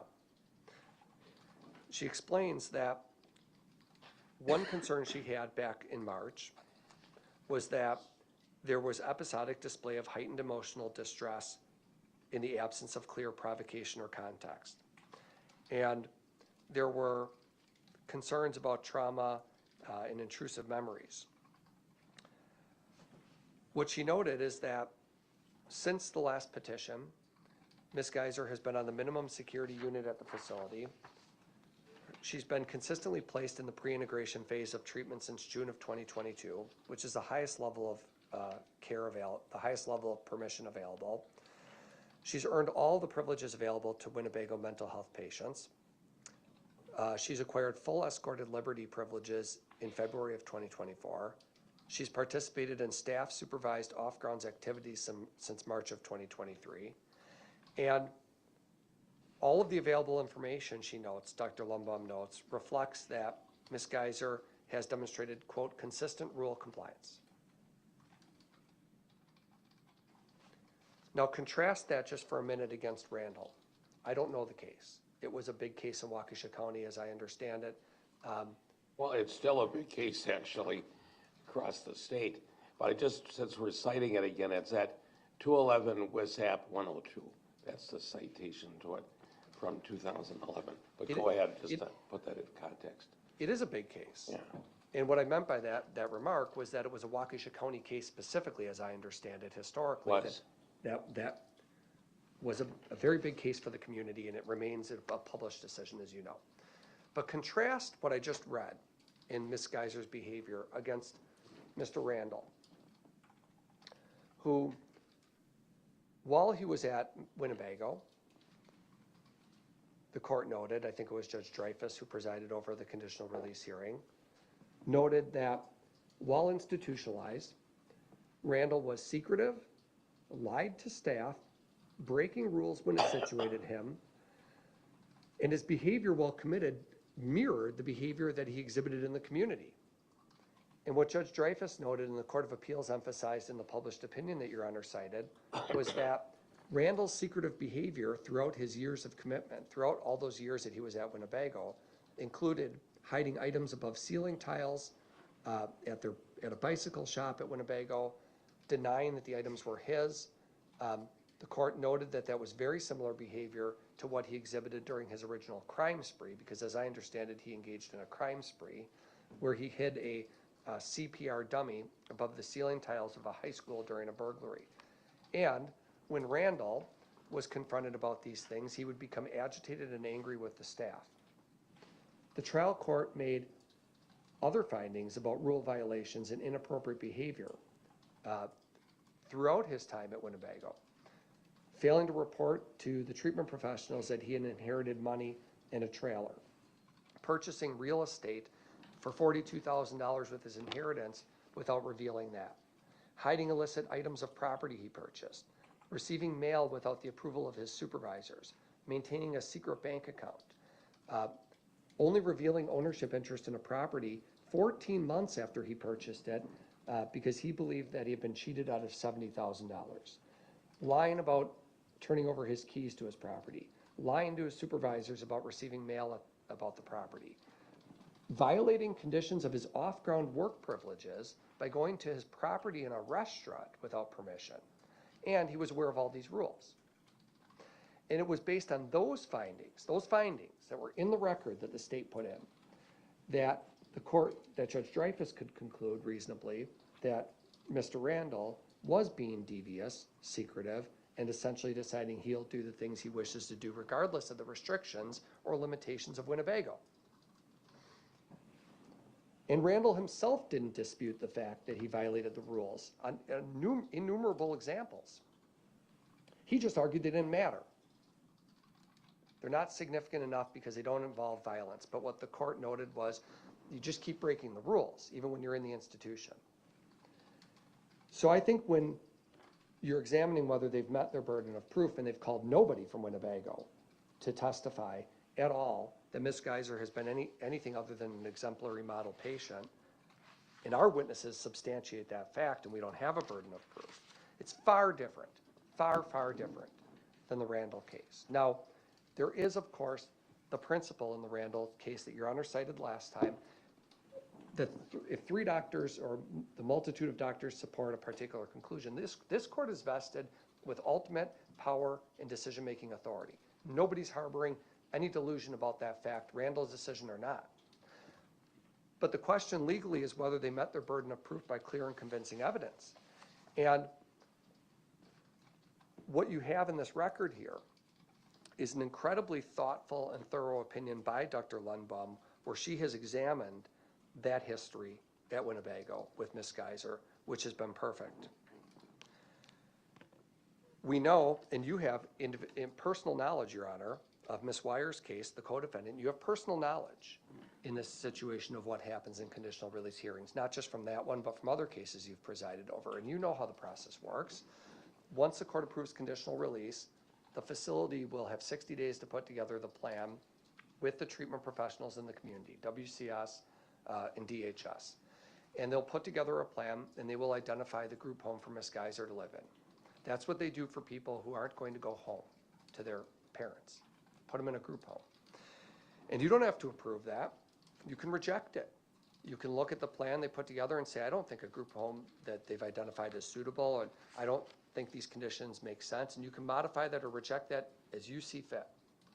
But to trigger that process to occur requires you to grant conditional release. That's why this is so important.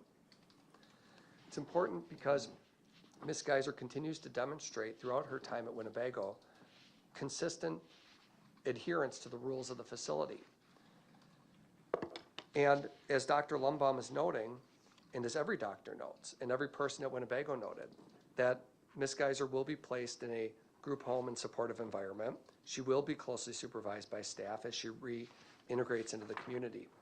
And as you know from Ms. Weier's case, there will be GPS monitoring. She'll be on a bracelet that will undoubtedly be ordered, and it'll be ordered so that Ms. Geyser's whereabouts are known 24/7. So that was the state's expert. The one witness they called to meet their burden of proof testified contrary to the arguments that they're now making, which is that Ms. Geyser should be essentially indefinitely detained in the facility, because it seems to me that none of these arguments will change. And Ms. Geyser herself has truly maximized the services available to her at Winnebago, and she's shown through her performance that she's not a risk. But it's not just Dr. Lundbohm. It's Dr. Robbins, who's the former director of Mendota, and I don't know who the experts were in the Randall case, but you do have to look at you do consider as part of this analysis who the experts are that are called to testify. There's different levels of doctors and professionals and caregivers in society. Some doctors are new, some are inexperienced, some don't do a thorough job, and then there's others that are immensely qualified. There's a wide range, just like there are of lawyers and other professionals. So last time we were here, 2 of the 3 doctors didn't support release, although Dr. Collins was close. She wanted to see additional positive progress by Ms. Geyser. Dr. Robbins, who was the second witness to testify, is the former director of the Mendota Mental Health Facility. And he evaluated Ms. Geyser, he studied the history, and he also supports release. He concludes that she's not a substantial risk to herself and others based on his study of the history. I think probably I hate to rank witnesses, but I think in terms of the length of the report, Dr. Collins' report was certainly the longest. You have personal familiarity with Dr. Collins in countless cases where she's appeared in front of Your Honor, and you do bring that to the table when you evaluate this situation. You consider your life experiences, you consider your history with Ms. Geyser, with the co-defendant, and also your familiarity with the doctors. Dr. Collins is the gold standard, if you will, of psychological evaluations. She has incredible experience, dozens of years working in this field. She runs behavioral consultants. She's the head of the Wisconsin Forensic Unit. This is a doctor who, by all accounts, I think even the state would agree, the state will frequently use Deborah Collins for its purposes, but Dr. Collins endorses Ms. Geyser's release to conditional release. When you read her report, I don't want to belabor it, but we went through it item by item, Your Honor, and Dr. Collins went through the full history of everything that's happened in this case. She went back through the competency evaluations, she went through the medical records, she read the summaries, she talked to the people at Winnebago, and she reached a conclusion that Ms. Geyser is no longer a substantial risk of violence to herself and others. Part of that is, as Ms. Nicolai pointed out when she called their first witness, there are some tests, the HCR test, for example, that they use to help shape their opinions. But it's also, Dr. Collins' opinion is also the product of her long history with Ms. Geyser, interacting with her, talking to her, working with her. And I thought it was significant that Dr. Collins talked about Ms. Geyser's incredible insight that she has into both why the crime happened, as well as what her needs are in the future. We cited some of it when we were talking to her on the stand. If you give me a minute, Your Honor.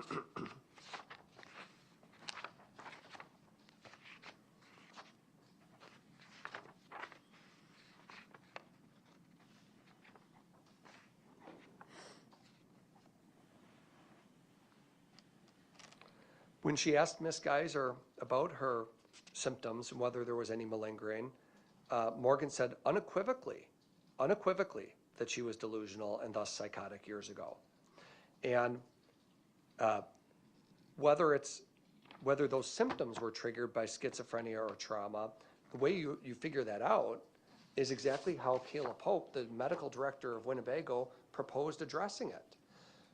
A person is medicated, they've been stable for a sufficient period of time, and we start to wean them off medication to see whether or not the condition has gone into remission or resurfaces. If it resurfaces, resume the medication. If it doesn't, continue on the positive track that we're on. And that's far different than Randall. Far different, because as I recall the decision pointing out, there was a finding by the court that there was no mental health explanation for any of this. And the crimes weren't even attributable to mental illness, unlike here where they are. And he received no treatment. There's a guy who goes to Winnebago for a decade plus and he gets no treatment. And nothing had changed except the passage of time and repeated rule infractions. And that's far different than Ms. Geyser, who went through a battery of treatment, antipsychotic medication for years, and has been willing to participate and has participated in every interview and evaluation that's taken place to determine what her needs are. And you look at Ms. Geyser's continued performance, unlike Randall, you look at Ms. Geyser's performance of working her job at Winnebago, being honest with the treatment providers. You heard from her therapist, who Morgan meets with in a one-on-one private setting. And the therapist described, even in a one-on-one setting, Morgan is highly engaged. She's inquisitive. She asks questions. She works on her assignments. She does the things that she needs to do to better herself. And during the outings that have happened in the community, you have a whole list of infractions by this Randall individual, and the exact opposite with Ms. Geyser. She's going to Target, she's going to Pick and Save, she's going to McDonald's and Starbucks. These are escorted outings, of course, but there's plenty of opportunity. If a person is not functioning properly, plenty of opportunity in these outings for somebody to create a scene, to act out, or to do anything to disrupt the privileges that they have. None of that has happened here. Ms. Geyser's in good, so the question is, the legal question for the court at these hearings is whether the state met its burden of proof with the evidence it introduced today. And it didn't. It didn't, not by a clear and convincing standard or by any standard. The evidence that's come in at this hearing today is that Ms. Geyser is not a substantial risk of presenting great bodily harm to herself or others, or property damage. Even after Your Honor denied her release last time, and she was met with the stark reality of the fact that she was going back into custody, back to Winnebago, and had a minimum 6-month period of time before she could even file a petition. She handled that stressful encounter perfectly. She continued with her therapy, continued with her outings, continued working, and worked on her RAP plan, which also demonstrates her ability to understand her condition. You know, when the state argues that Ms. Geyser there isn't an explanation, there absolutely is an explanation, and in fact, Ms. Geyser herself has developed a wellness recovery action plan that she discussed at great length with Dr. Collins. And Dr. Collins noted, she quoted Ms. Geyser about saying that, I acknowledge and understand the gravity of my past actions. This isn't somebody who doesn't appreciate the wrongfulness of what they did. She does, looking back on it, appreciate that. And she struggled for years to forgive herself for what she did to the, as she put it, the only person who cared about her. And Morgan has completed all of the treatment that's available to her at the institution. There are no greater levels of privileges that she can exhibit. She is a young adult who ought to continue growing in the community. It will make the community safer.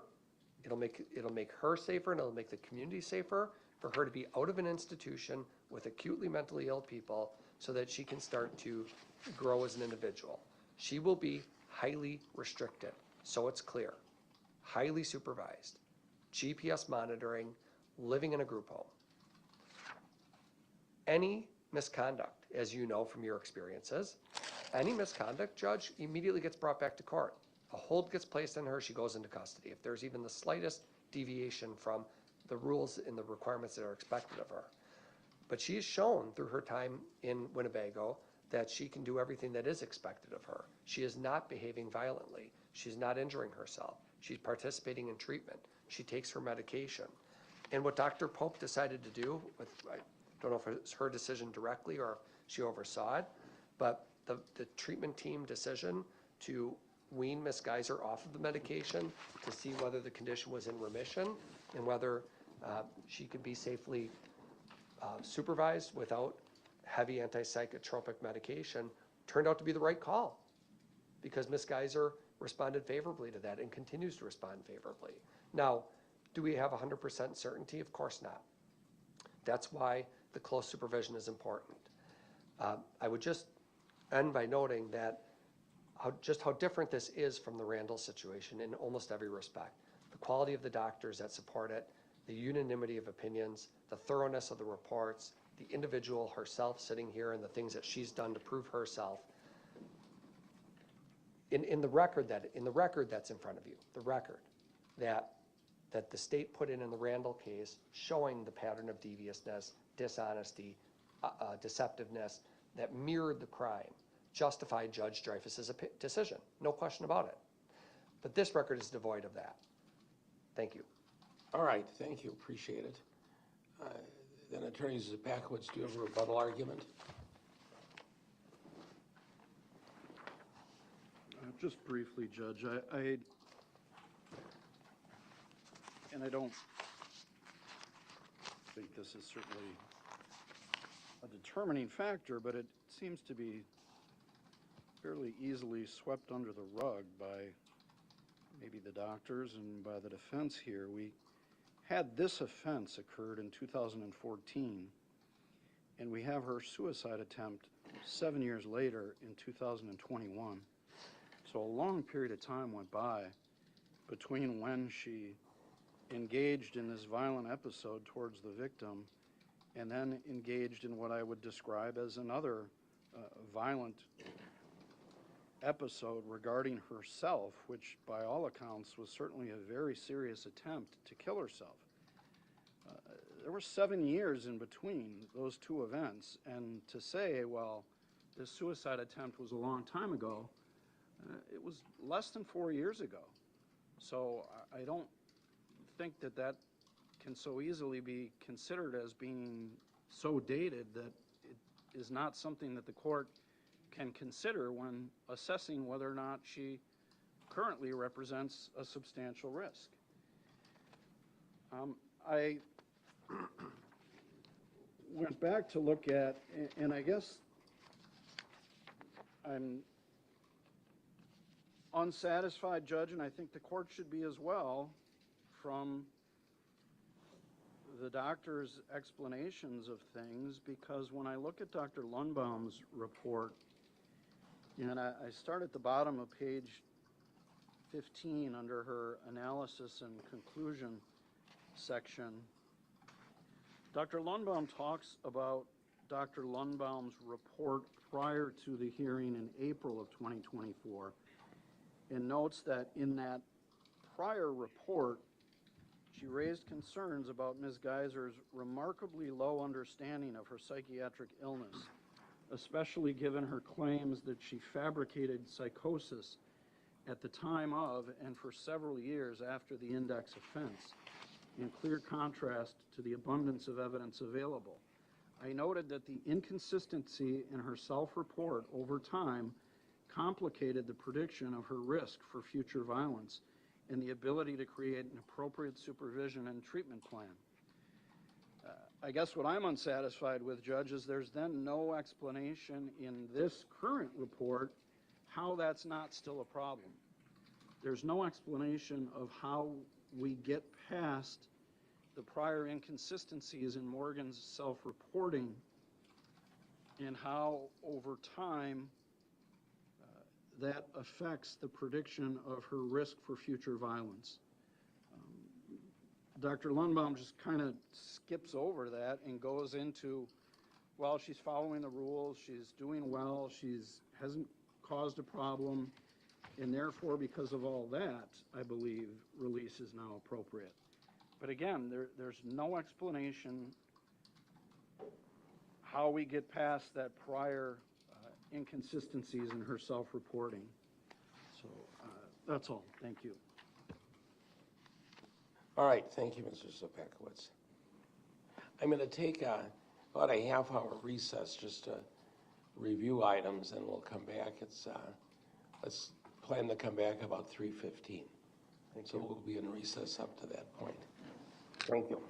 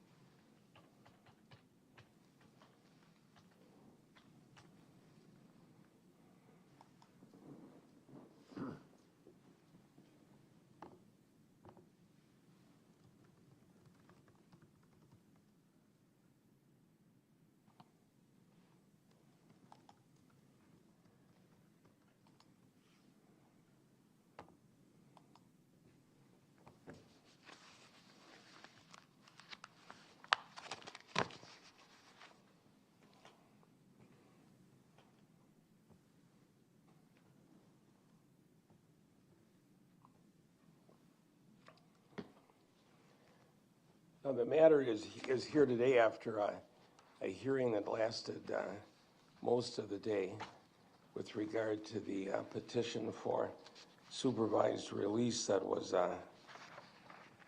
filed earlier this year.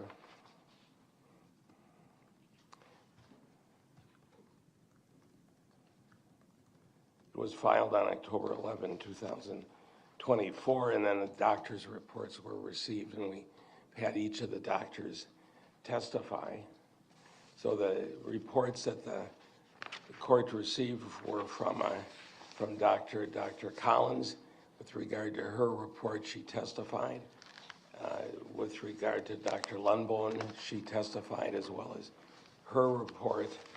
And from Dr. Robbins, who testified, and we have his report. All of the reports were received without objection from any of the parties, and the testimony came in smoothly. What's the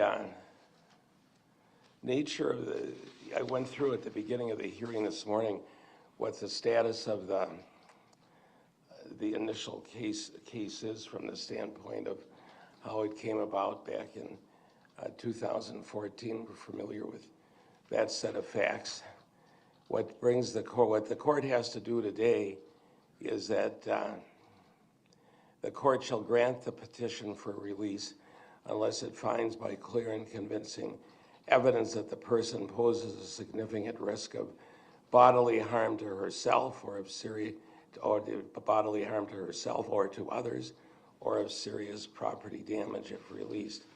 What that sentence takes into account is that the issues of supervised release and not guilty by reason of mental disease or defect takes into account a lot of cases.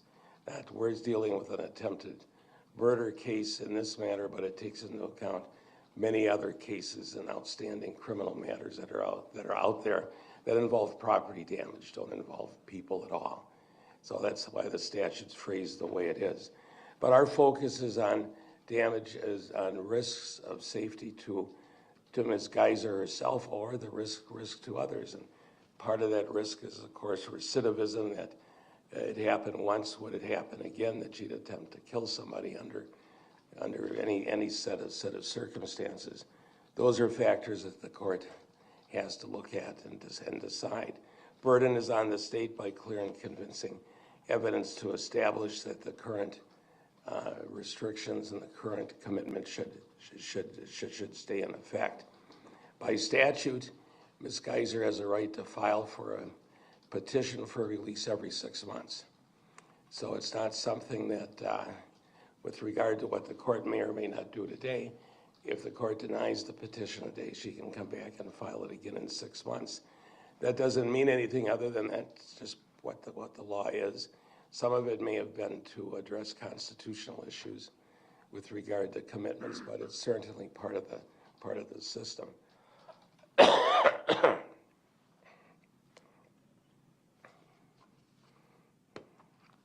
One thing to keep in mind as well, and that this was a serious criminal case, attempted murder. There are 2 defendants in the case. Both were children at the time that it happened, 12 years old. The victim was a child. But the case didn't resolve itself per se in the criminal field. It's not a criminal conviction. In this case, based upon the nature of the law and what happened, the court found that Ms. Geyser was not guilty by reason of mental disease or defect. Then that moves it into the commitment field, the civil field that we're addressing today under Chapter 971, in particular 971-17 of the Wisconsin statutes. So this isn't about somebody going to prison. It's about somebody being committed to a mental institution, to a hospital, and how that person functions within that institutional setting. In the statute 971-17 sub 4 sub D provides some factors for the court to look at in deciding how best to look at what the issues are. Factors the court can consider are the nature and circumstances of the crime, the person's mental history, Ms. Geyser's mental history, what her present mental condition is. We've had a lot of testimony about that and a lot of reports written on that topic. Where will she live, what the status is, how the person would support herself, what arrangements are available to ensure that she will have access to and take necessary medications, and what arrangements are possible for treatment other than medications. So some of those factors are clearly pertain to the case, some don't. But I'm going to talk about a number of them as I see the reports and what happened in this matter. A further comment for the court to keep in mind, and it was really addresses part of the argument that Attorney Cotton brought forward, and that was the issues in State versus Randall. That was the Court of Appeals decision that was referenced during his argument, and actually referenced by the state at various times as well. In the Randall case, and it's just a 2011 WISAP 102. It's a 2011 Court of Appeals decision. As was noted, Randall is a case that arose out of Waukesha County. It's a Waukesha County case. One of the officers, the wife of one of the officers who was killed, worked here at the courthouse. So it is a case that has deep, if you will, deep roots into the Waukesha County legal system. But it's now somewhat of the stellar case, the keystone case, and looking at issues such as this.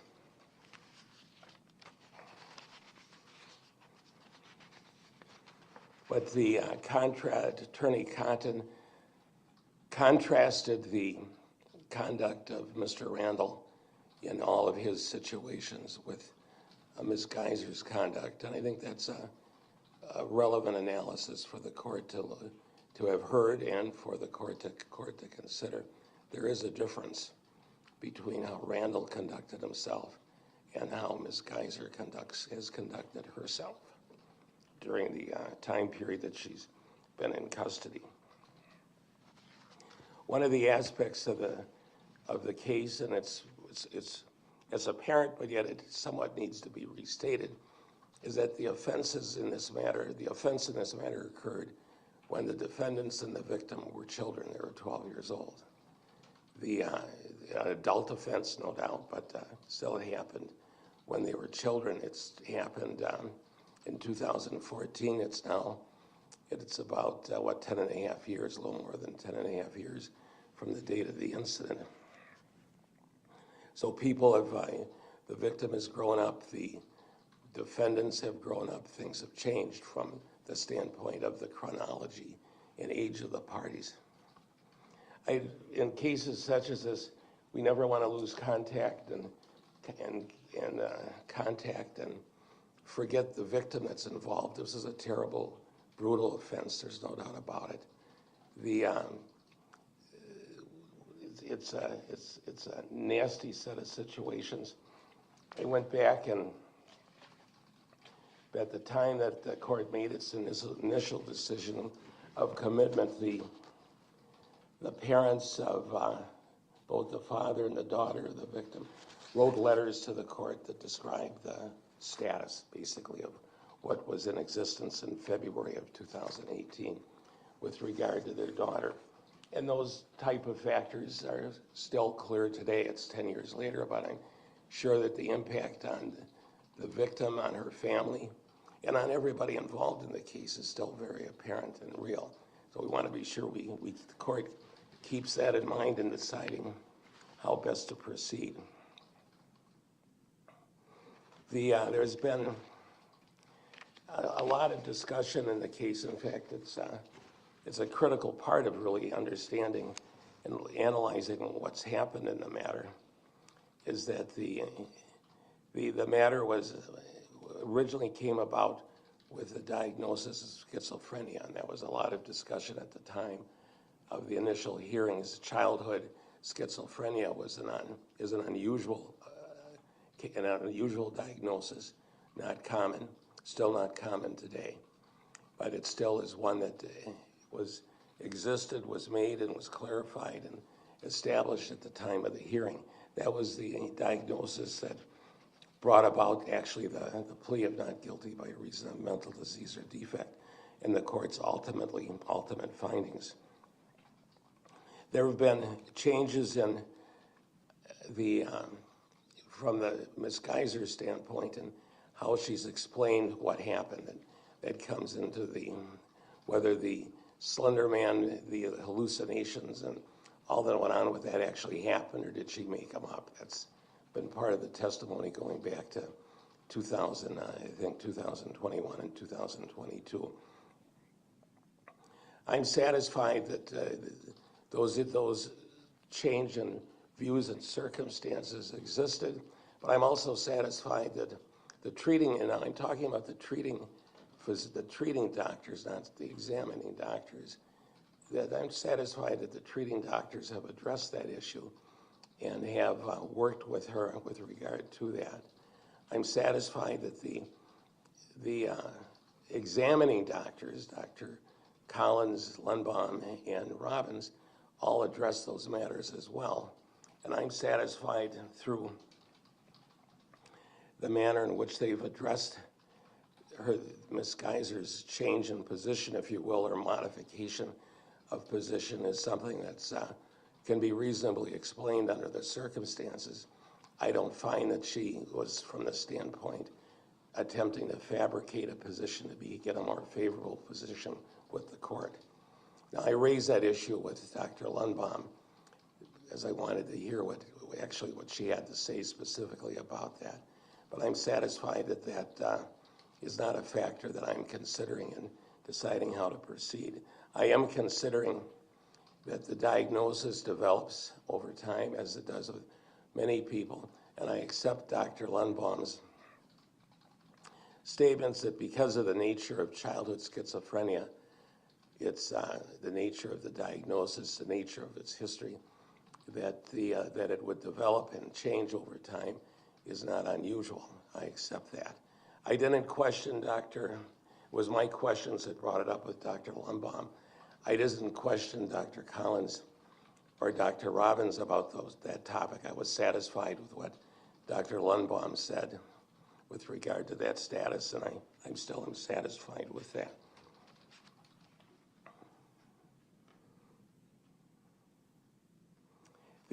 I'm satisfied that one of the interesting, at least I find it interesting and significant with regard to what's gone on in this case and apparently other cases, is that if you're at Winnebago and in a treatment program for a serious offense such as this, Winnebago will only take you so far. And at a certain point, they won't take you any further.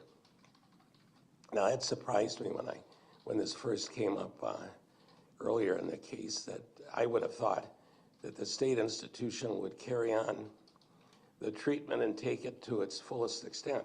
Whatever the next step is, they would take the next step from the standpoint of improving the mental health of the patient at a minimum, as opposed to public safety, but that's not what they do. At the stage that Ms. Geyser is at, she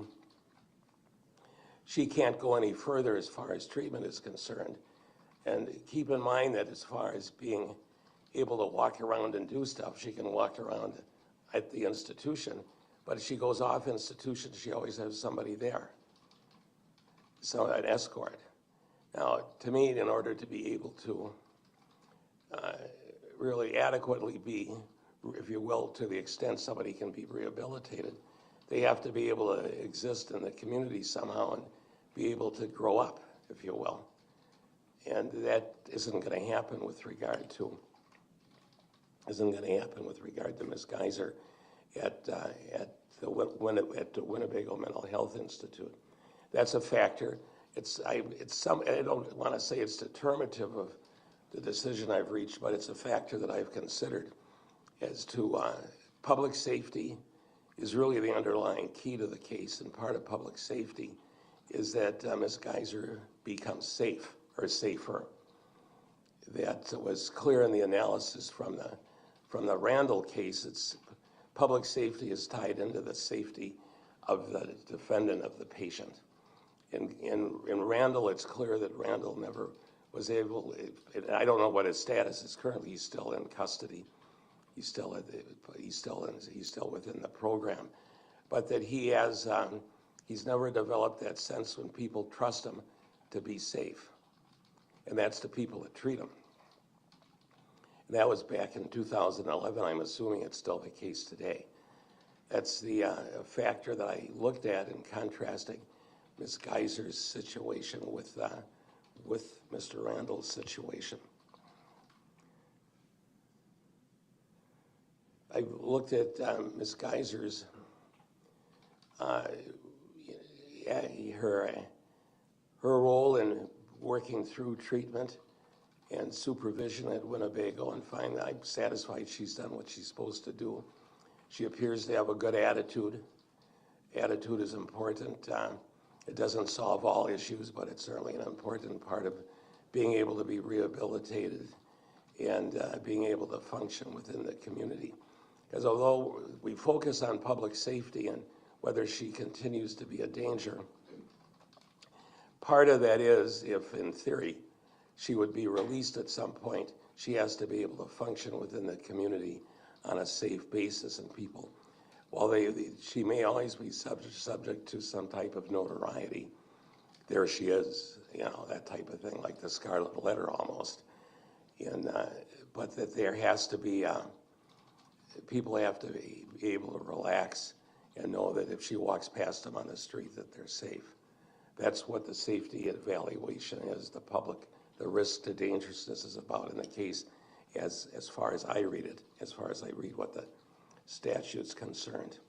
That's because, especially with regard to looking at the Randall rationale, and Randall stands for the proposition that I can ignore all of the reports and I can find that she's dangerous simply based upon what happened on May 31, 2014, because of the nature of the offense and the nature of what happened. That's, if I can make a decision simply upon that. I'm concerned about making a decision simply upon that because it somewhat flies in the face of what the evidence is with regard to Ms. Geyser's treatment program or regimen, and what I'll phrase it as her success at being treated at the Winnebago Mental Health Institute. One of the activities I engaged in when I took the break was to read my decision from April 11, 2024. I had not read it before. I just, attorneys at Packowitz referenced it, so I thought I should go back and read what I said back then. And my comments with regard to the nature of the case still to a great extent stand true at this point. However, there have been changes in the case and how I view it based upon what's been presented. And I do rely to some extent upon the reports of Drs. Lundbohm and Collins. Dr. Robbins writes a good report, but it's a brief report, and it's almost a flow of consciousness of how he views the case based upon his involvement. Drs. Lundbohm and Collins go into more, if you will, more depth, more nitty-gritty of what the situation is and how things developed, how attitudes developed, and what the status of the matter is today. So when I read that and read those reports, it gives me a further insight into what the status is of Ms. Geyser's status with regard to the case.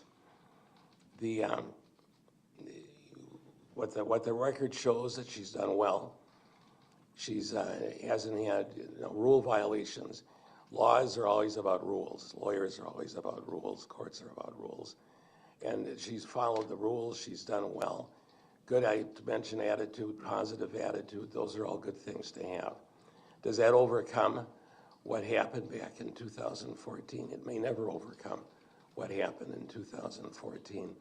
But the question isn't about what happened in 2014. It's about current assessments of dangerousness to herself, to the public, or a danger to the destruction of property.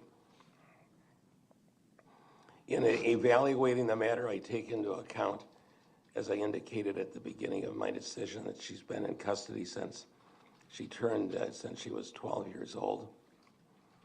She's gone through a number of evaluations and treatments.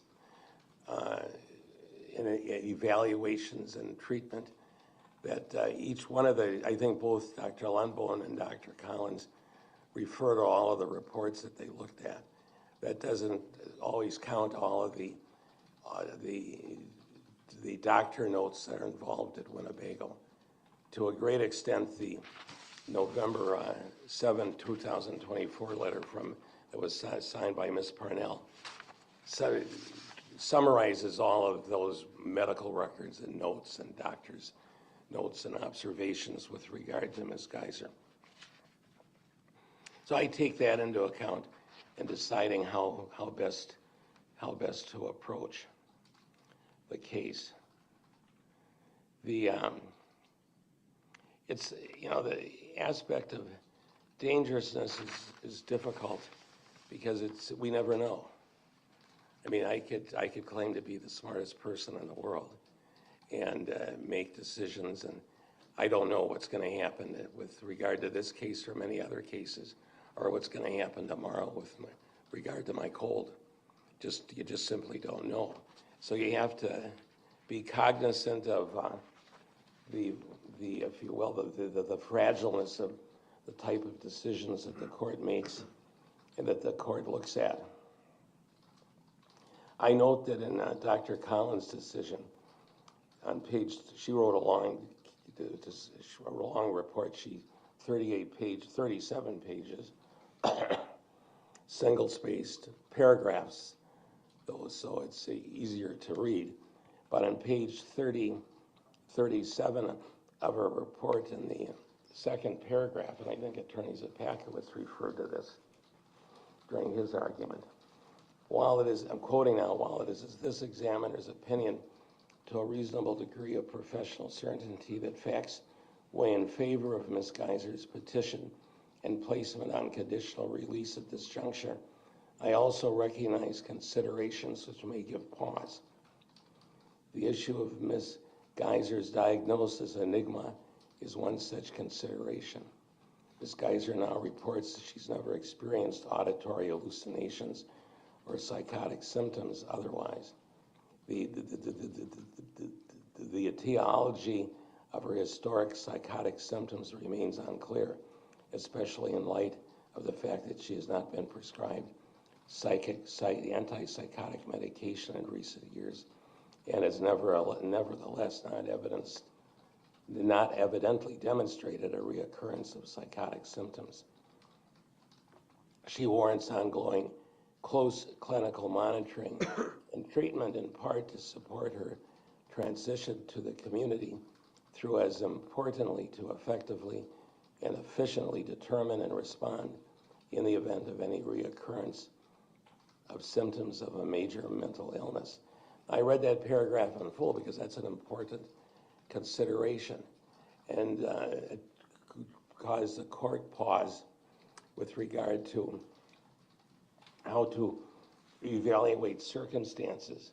However, when I read the entire report by Dr. Collins and Dr. Lundbohm, as well as what they testified to, I'm satisfied that those are caveats for the court to be concerned with and to evaluate in a way with regard to the issue of dangerousness.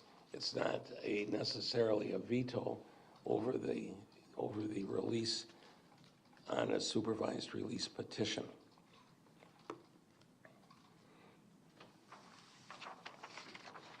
So in reviewing all of the reports and the matters, I'm satisfied that under the circumstances that the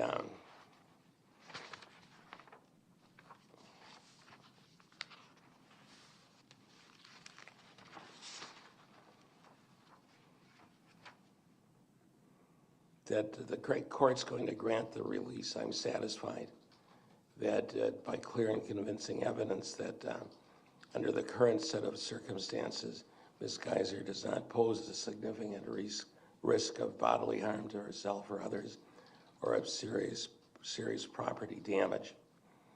Now, when I make that finding, I take into account what happened. I take into account the dangerousness of what happened back in 2014. I take into account, though, what's happened since then, in particular in the last 6 months. I take into account the opinions of the doctors, but in particular, and it's been an important analysis for the court to make, that as the Randall decision talks about, that the ultimate determination of dangerousness requires a careful balancing of society's interest in protection from harmful conduct against the acquittee's interest in personal liberty and autonomy. In looking at the Randall case and of what happened in Randall and what the circumstances were of Randall, when I contrast Randall to Geyser, there's a tremendous difference in the rationale for rejecting supervised release in that case, in Randall's case versus in this matter. When I weigh that dangerousness concept and I come back to what happened and what the progress has been, Ms. Geyser doesn't fall into the same category as Mr. Randall in his petition for release and the denial of that release.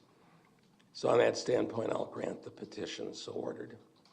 I'll order that the matter be referred to the department. And let me just look at the statute. 971-17-4E.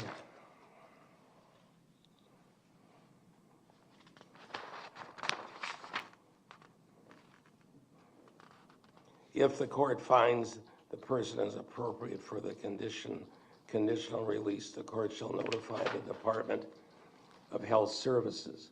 The Department of Health Services and the County Department in Waukesha County shall prepare a plan that identifies the treatment and services, if any, that the person will receive in the community. The plan shall address the person's needs, if any, for supervision, medication, community support, residential services, vocational services, and alcohol or other drug abuse. The plan shall be presented to the court for approval within 60 days after the court's finding that the person is appropriate for conditional release. Dr. Lundbohm, in her report, and I think it's begins on page 15. That begins on page 16 through 17, lists 11 factors that she'd want considered. And I want those all considered by the department as they determine, excuse me, as they determine what the conditional release plan should be. Excuse me, let me just have a moment.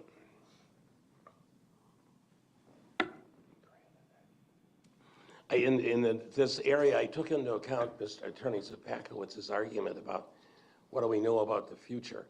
Well, the way the statute's set up, as I read it, is that the future is determined by the release plan.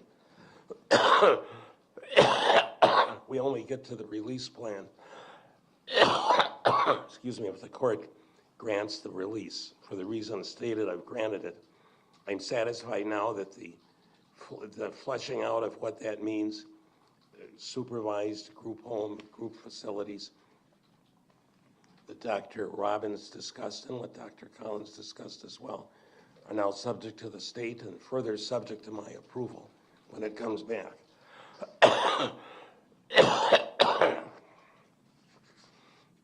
So although I grant the supervised release, I did take into account the argument that Attorney Szczupakiewicz made with regard to what's known and unknown. I'm satisfied that the system we operate under 971-17, takes that into mind and encompasses it in the and the work that the county, that the department, State Department does with the county. On that basis, then we'll schedule a hearing within 60 days. My anticipation is that the report from the state, the conditional release plan, will be submitted before then. So what I'm going to look is to have let's schedule a hearing within 60 days. How much time do we need for the hearing? I'd say an hour. We'll just move other things, just fit it in.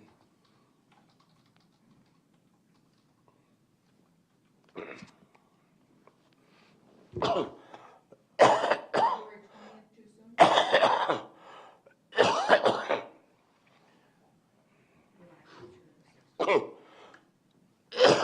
Excuse me, my coughing here. I want to be sure the report comes in. 60 days would take us to about March 9th.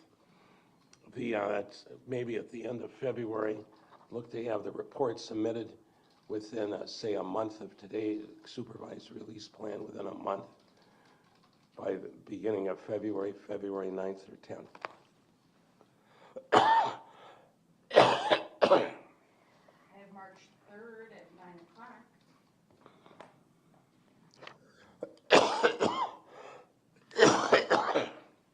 Should we go for that? I can make that work. I was going to suggest that Friday that week, if that's available for everybody, but I can be flexible. The 3rd is good for me, better than the 6th or 7th. Okay, let's just do the 3rd in the morning. Attorney Nicolai? That's fine. The 3rd is fine. Okay, 9 o'clock? Sure. March 3rd at 9 o'clock. Oh, so I'm anticipating that we'd have the proposed conditional release plan by, I'll say by February 14th. Now that may change. The state will do what they have to do, but I want to be sure we have plenty of time to evaluate it.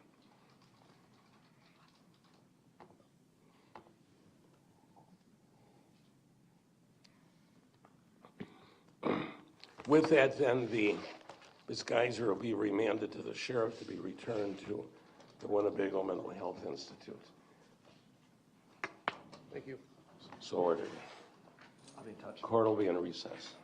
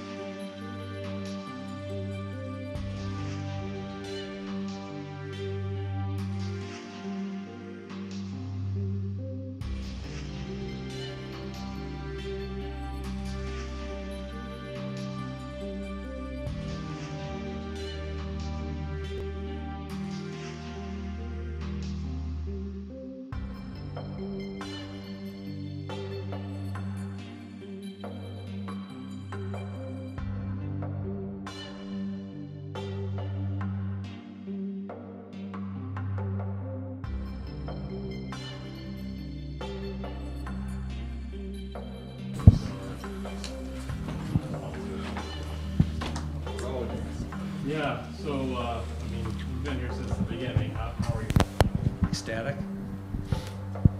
That's pretty good. How do you think the community would respond to this, and not knowing her the way that you've come to know her? Hey guys, I am gonna join in I'm here born and for raised in the Waukesha. defense My attorney. He whole is family reacting lives right here. now to the verdict. I think the community will understand if they think about it deeply. This is a very good judge who's been involved in the case the whole time, so he's certainly no pushover and nobody who's going to just do something for the sake of doing it. What is it that you think made the difference over the last 6 months since this was attempted last time? I think it's really the doctor reports were all unanimous. She's done a good job. Treatment. You're really emotional right now. This has been going on for 10 and a half years. I can see tearing up. Why do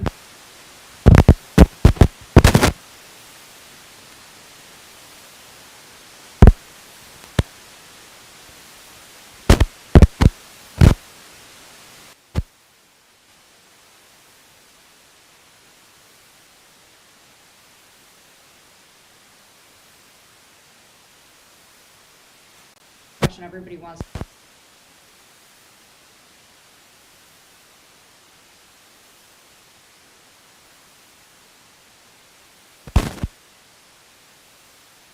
Her reaction?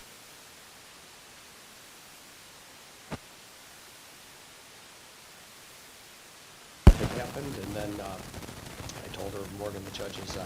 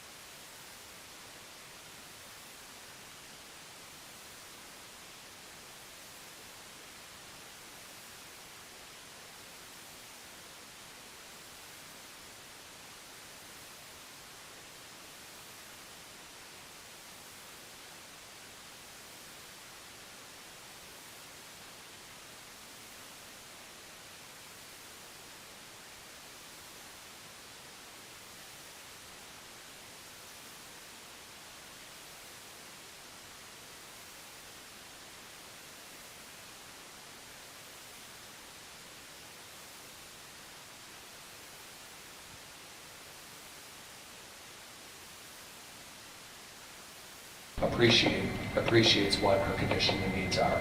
Can you touch on some of those things that have changed between today and last April? I mean, I think a big part of that is just maturity. I think that she's growing and she's maturing and she's becoming more cognizant of negative influences. There's a ton of you here and there's a lot of press attention, and she's had a lot of weirdos that reach out. And being able to respond to those weirdos and tell them to get lost is a huge part of that.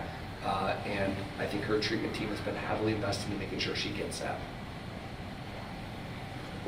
Thanks, you guys. Thanks, Tom. Appreciate it. Nick, I'm impressed you didn't knock that over. You'll have some. Sorry, you just did that live. Oh, all right. Awesome. Good. Thanks, you guys. Appreciate it. Okay.